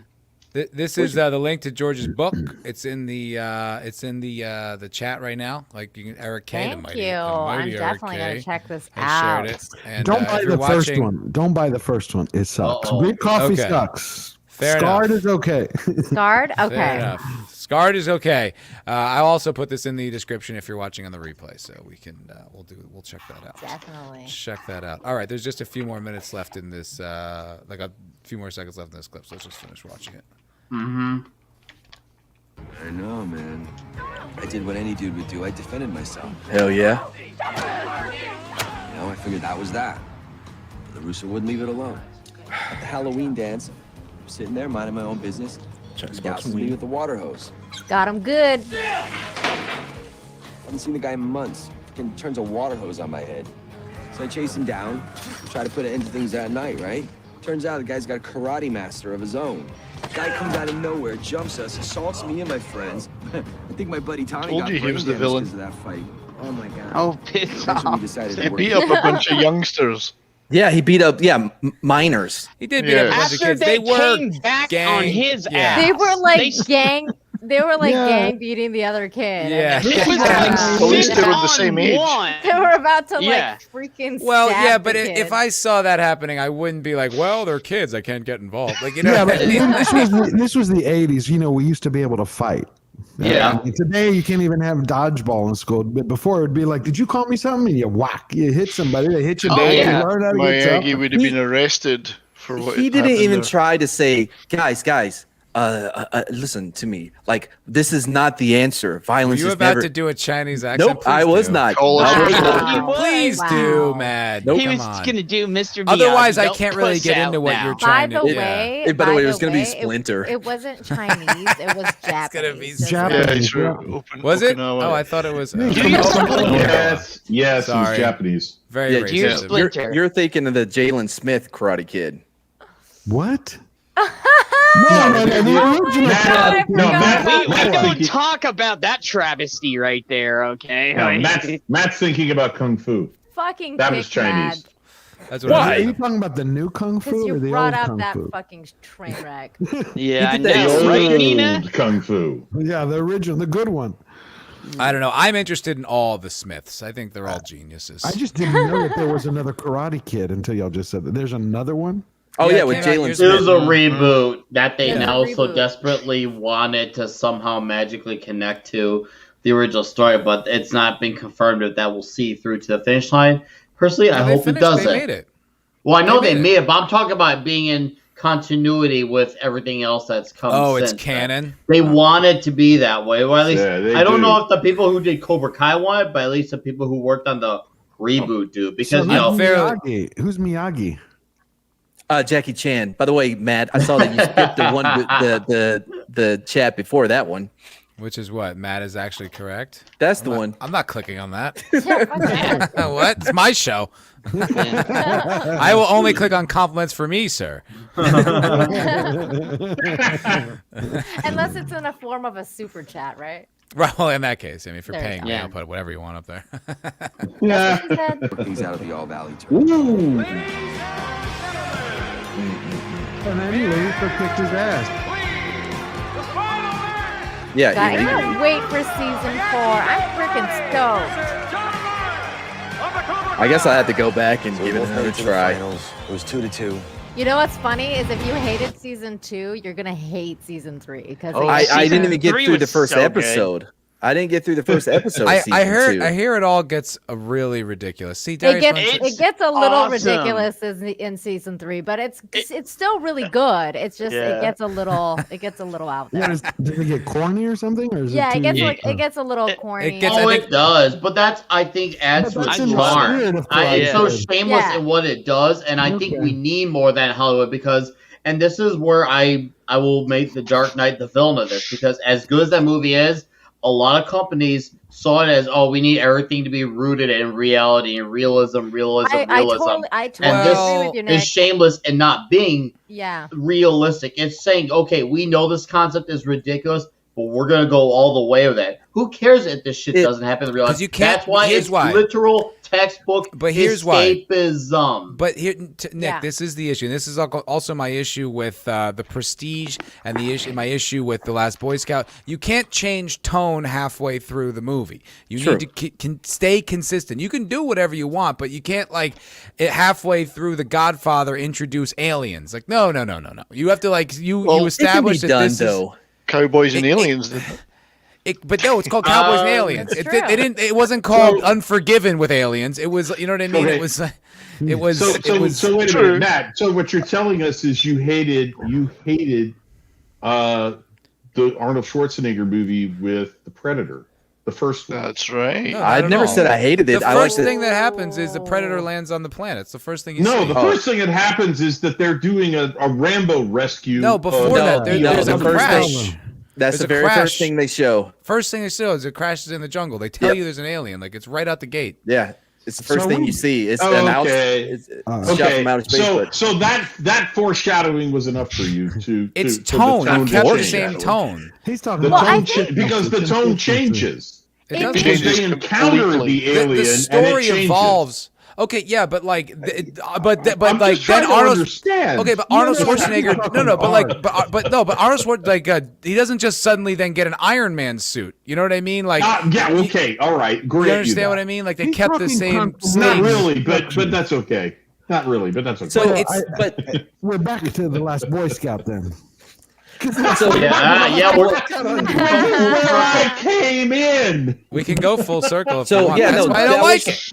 That's Joe Silver came in and messed up the whole the tone of it. But listen though, so it can work in movies. If you look at 13 Cloverfield Lane.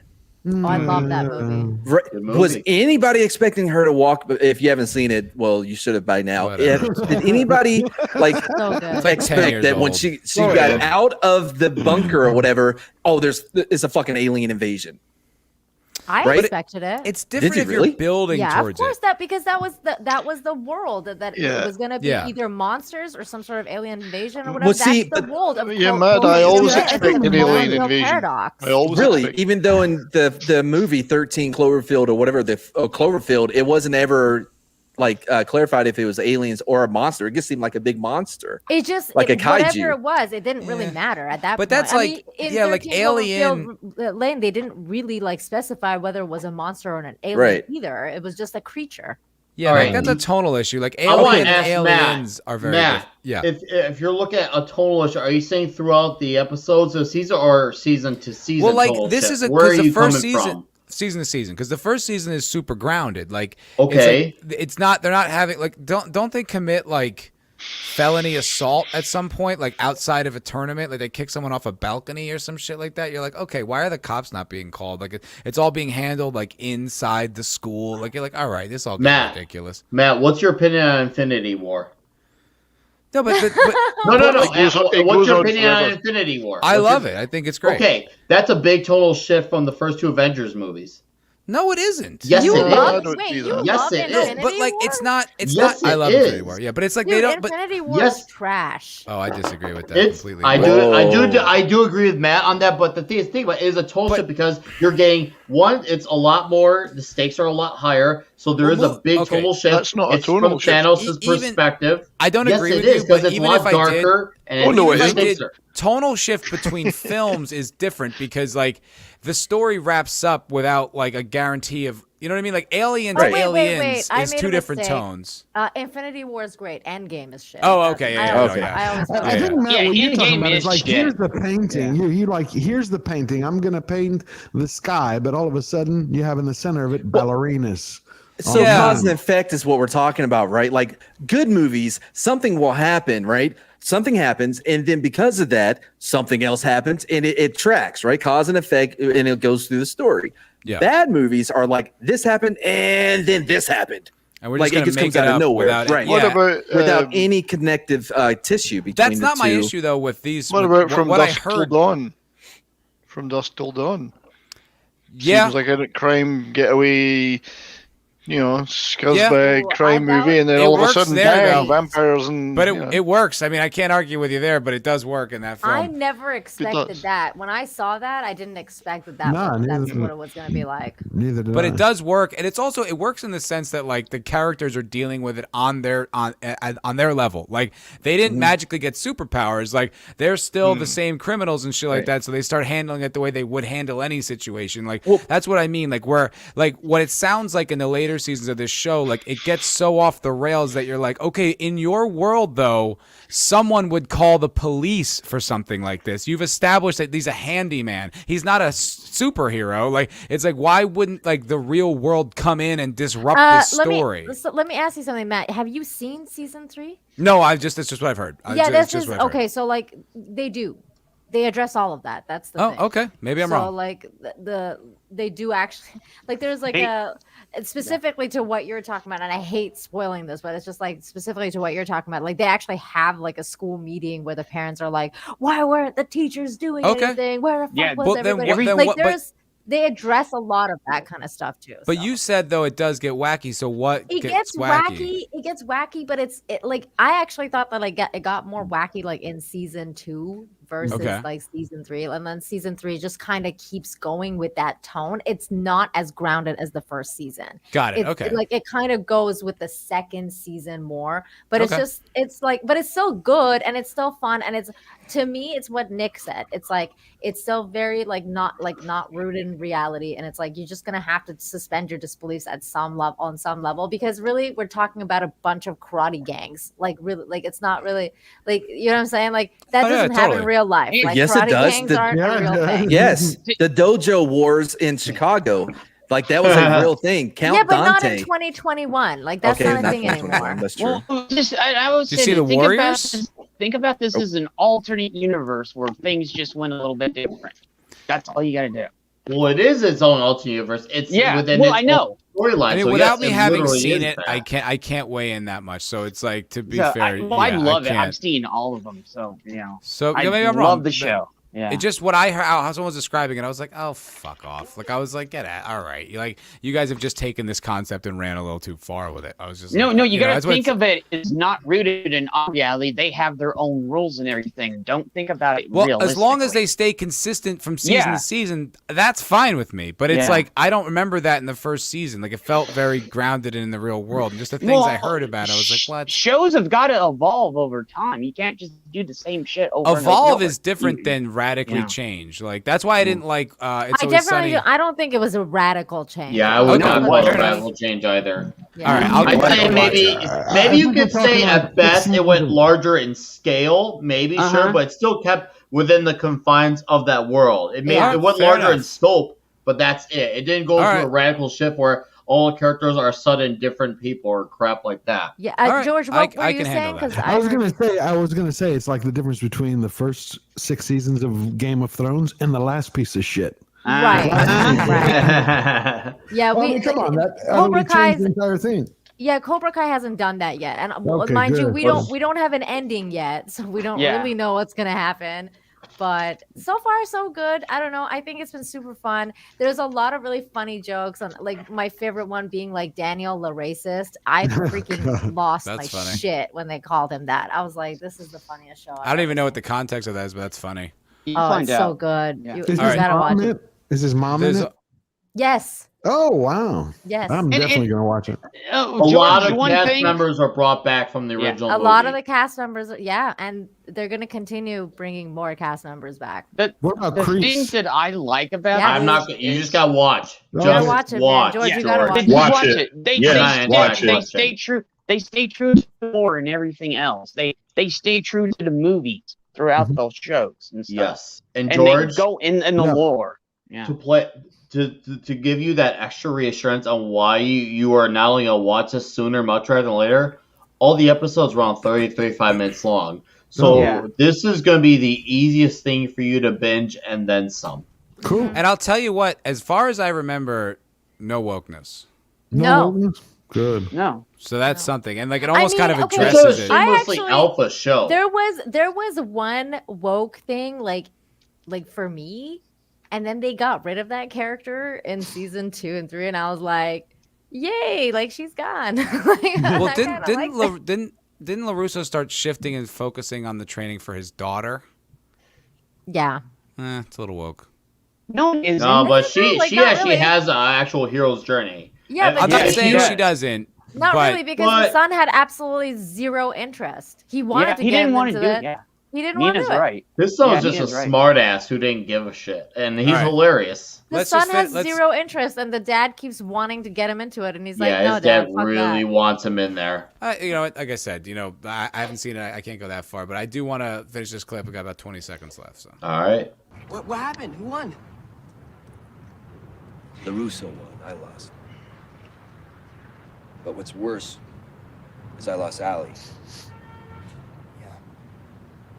All right, the reason I'm telling you all this is because you got to watch out for the LaRussos. You got to watch out for those LaRussos. Wow. Yeah, I mean, look, I can say this for 100% because I did see it. The first season is 100% worth watching. Yes. It's very, very good and very compelling. And like I said, it does a good job building on the prior films. And George, my husband is so like not into like any like new media, and like, he hates like all the stuff, and he hates wokeness and all the shit. I forced him to watch Cobra Kai. I was like, just give it one episode, dude. And he watched like the whole 3 seasons with me, and he like loves it. So all right, I'm telling you, you're gonna love it. I'm gonna Since you dildo, sorry, he asked, how's that woke? And I think he's referring to me saying of that about the. It's every goddamn property is like, well, now we're focusing on the girls, and actually girls can kick ass too. It's like, all right, we got it. So that's why I thought like that's why I think there's a my different woke spidey sense went off. It doesn't mean it was accurate, but I felt it. You know what I mean? I think there's a different argument to be had, Matt, for a girl being raised who actually has a hero's journey versus a girl a la Ray who has no journey. She just is from the beginning. Fair, but it's just it's a little so saturated with it that it's like You're right, George. I was literally going to say we are oversaturated. I was going to say that exact same phrase. So I was gonna say the same thing too, and it's just, and you know what? I don't blame you guys. It's true. I mean, I'm over the female perspective too. I'm like, I don't need any more female perspectives in the media. Can we get some more male perspectives at this point? It'd be nice once in a while. Like, It's not that we're over. It's not just overexposed. We're oversensitized. There you go. That's part of it too.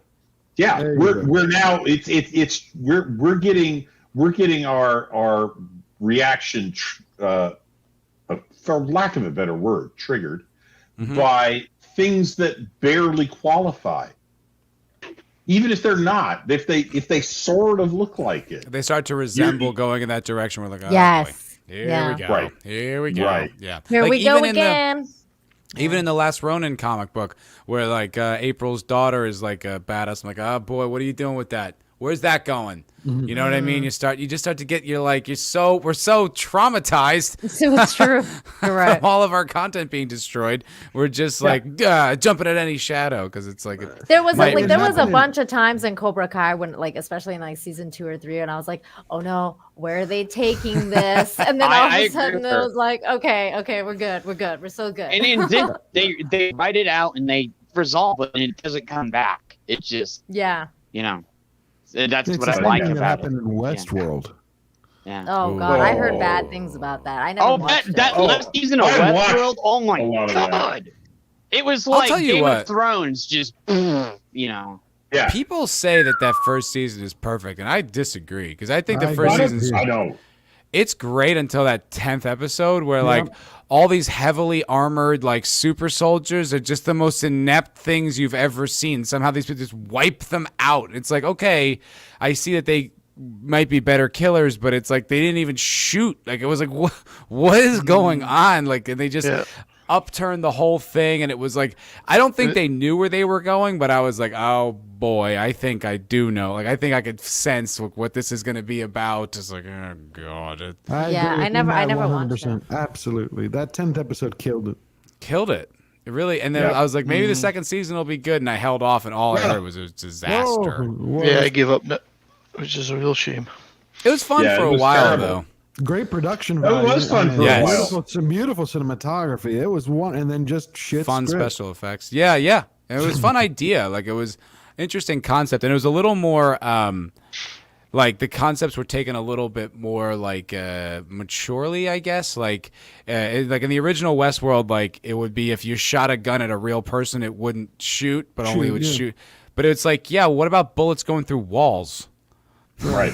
You know what I mean? You're like, well, you didn't think about that, did you? Like that would totally happen all the time if everyone just has live ammunition. In the original, all the walls were made of titanium in between the plaster. Yeah. So so you're the original. I love the original movie, but it was more of a robot malfunction movie, whereas the first season of Westworld, where nothing can these were sentient beings. Go wrong. Right. Go wrong. Right. Yul Brynner. Still love Yul Brynner. And Yul Brynner. Oh yeah. Great haircut. Great haircut. Yeah. Really? But the original movie was brilliant. It was fun. It's a fun concept. Michael Crichton. Yeah. Big Michael Crichton. Who was big Michael Crichton fan. That is a hugely underrated writer right there. But it's the same way they destroyed Watchmen, the HBO series. I watched 10 minutes of that, and I was like, I never watched that. I never watched that. I heard it's way too woke. Woke struggled through all the woke episodes. is not enough. Oh. No, it's not enough. I was one of those that struggled through every episode. I made through a half hour of the first episode, and I said, fuck this shit. It has no relation to the real Watchmen. No, nothing. They didn't even pick it up for another season. I mean, it's like, nope, we're done. Yeah. There's a bunch of money. There's a pile of cash we've burnt. And we'll never get back. Truth of this shit is, the truth of all this woke shit is the people that they're trying to make all this stuff for, the people who will patrol content and make Twitter posts and they don't watch anything. They're not fans. No, they're not. They're not even a big enough sector. They're not even a big enough sector to support it if they all did. Well, George, even if they were, here's the thing. 95% of the time, they don't put their money where their mouth is. And I'll tell you, and I'm gonna bring it back to an example you brought up earlier. Comic books. Every time they constantly relaunch Captain Marvel to a new #1, you were lucky if you get some blue-haired checkmark weirdo come into the comic shop on Wednesday when new releases come out. You'll maybe see it come in for issue #1, walk outside, take a photo of them to validate themselves on Instagram just to say, I supported the book, but they're not going to come back for issue 2, 3, 4, and so on and so forth. That's why, Batwoman doesn't get anyone watching it.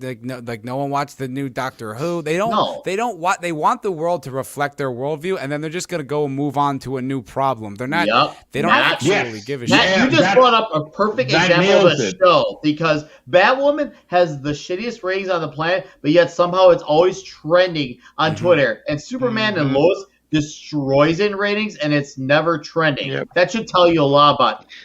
I can tell you this regarding Watchmen, though. I knew that was going to be a freaking train wreck because it's Damon Lindelof's fucking project. I didn't look at that. I didn't look at that. Oh, You're right. that guy is a freaking awful person. Like anything he touches turns to shit. He's King Midas in reverse. He just turns gold into shit. 100%. I gotta become Trump. Everything will turns to shit. Everything. Yeah, everything Damon Lindelof fucking touches turns to shit. Damon Lindelof, you are absolute shit. Get off my lawn. Money to burn. They keep given money to burn. Well, him and J.J. Abrams. Yeah. Is Matt still here? I haven't heard Matt in a while. Okay, he's muted. Yeah, I was just looking at this article. He's probably looking at gay porn. Yeah. he said he'd be right back. He's tucking his pee-pee in between his legs and imagining what it would look like as a VJ. I actually believe the gay boy. He's got a photo of a dude with blonde. He's shaking out the new Playboy. Well, I was thinking. Okay. Speaking of Mad being gay, he did share this article in the back. The Luke Skywalker was definitely gay article. So that's terrible. This came out, I guess, just the other day. So okay, I want to give his perspective because he did a brilliant job with this. I want to maximize this on my screen. Matt did, but he's not here. Okay. Well, he'll be back. I know. Yeah. So this is Imogen Donovan from gamingbible.co.uk. Oh yeah, well that's a respectable outlook. Yeah. Yes, this came out the other day, and the title is "Luke Skywalker was of course gay," says Mark Hamill. Of course. Mark Hamill stated that Luke Skywalker's sexuality is whatever fans would like it to be, and that of course it's possible the Jedi Master was gay. So now, wait a minute. Possible. Now wait a minute. Yes, of course he's gay. Of course it's possible he's gay. Two very different things. Yes, and as Mad pounded by reading both of them one after another about 4 times, said these aren't the same thing. So you said Mad was pounded? No, Mad was pounding. Oh, he right. was pounding. Mad was always pounding. He was probably pounded and pounding. Let's be honest.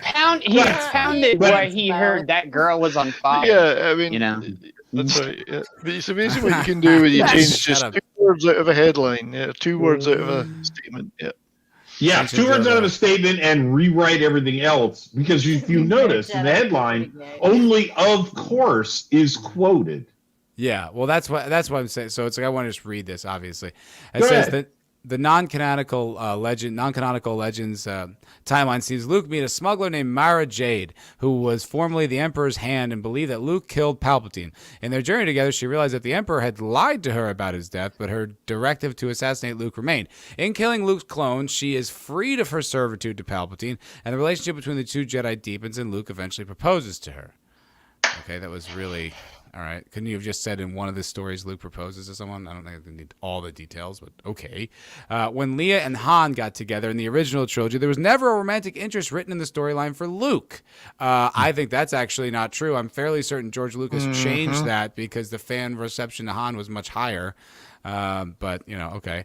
As a result, and also what? You think he changed that? I don't. Isn't that I'd weird? heard that. I think you should have stuck with the whole incest thing, really. It's his sister. Well, it's not the sister. There's no evidence there's no evidence in A New Hope that she's his sister. Yeah, but he knew no, that. there's not, and they clearly made that up as they went along. Yeah, I think they made that up as they went along.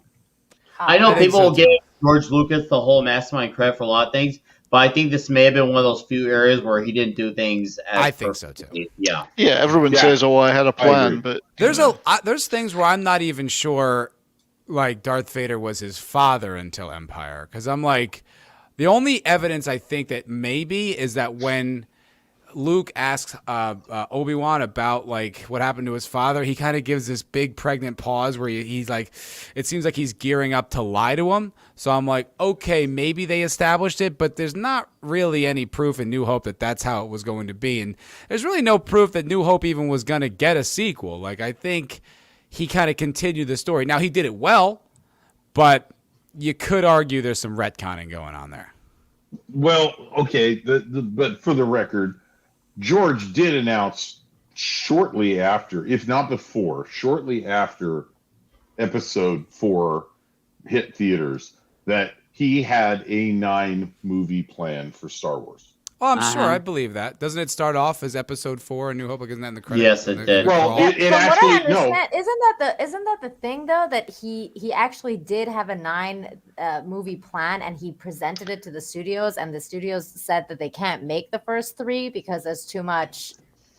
They wanted him to make it from 6 on. The dialogue in these movies is terrible, George. We can't make these.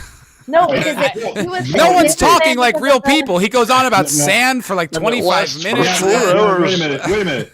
Trade negotiations. To Matt's point, because I have the original theatrical releases. I got them a little while back last year. The original movie is not called Episode 4: A New Hope. It's called Star Wars Episode 4. Yeah, but that's right. Yeah, But there was no A New Hope at that time. But he says it does say Episode 4, so you have to. Yeah, so you know that you're starting in the middle of the story. Yeah. But it doesn't give it another title. No, but but it was there. That plan was there. Yeah, but at the time we thought that was just a conceit to make it look like that this was part of a wider saga, that we were just coming in at that point as fans. As a fan at the time, that's what I thought. This is just a conceit. Yeah. I mean, that is what it is. Conceit. Well, it's not like there was a book series preceding that. I mean, that's all that is. I mean, there's no way you can argue it's not. Okay, so the 70s, you and I were both around and old enough to I'm be afraid able so. to. Yeah, and old enough to make our own assessments of Star Wars when it came out. Admittedly, I was only 14. But, I was about to say I was the same age. So the point is, you watched it and said, "Oh, it's a conceit." I watched it and said, "Man, he's optimistic. He's going to make 9 movies." Well, but I'm like, but I'll say this: having seen the movie when I first saw the first movie, I went, "Yeah, but he's off to a hell of a start." And I don't think, because I think part of Luke's journey in A New Hope, especially, is that he wants to rescue the princess, and I don't think if he's secretly gay, he's going to do that.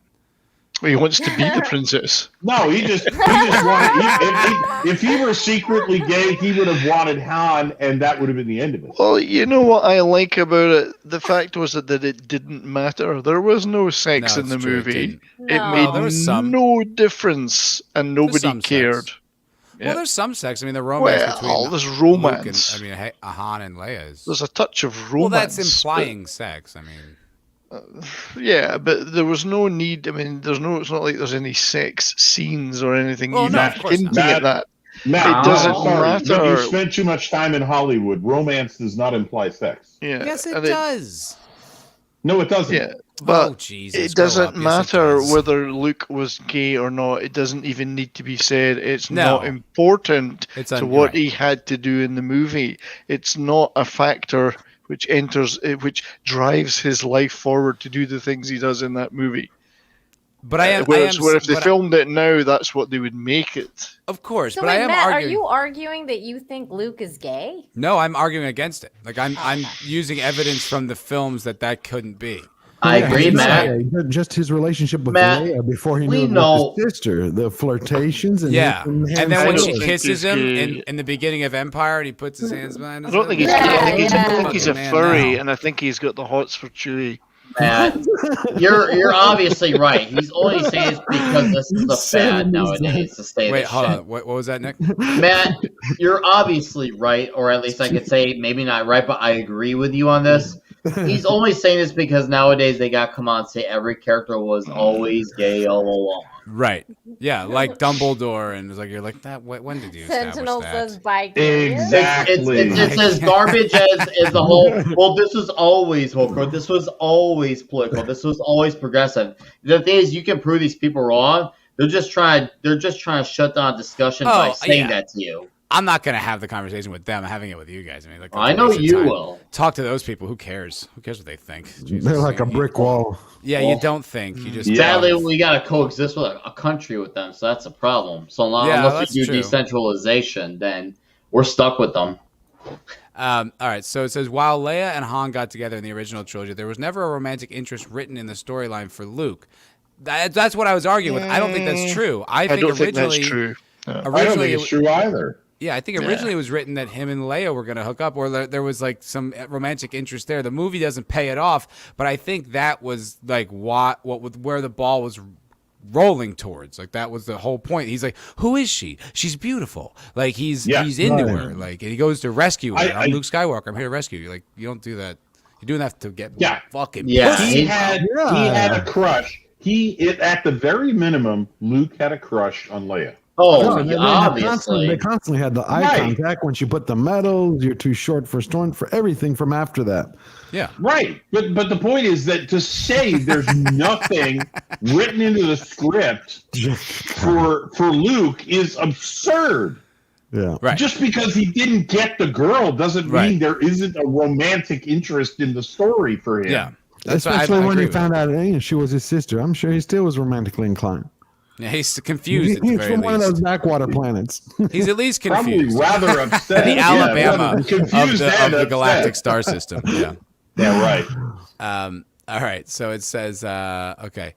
As a result, his sexuality has never been confirmed, so the character has become important to Star Wars fans from all walks of life. That's not why. Listen to how they phrase this. They phrase it as a result. It's like as if anyone couldn't be into it outside of a straight man, like unless sexuality is vague. It's like, shut the fuck up. That's not even kind of true. And because inevitably, no, not inevitably, go away. Yes, go ahead. I just that's drawing a conclusion without the facts being present. Yeah, it's making a huge logical leap. It's like not even close to true. But actor Mark Hamill's opinion on Luke's identity is something that fans are likely to take into account, as he is the face of the iconic Jedi Master. I don't agree with that. I mean, I don't disagree with that. I think he's making a good point. In fact, him like having problems with the way Luke behaved in The Last Jedi is one of like the strongest like criticisms of the way they took that story, because you're like, even the guy who's playing Luke says this is bullshit. Yeah. So it's like, I don't think that's out of line. In short, he's completely on board with any interpretation of the character that offers comfort to marginalized people. Oh God, this comfort thing. But but that doesn't sound like an actor interpretation. Stand up, but just ridiculous, patronizing, condescending rubbish. But anyway. Yep, agreed. It doesn't sound like, and Matt, tell me if I'm wrong, but that doesn't sound like an actor interpreting a part. That sounds like a person pandering to a political constituency. 100%. It sounds like the activist part of his job is to just say this. Right. Because he's not going to be like, no, he's not gay. Oh, Mark Hamill, homophobic. So he's just saying what he needs to say. And this story won't go anywhere. So it's like, of course. And it says, I just read online that JJ is very much open to that, said the actor in an interview with The Sun in 2016. Of course JJ is. At the Oscar Wilde Awards of the year, the director of The Force Awakens and The Rise of Skywalker expressed that it would be insanely narrow-minded and counterintuitive to think that non-normative sexualities would not be a part of a galaxy far, far away. It could be a part of it. It's not Luke, though. Right. So isn't that why they're making like Pando all gay and shit, or whatever? Pando. Yeah, probably. I mean, not gay, but he does everything apparently. Well, the thing is, Matt, this is skipping. This is the whole idea about skipping the line. They don't want to introduce a character who would be original, that would be gay, straight, whatever race we want to insert, because they want to take this shortcut, because Luke is there, he's established, and they want to take the character who's already established because they want to make the money off of that, because they worry that they're taking risks by going for a character fresh out of the ground who could be gay or straight or whatever race, you name it, perhaps sexuality. They're not that interested in sex and just want to be a character that does things. And they don't understand characters that do things. They only understand themselves. They only see race and sexuality. That's the only motivations they seem to understand. It's true. I'm gonna go out on a limb here and say that this is an attempt to do the same damn thing that George Lucas did when he had Greedo shoot first, when he re-edited the scene. Mads, you wrote this article, didn't you? You want Luke to be gay. Oh no! So that's a good theory. He did bring it to our attention. Let's be honest. He wrote it. No. Well, I mean, That's a pen name of Mad, isn't it? True. Yeah. You got a Really- .uk blog spot on the side. Nope. Never been to He's the all UK, right, never will. Mad wrote this. He's all right. He's a Brit. Well, he's all right. He's all right, governor. All right, governor. Anyway, All right. well, so I brought What's this all up. then? I brought this up on the Wednesday show that Culture and I do. Matt and Culture do it live together on a live stream. Come watch. And I have to wrench for that. Damn it! Yeah. Yes. It's a working title. Anyway, so what was great about it was like the headline is like Mark Hamill says that Luke Skywalker, of course he's gay, and then the next sentence is like, well, what he said was, of course he can be gay in your head canon. Possibly. Clickbait. Just clickbait. It just immediately undermines its entire premise. We do need to say goodbye to one of our panelists. Nina's leaving. It was so good to be on here. Thank you, Matt, for inviting me. It's a fantastic show. You guys are so much fun to hang out with. Take me off full screen. I don't need. Okay, dokie. No, now you have to keep Just it trying on. to be magnanimous. What is that? Duff? Is that You're Duff so beer? cute. Thank Yeah, is that you, Duff you beer? guys. That's Duff beer. Yeah, it's Duff beer. Dude, nice. Oh, That's rad. Hell Why is yeah. that Yoshi blue? Now you just need a flaming mo to complete the collection. Why and it's all is Yoshi good. blue? He's also made out of Because yarn. these other colors. You besides knitted green. him. He's yarn Yoshi. He's so cute. A I also Canadian have flag as well. and I also have a statue of pigs fucking. That's so romantic. Of course you do. Those are actually the pig guards from Return of the Jedi they're both male, so there is gay in the Star Wars canon. This is definitely a female and a male because the female has like eyelashes. I don't know if you guys can see it. Well, we know that doesn't make you a woman. See there. They're making bacon. They're making And bacon. Just ask Playboy. And he's that's from drooling. Porky's then. They're trying to But yeah, create so babies yeah. bacon seed. So yeah, thank you so much for having me on tonight. It's so much fun to hang out with you. That 70s rock band, you're just awesome. You're just you're just a bunch of awesome. Oh, Nick gosh. Weiser, always fantastic to I'm see gonna you. You and your hair. You and Culture are like just in a competition of how amazing your hair is. I Thank you. Wow. constantly in awe. George. George. So much fun to hang out with you. We're doing that again soon. Mad Mardigan, the gayest Mad the of the Magnificent. gays. Oh my God, you're so gay. I love you so much. You know I do You and magic your- now. Flaming, You I'd play say. magic now? Oh, that's Yeah, great. you should. I have episode 1 and 2 up of Magic with Mad. I'm putting the D into magic. Man, it's literally Oh, you do that. flaming. It's Are you Yeah, doing yeah. it? It has magic. been. Magic. Are you I done love it in the your, wood? I just love how gay you are. You're so amazing. I love it. And just another so red shirt. fabulous. I think this is the first time we've been on stream together, so it's really nice to meet you. And Matt, great show, man. Great Thank show. you, Nina. So thank you Thanks so much. for coming on. I know we'd talked about it. I'm glad you could finally make it. Absolutely. I'll come back another time whenever I can, Absolutely. and it'll be Yes. super fun. So everybody have a great night. Check out my channel, You Nina too, Nina. Infinity. Check out Nina. Good night, Nina. Bye, And Nina. yes, it's a pleasure Oh. to have Bye. been on a We stream also- with you. Oh my God, that took so long to get it back to the Oh, So now man. I've lost Oh, the man, secret. we're all Though. set now. No, she's right. She's like, oh, now the girls are gone. All the boys Yeah. can hang out. Now we can talk about lost, penises. We've Yeah. lost the sense. We've lost the They only didn't common stop you, sense. man. I'm not one of those guys, man. I don't talk about those. I did want to also point out that can someone put Nina's chat in the Nina's link in the chat, please? So Yeah, we can, I'll get it. Get a nice plug for Nina Infinity, who doesn't quite need our help because she was on the Real BBC No. the other day, Yeah. for like 7 hours, and She's not even British. She's not even British, and I think her numbers went up for that. So congrats to Nina. Have fun with your gay boys. We're Hey, wait a minute. already We're not started. gay. Matt is gay. I'm not. Matt's I'm not gay. gay. Oh, hold on now. I mean, sexuality is a It's spectrum. on a spectrum. Yeah. I mean, some of us Just so may be more happens gay you're at than the others. ultraviolet end of the spectrum. Yeah, the very pink side.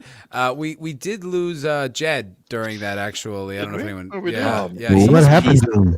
I noticed the piece, man. There's so much like there's a aura piece now. You know what I mean? I thought we lost someone else, but then he messaged in Discord. I guess his phone booted him or something. I'm not entirely sure. We lost Jed. So hail Jed. Go over to Jed's new channel. What's it called? Screwball. Jed the Screwball or something like that. Screwball sucks, no? Screwball something. But we lost Jed. So hail Jed. Thank you for coming on, and Nina. Yeah. So that article is something. Thanks for bringing that to our attention. Yeah, man. I thought you would enjoy it. It's fucking great. In the old days, he says, this is Hamill. In the old days, you would get fan mail, but now fans are writing and asking all these questions. I'm bullied in school. I'm afraid to come out. They say to me, could Luke be gay? I'd say it is meant to be interpreted by the viewer. If you think Luke is gay, of course he is, he concluded. You should not be ashamed of it. Judge Luke by his character, not by who he loves. Yeah, I think, like, that's what I mean. Like, what's he supposed to say? Like, he's gonna be like, "No, fucking pussy. He's not gay." Yeah. Like, you can't say that. He could say he's straight. He's just. That's it. I think the life lesson, though, what he should be instilling on them is like, it's not really important whether Luke's gay. It's like, this is your life, and you need to lead it like the way that's most fitting for you. So it's like if Luke wasn't gay, then what? You can't come out. Like, it's not about Luke. It's about you and you needing, like, you know what I mean, the shoulder to cry on or whatever the hell you need to like feel comforted. But it's like it shouldn't be projected onto Luke. But yeah, it's Hamill. So but that's what I'm saying. It's like it shouldn't be. So Luke should be. Hamill should be able to say, like, yeah, Luke is straight. Whatever you want to do with your life, that's up to you. Don't base what you're going to do. I agree with George and Matt, and here's where I give credit, even though I can't stand the show. The Falcon and the Winter Soldier is not good, but Anthony Mackie did stick to, hey, listen, Falcon and Bucky are just friends. Even though they try to, like, Twitter shippers try to will it into existence to make them a thing, like, Anthony Mackie said word for word after the show was done, everything like, nah, dude, we're just friends. There's nothing there. You guys are looking into something that doesn't exist. And people got mad, of course. Yeah. And I'm glad he admitted it. All I'm saying is I'm glad he admitted that. And one thing, you shouldn't be looking for that. You should be looking for the characters and what makes them who they are, whether their motivation. Instead of overlooking as genders and race and sexuality. It's like, who fucking cares? That this is not what's going to make your story intriguing. Exactly. Go ahead, Matt. What you just said is right. No, go ahead. Oh, I was just saying the problem that they have with the Falcon and Winter Soldier is that it was a positive depiction of two guys being friends, not being enemies. You know what I mean? And not like. You know what I mean? Like that space of like guys can be guys and can be friends because like women cannot be friends with each other. No. And but as far as like with Luke Skywalker, right? It's so strange that we're at a place now where everyone's so worried about representation in film because if you don't see it, you don't know that you can do it. It's absurd. You can't be it. It's a 100% misnomer. It's complete horseshit. We talk about that all the time in the Culture Crime Fighters. Yeah. It's garbage. Like if you don't see yourself in it, you can't identify with it. It's horseshit. That's a terrible mentality to teach anyone. That someone needs to look like you, especially a lot of us guys here on the panel. I'm assuming all of us on this panel are at least 20-something. A lot of us came from the Jordan era, or were at least very aware of the Jordan era. A black man, super amazing at basketball, and most of us, if not all of us, looked up to the Bulls in the 90s as the golden age of sport. Absolutely. No, absolutely. It's like Blade. You get what I'm trying to. You get what I'm trying to bring home. I brought up Blade. Like I didn't watch Blade and think I can't identify with this character because he's black. I never even thought about that. That's exactly the point. It's the character. You looked at Blade and you said this was done phenomenally well. He's cool. Blade is cool. We got to get away from it. That's the whole purpose of identity politics. It's like that first fucking way part of Marxism. Mm-hmm. It's the same way. It's the same way with Luke or whoever it is. It's like, look, You're going to watch a film. This one's escapism. If it's sports, it's another form of escapism. You identify with a team. That doesn't mean that's who you are. If Luke sucks cock or sucks tit, that has nothing to do with you. You go deal with you. No, they didn't. Michael Jordan kicked their ass. That's not even up for debate. Nice try, Jed. No, nice try, That's Jed. not even close. Jed, don't let the suns go down on you, Jed. I had a really. Oh, trust me, the Suns will never come back up if you try debating. The Suns will never. There will not be a Sun ever again in Arizona. I will segregate that state if I have. LeBron could never touch Jordan. I want to make a point about character and how you read a story and how you look at yourself as you read a story. And I hear this, I want to be represented. And I go, what the hell? I know. And I go, what the hell? Wait a minute. If I'm watching a movie, I'm not a character, I'm the camera. Right. Yeah. I'm seeing what the camera sees. That's me being in the scene, following along with everybody else. I'm not any of the characters. I never will be. Sorry, no, I wanted to. It's what George was saying. It is Marxism because it's like everything needs to reflect their worldview. Otherwise, it's a problem. We all need to be unified and having the same point of view. It's and controlling the meta narrative. It's the meta narrative that they're after. As far as like me, so I agree with Red Shirt, but I also think like you can relate to characters. There's a lot of characters in movies like I really relate to, but it's not that I like oh that's me. No. I relate. I have experienced things like what this character has experienced, so it hits me harder. It actually goes. It does further. Sorry, no.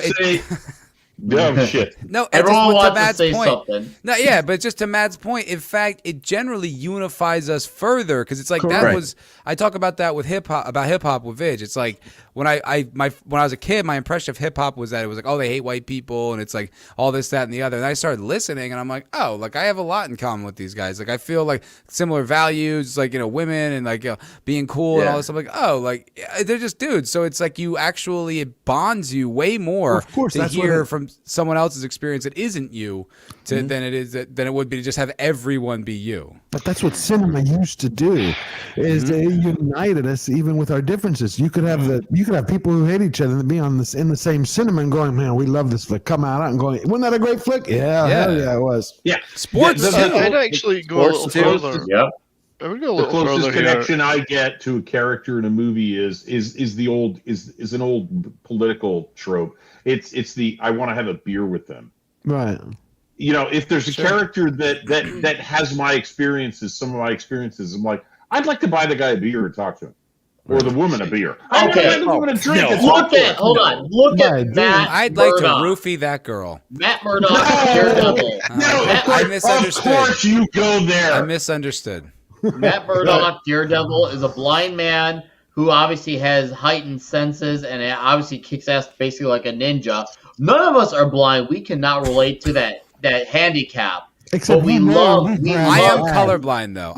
I don't see color. Okay, I just want to point that out. We love seeing his version. We love seeing Matt, despite his handicap, remove the excuses and persevere through life despite that serious handicap. And it's a wonderful story. And again, none of us here can relate to that. And he's probably my second favorite, if not favorite, Marvel character ever is Daredevil.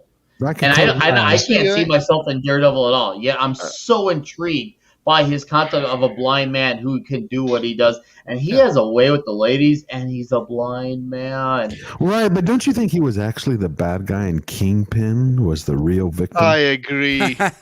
No. Daredevil was an interfering busybody lawyer. He was. And the best interference possible.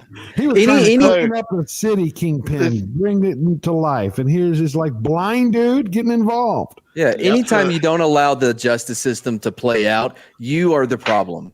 How do you know that Matt Murdock? That's right. Vigilantes are a problem. How do we really know that? Except Vigilante Williamson.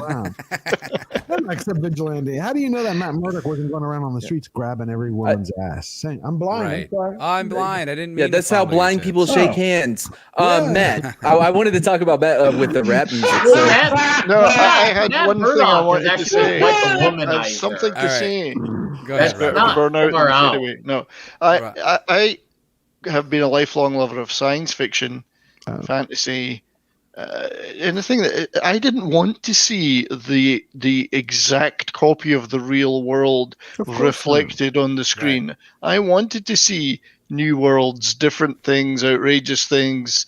I didn't care about sexuality or color or whatever. I wanted to see these other worlds, these other possibilities. I've always loved that stuff, and I don't care about that reflection of the real world. You know, I mean, it's been nothing to me in that. It's super reductive too. It just reduces every kind of person to like. There's only like 10 people on Earth. It's like you're gay or you're straight or you're black or you're white. But that's again, and then there's no nuance. Like it's like amongst those they're not different people. They're an immutable thing that just fills a box, ticks a box. Exactly, because that's the problem with the identity politics. By the way, Nick, I love Matt Murdock. Matt Murdock and Punisher, great series. They always when they get together. Yeah, it's a good show. Matt Murdock's all right. The Daredevil's a villain. So, Matt, Daredevil was cleaning house. I'm just kidding. So I'm with you. I'm with you. I don't know if y'all know that I'm black adjacent, but like my stepdad was black. You've mentioned that before. Yeah. George, I didn't know black adjacent is bullshit, is what it is. No, PhD adjacent too. From what I am also PhD adjacent. Yep, my girlfriend does have a PhD. He's very BBC. But it's quite BBC adjacent. He's quite BBC. Well, yeah. Anyway, so almost. Yeah, almost. Growing up, it was so I grew up in East Texas. I was like maybe a couple of hours away from Casper, Texas. If you know anything about Casper, Texas, you can understand like the atmosphere that I would be in with a black stepdad, right? Because you're close to Louisiana there, aren't you? Yeah. I was outside Shreveport. I lived outside Tyler. Tyler. Yeah. Huh? Oh, I know Tyler. I can't understand what you're saying. I said, isn't it near Viter? I don't know. What, Casper? Yeah. Oh, I don't know what. I know where I was. And he was a friendly ghost, Casper. Yeah, okay. I lived outside Tyler. I grew up on a cattle ranch. But good. But anyway, so my first cassette was Digital Underground, R.I.P. Shock G, right? Oh, wow. And it was really interesting because like I had a lot of like exposure to a culture that I would not have gotten otherwise. Right. Because when I was growing up, it's different now, but when I was growing up, all the black people would live in two places. You would have Papa's Town and you would have Morris Station, except for my stepdad, because we lived we didn't live there, we lived somewhere else. But and so it was weird because like my white friends wouldn't come over because their parents wouldn't let them because my stepdad's black, right? And then whenever I would be with all like my stepdad's family, right? I always felt like, oh, don't forget to take the white boy with you. You know what I mean? Kind of like a tag along, like reluctantly bringing me along. But that was the star of the movie The Jerk. I've never seen that Steve movie. Martin. You've never seen that? Okay. Yeah, so I grew up similar in situation. Alabama as a poor black child. Really? Yeah. You've never seen The Jerk? Oh, it's hilarious. Yeah. But that was only until like in high school when we started being more independent. None of that mattered. We hung out with whoever we wanted to, and everybody like I shit you not. I took home ec because I thought there would be chicks in there and be food. The second semester is child development, so we had to carry around this baby. One of those electronic babies that monitor. By the way, we failed with a -35. My partner for that was a black guy I've known since kindergarten, but was so gay, like beyond gay, right? And we had a black baby named Moesha. I think the evidence is stacking up in favor of Nina. No. I'm just saying. So it's not helping your case. No, he's had the BBC. But listen, we would be in this East Texas high school with and I got a gay husband and a black baby. And nobody said it. Nobody gave me shit about it at all because like I feel like our generation was able to really get past a lot of those issues that our parents had and their parents had as far as race relations go, you know. And if you look at it, it was because of the meta narrative. I'm tying it back in now. If you look at TV in the 90s, right, you had The Fresh Prince of Bel-Air, In Living Color, Family Matters, and the list goes on and on and on. But somehow we have like reverted back. We've regressed. Right. And it's sad. But well, we've not regressed. The people that yeah. are creating and manipulating this narrative have regressed because we had got past all of that crap. Yes, exactly. You know? Yeah. Speaking of first cassettes, I still have my first cassette. The Shadows Great. No!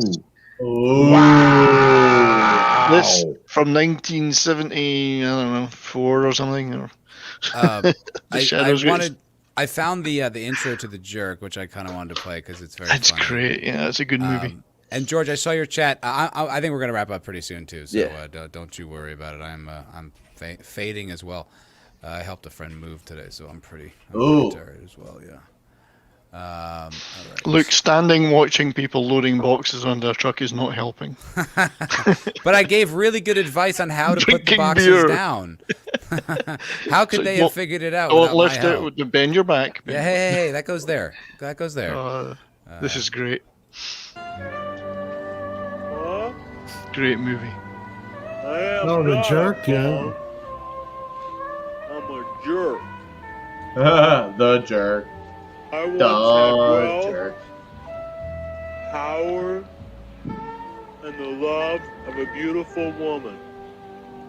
Now, I only have 2 things. My friends and...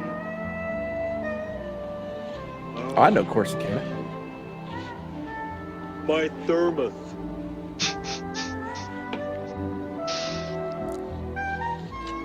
I want to get to the part where he tells them. Yeah, I was born. My story?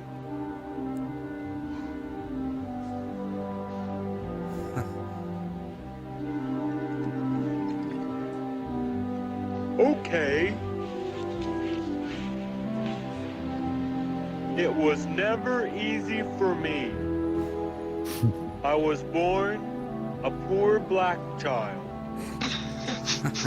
I remember the days sitting on the porch with my family, singing and dancing. Oh, I have seen this. You couldn't make this movie now. You could not make it. It's a classic comedy. Yeah. And there's like this scene like later on where she like, because they told him that he was gonna turn black, and so he just was waiting for it to happen, and they're like, they gotta break it to him, and he's like, "You mean I'm always gonna look like this?" That's right. It's a Carl Reiner movie. Oh, Jack Nerdy. Reiner. Yeah. Jack Nerdy just tipped a nice, generous tip. Thank you very much, Jack Nerdy. $25. Very nice. Let's see. Let's see what the chat is. Thanks, Jack Nerdy. I appreciate it, brother. He says, "You guys are hilarious. I've missed you." Well, thanks, Jack Nerdy. We missed you. It's good to see you back, my friend. It's good to see you back, and thank you so much for the tip, dude. Very generous. Whenever somebody mentions The Jerk, I always think of Black Hawk Down from the scene that the lieutenant is watching it and has a seizure, and like that's how Josh Hartnett's character takes charge of Black Hawk 4. It's a good fucking movie. Oh, it's a really good movie. Yeah. All right. Since we're approaching the end here, George the Giant Slayer, I think, jockeying for position with Ogre Squasher, who's a fan of this channel and a very, very generous contributor. George, I hear you started a YouTube channel. Yes, I did start a YouTube channel. We've just put up the promo, and we're going to start putting out content in the next week and a half. It'll be our first video. Yeah, I got a team. Golly, man. I said I wanted to start with a team. I wanted to do it right. Not that all of y'all do amazing. It's just that I want to do it better. So I want to do it better. I want to do something special.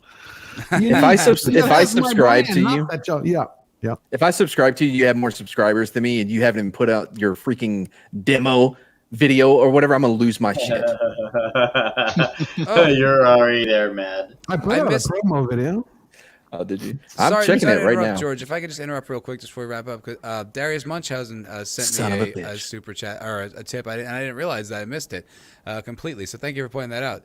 He says, shout out to all the fine folks here tonight. Cobra Kai never die. For $3.33. Thank you very much. It says Fallius Balchausen.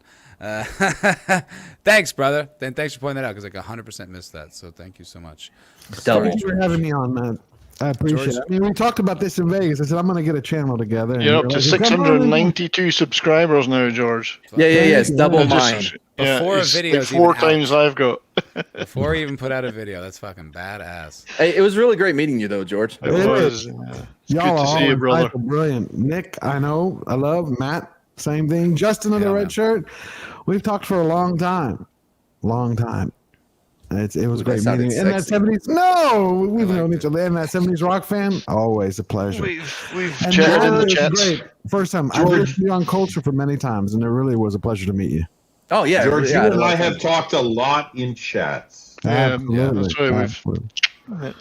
George is a legend in this fellowship, and Indeed. I'm very happy to embrace him. You were very generous to me in Vegas. It was wonderful meeting you. You're a great guy, man. So you're welcome back anytime. I'll get you in on the Discord. You can pop in on any cocktail lounge you want. Oh, I would love to. I love this. Was a great time. I hope if y'all have any critiques or anything, please let me know. I'm still learning. Not from me. I've been keeping a list. I can send it to you. My Twitter is. Hold on, let me find. Yeah, okay, I gotta go. What Mad really wants is naked pictures, George. That's what he's saying. Naked pictures. I like girls. No, I'll only do trades, George. Man. I only do trades. I can send you the new Playboy link. I already have it. Yeah. He's like, I got that bookmarked. I got mine on back order. And thank you for the chat. Thank you, everybody. Oh, fucking guys. George. Thank you so much. And thanks for the $50 too. I appreciate it. Absolutely. You know I love you. Yes, man. Cheers. All right, bye. Cheers. Later, brother. Cheers, Mad, brother. what do you got going on? It's nothing compared to that guy. Holy shit, dude. Has one 2-minute video, has double. Anyway, yeah, hey. So we're rebooting a few things. Street Smots has ran its course.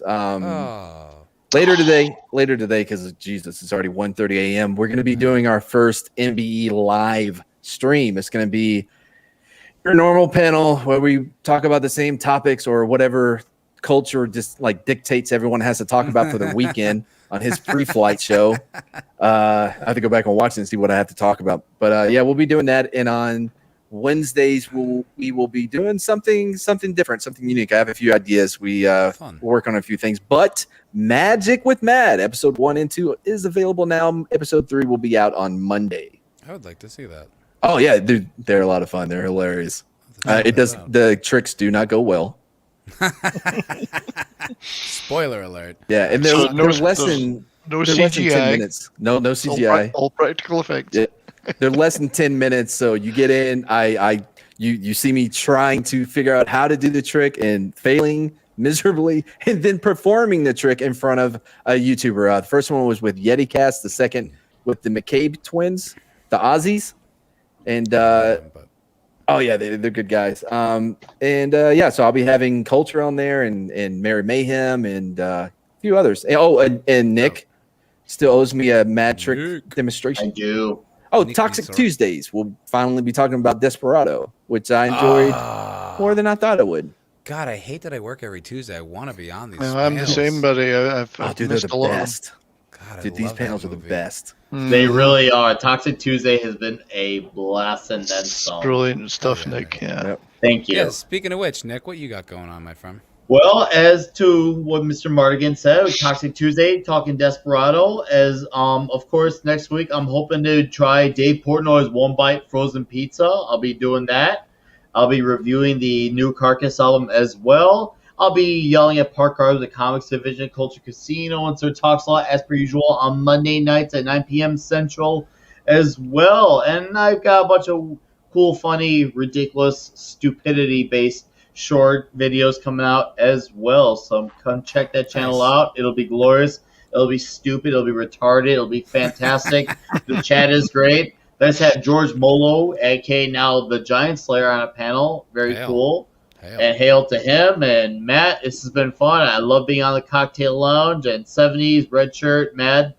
Guys, cheers and beers or liquor if you got liquor. So, cheers and beers, my till friend. we all do this again, it'll be glorious. I have so much to say about the women in Desperado, or the woman. There's only one. Woman. Oh, no, there's a couple. Well, no, there's a few. You got there's a Juliette couple. Lewis. You got the woman that Tarantino murders in the hotel.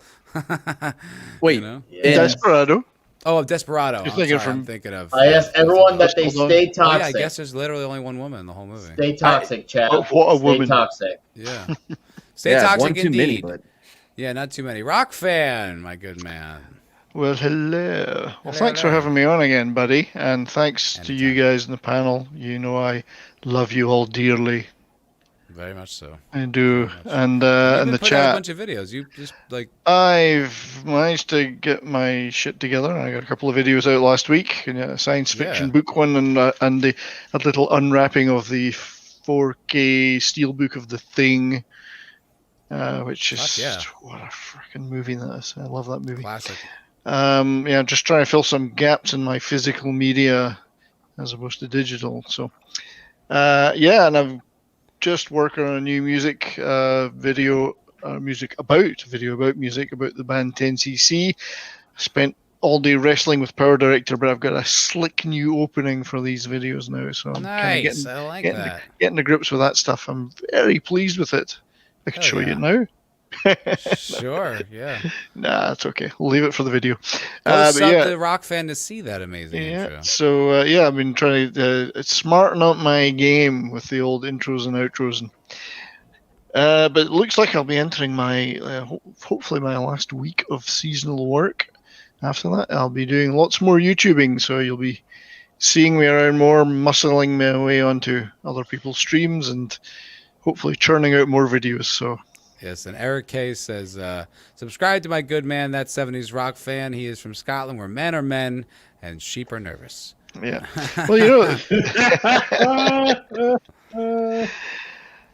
you know what the terrible thing about making love to a sheep is that afterwards you got to run around the front to kiss it goodnight. I mean, it's just, it's just a hassle. Who's got time for that? And also that just another red shirt. Don't have to do that with men. Wonderful. They get it. They get it. No time for foreplay. Just another red shirt. The friendly mod. He's on Minds if you want to hear a little bit more of the mind of Red Shirt, and make sure you always say hello to him in the chats because he's a fucking hardworking mod, one of the mod Roddics, and he's a great supporter of this fellowship, and we're grateful to have him. Anything else, Red Shirt? Anything else you got going on? It's always a pleasure to be on the to be able to hang out in the MFer Cocktail Lounge. You're so welcome. Thank you. Every time, my friend. Every time. And as far as me, I working on a review. It's a very extensive thing, so it'll be down the road. But keep an eye out for new videos and stuff like that. Click the bell icon for like new videos and new stuff. I'm still streaming Culture Crime Fighters. We are moving up the time instead of 5:30 or whatever. What's been 6 Central. It's now noon Central. It's a dramatic change. Hopefully, yeah. That's good. I like that. I can see more of them live. Oh, good. Yeah, we're happy to have you. Vigilante had to change. He's got to change his whole work schedule, so we had to, So only other option was that or don't do the show, and that ain't happening. So right. Moving it up in the day, and it is what it is. So I hope that as many people as join us will continue to. And thank you guys for watching, and thanks for the chat. Lovely to see you all. Sentient Dildo, as courteous as always. Never changed, my friend. Eric K was here. The great Eric K. RJ Oldenburg, Darius Munchausen. Everyone who's Zax, Dark Shadow Logan, all you guys who are hanging out with us, thank you so much. Really appreciate it. And thanks for George for stopping by, and Nina Infinity. This was a great show, so I had a blast as always, and hailed everybody, and we'll see you all next week for another more merriment and shenanigans. With less women. All right, everyone. Bars closed. Go the fuck home. Bars closed. Get the fuck out of here. Go home. Last call for alcohol. We've already had last call. The alcohol's gone. I drank it all. Go fucking home. Nick drank it all. So we're already home. You wasted your roof and all. Yeah. So if good night, everybody. Wasted it on yourself. Yeah. All right. We'll see you all next week.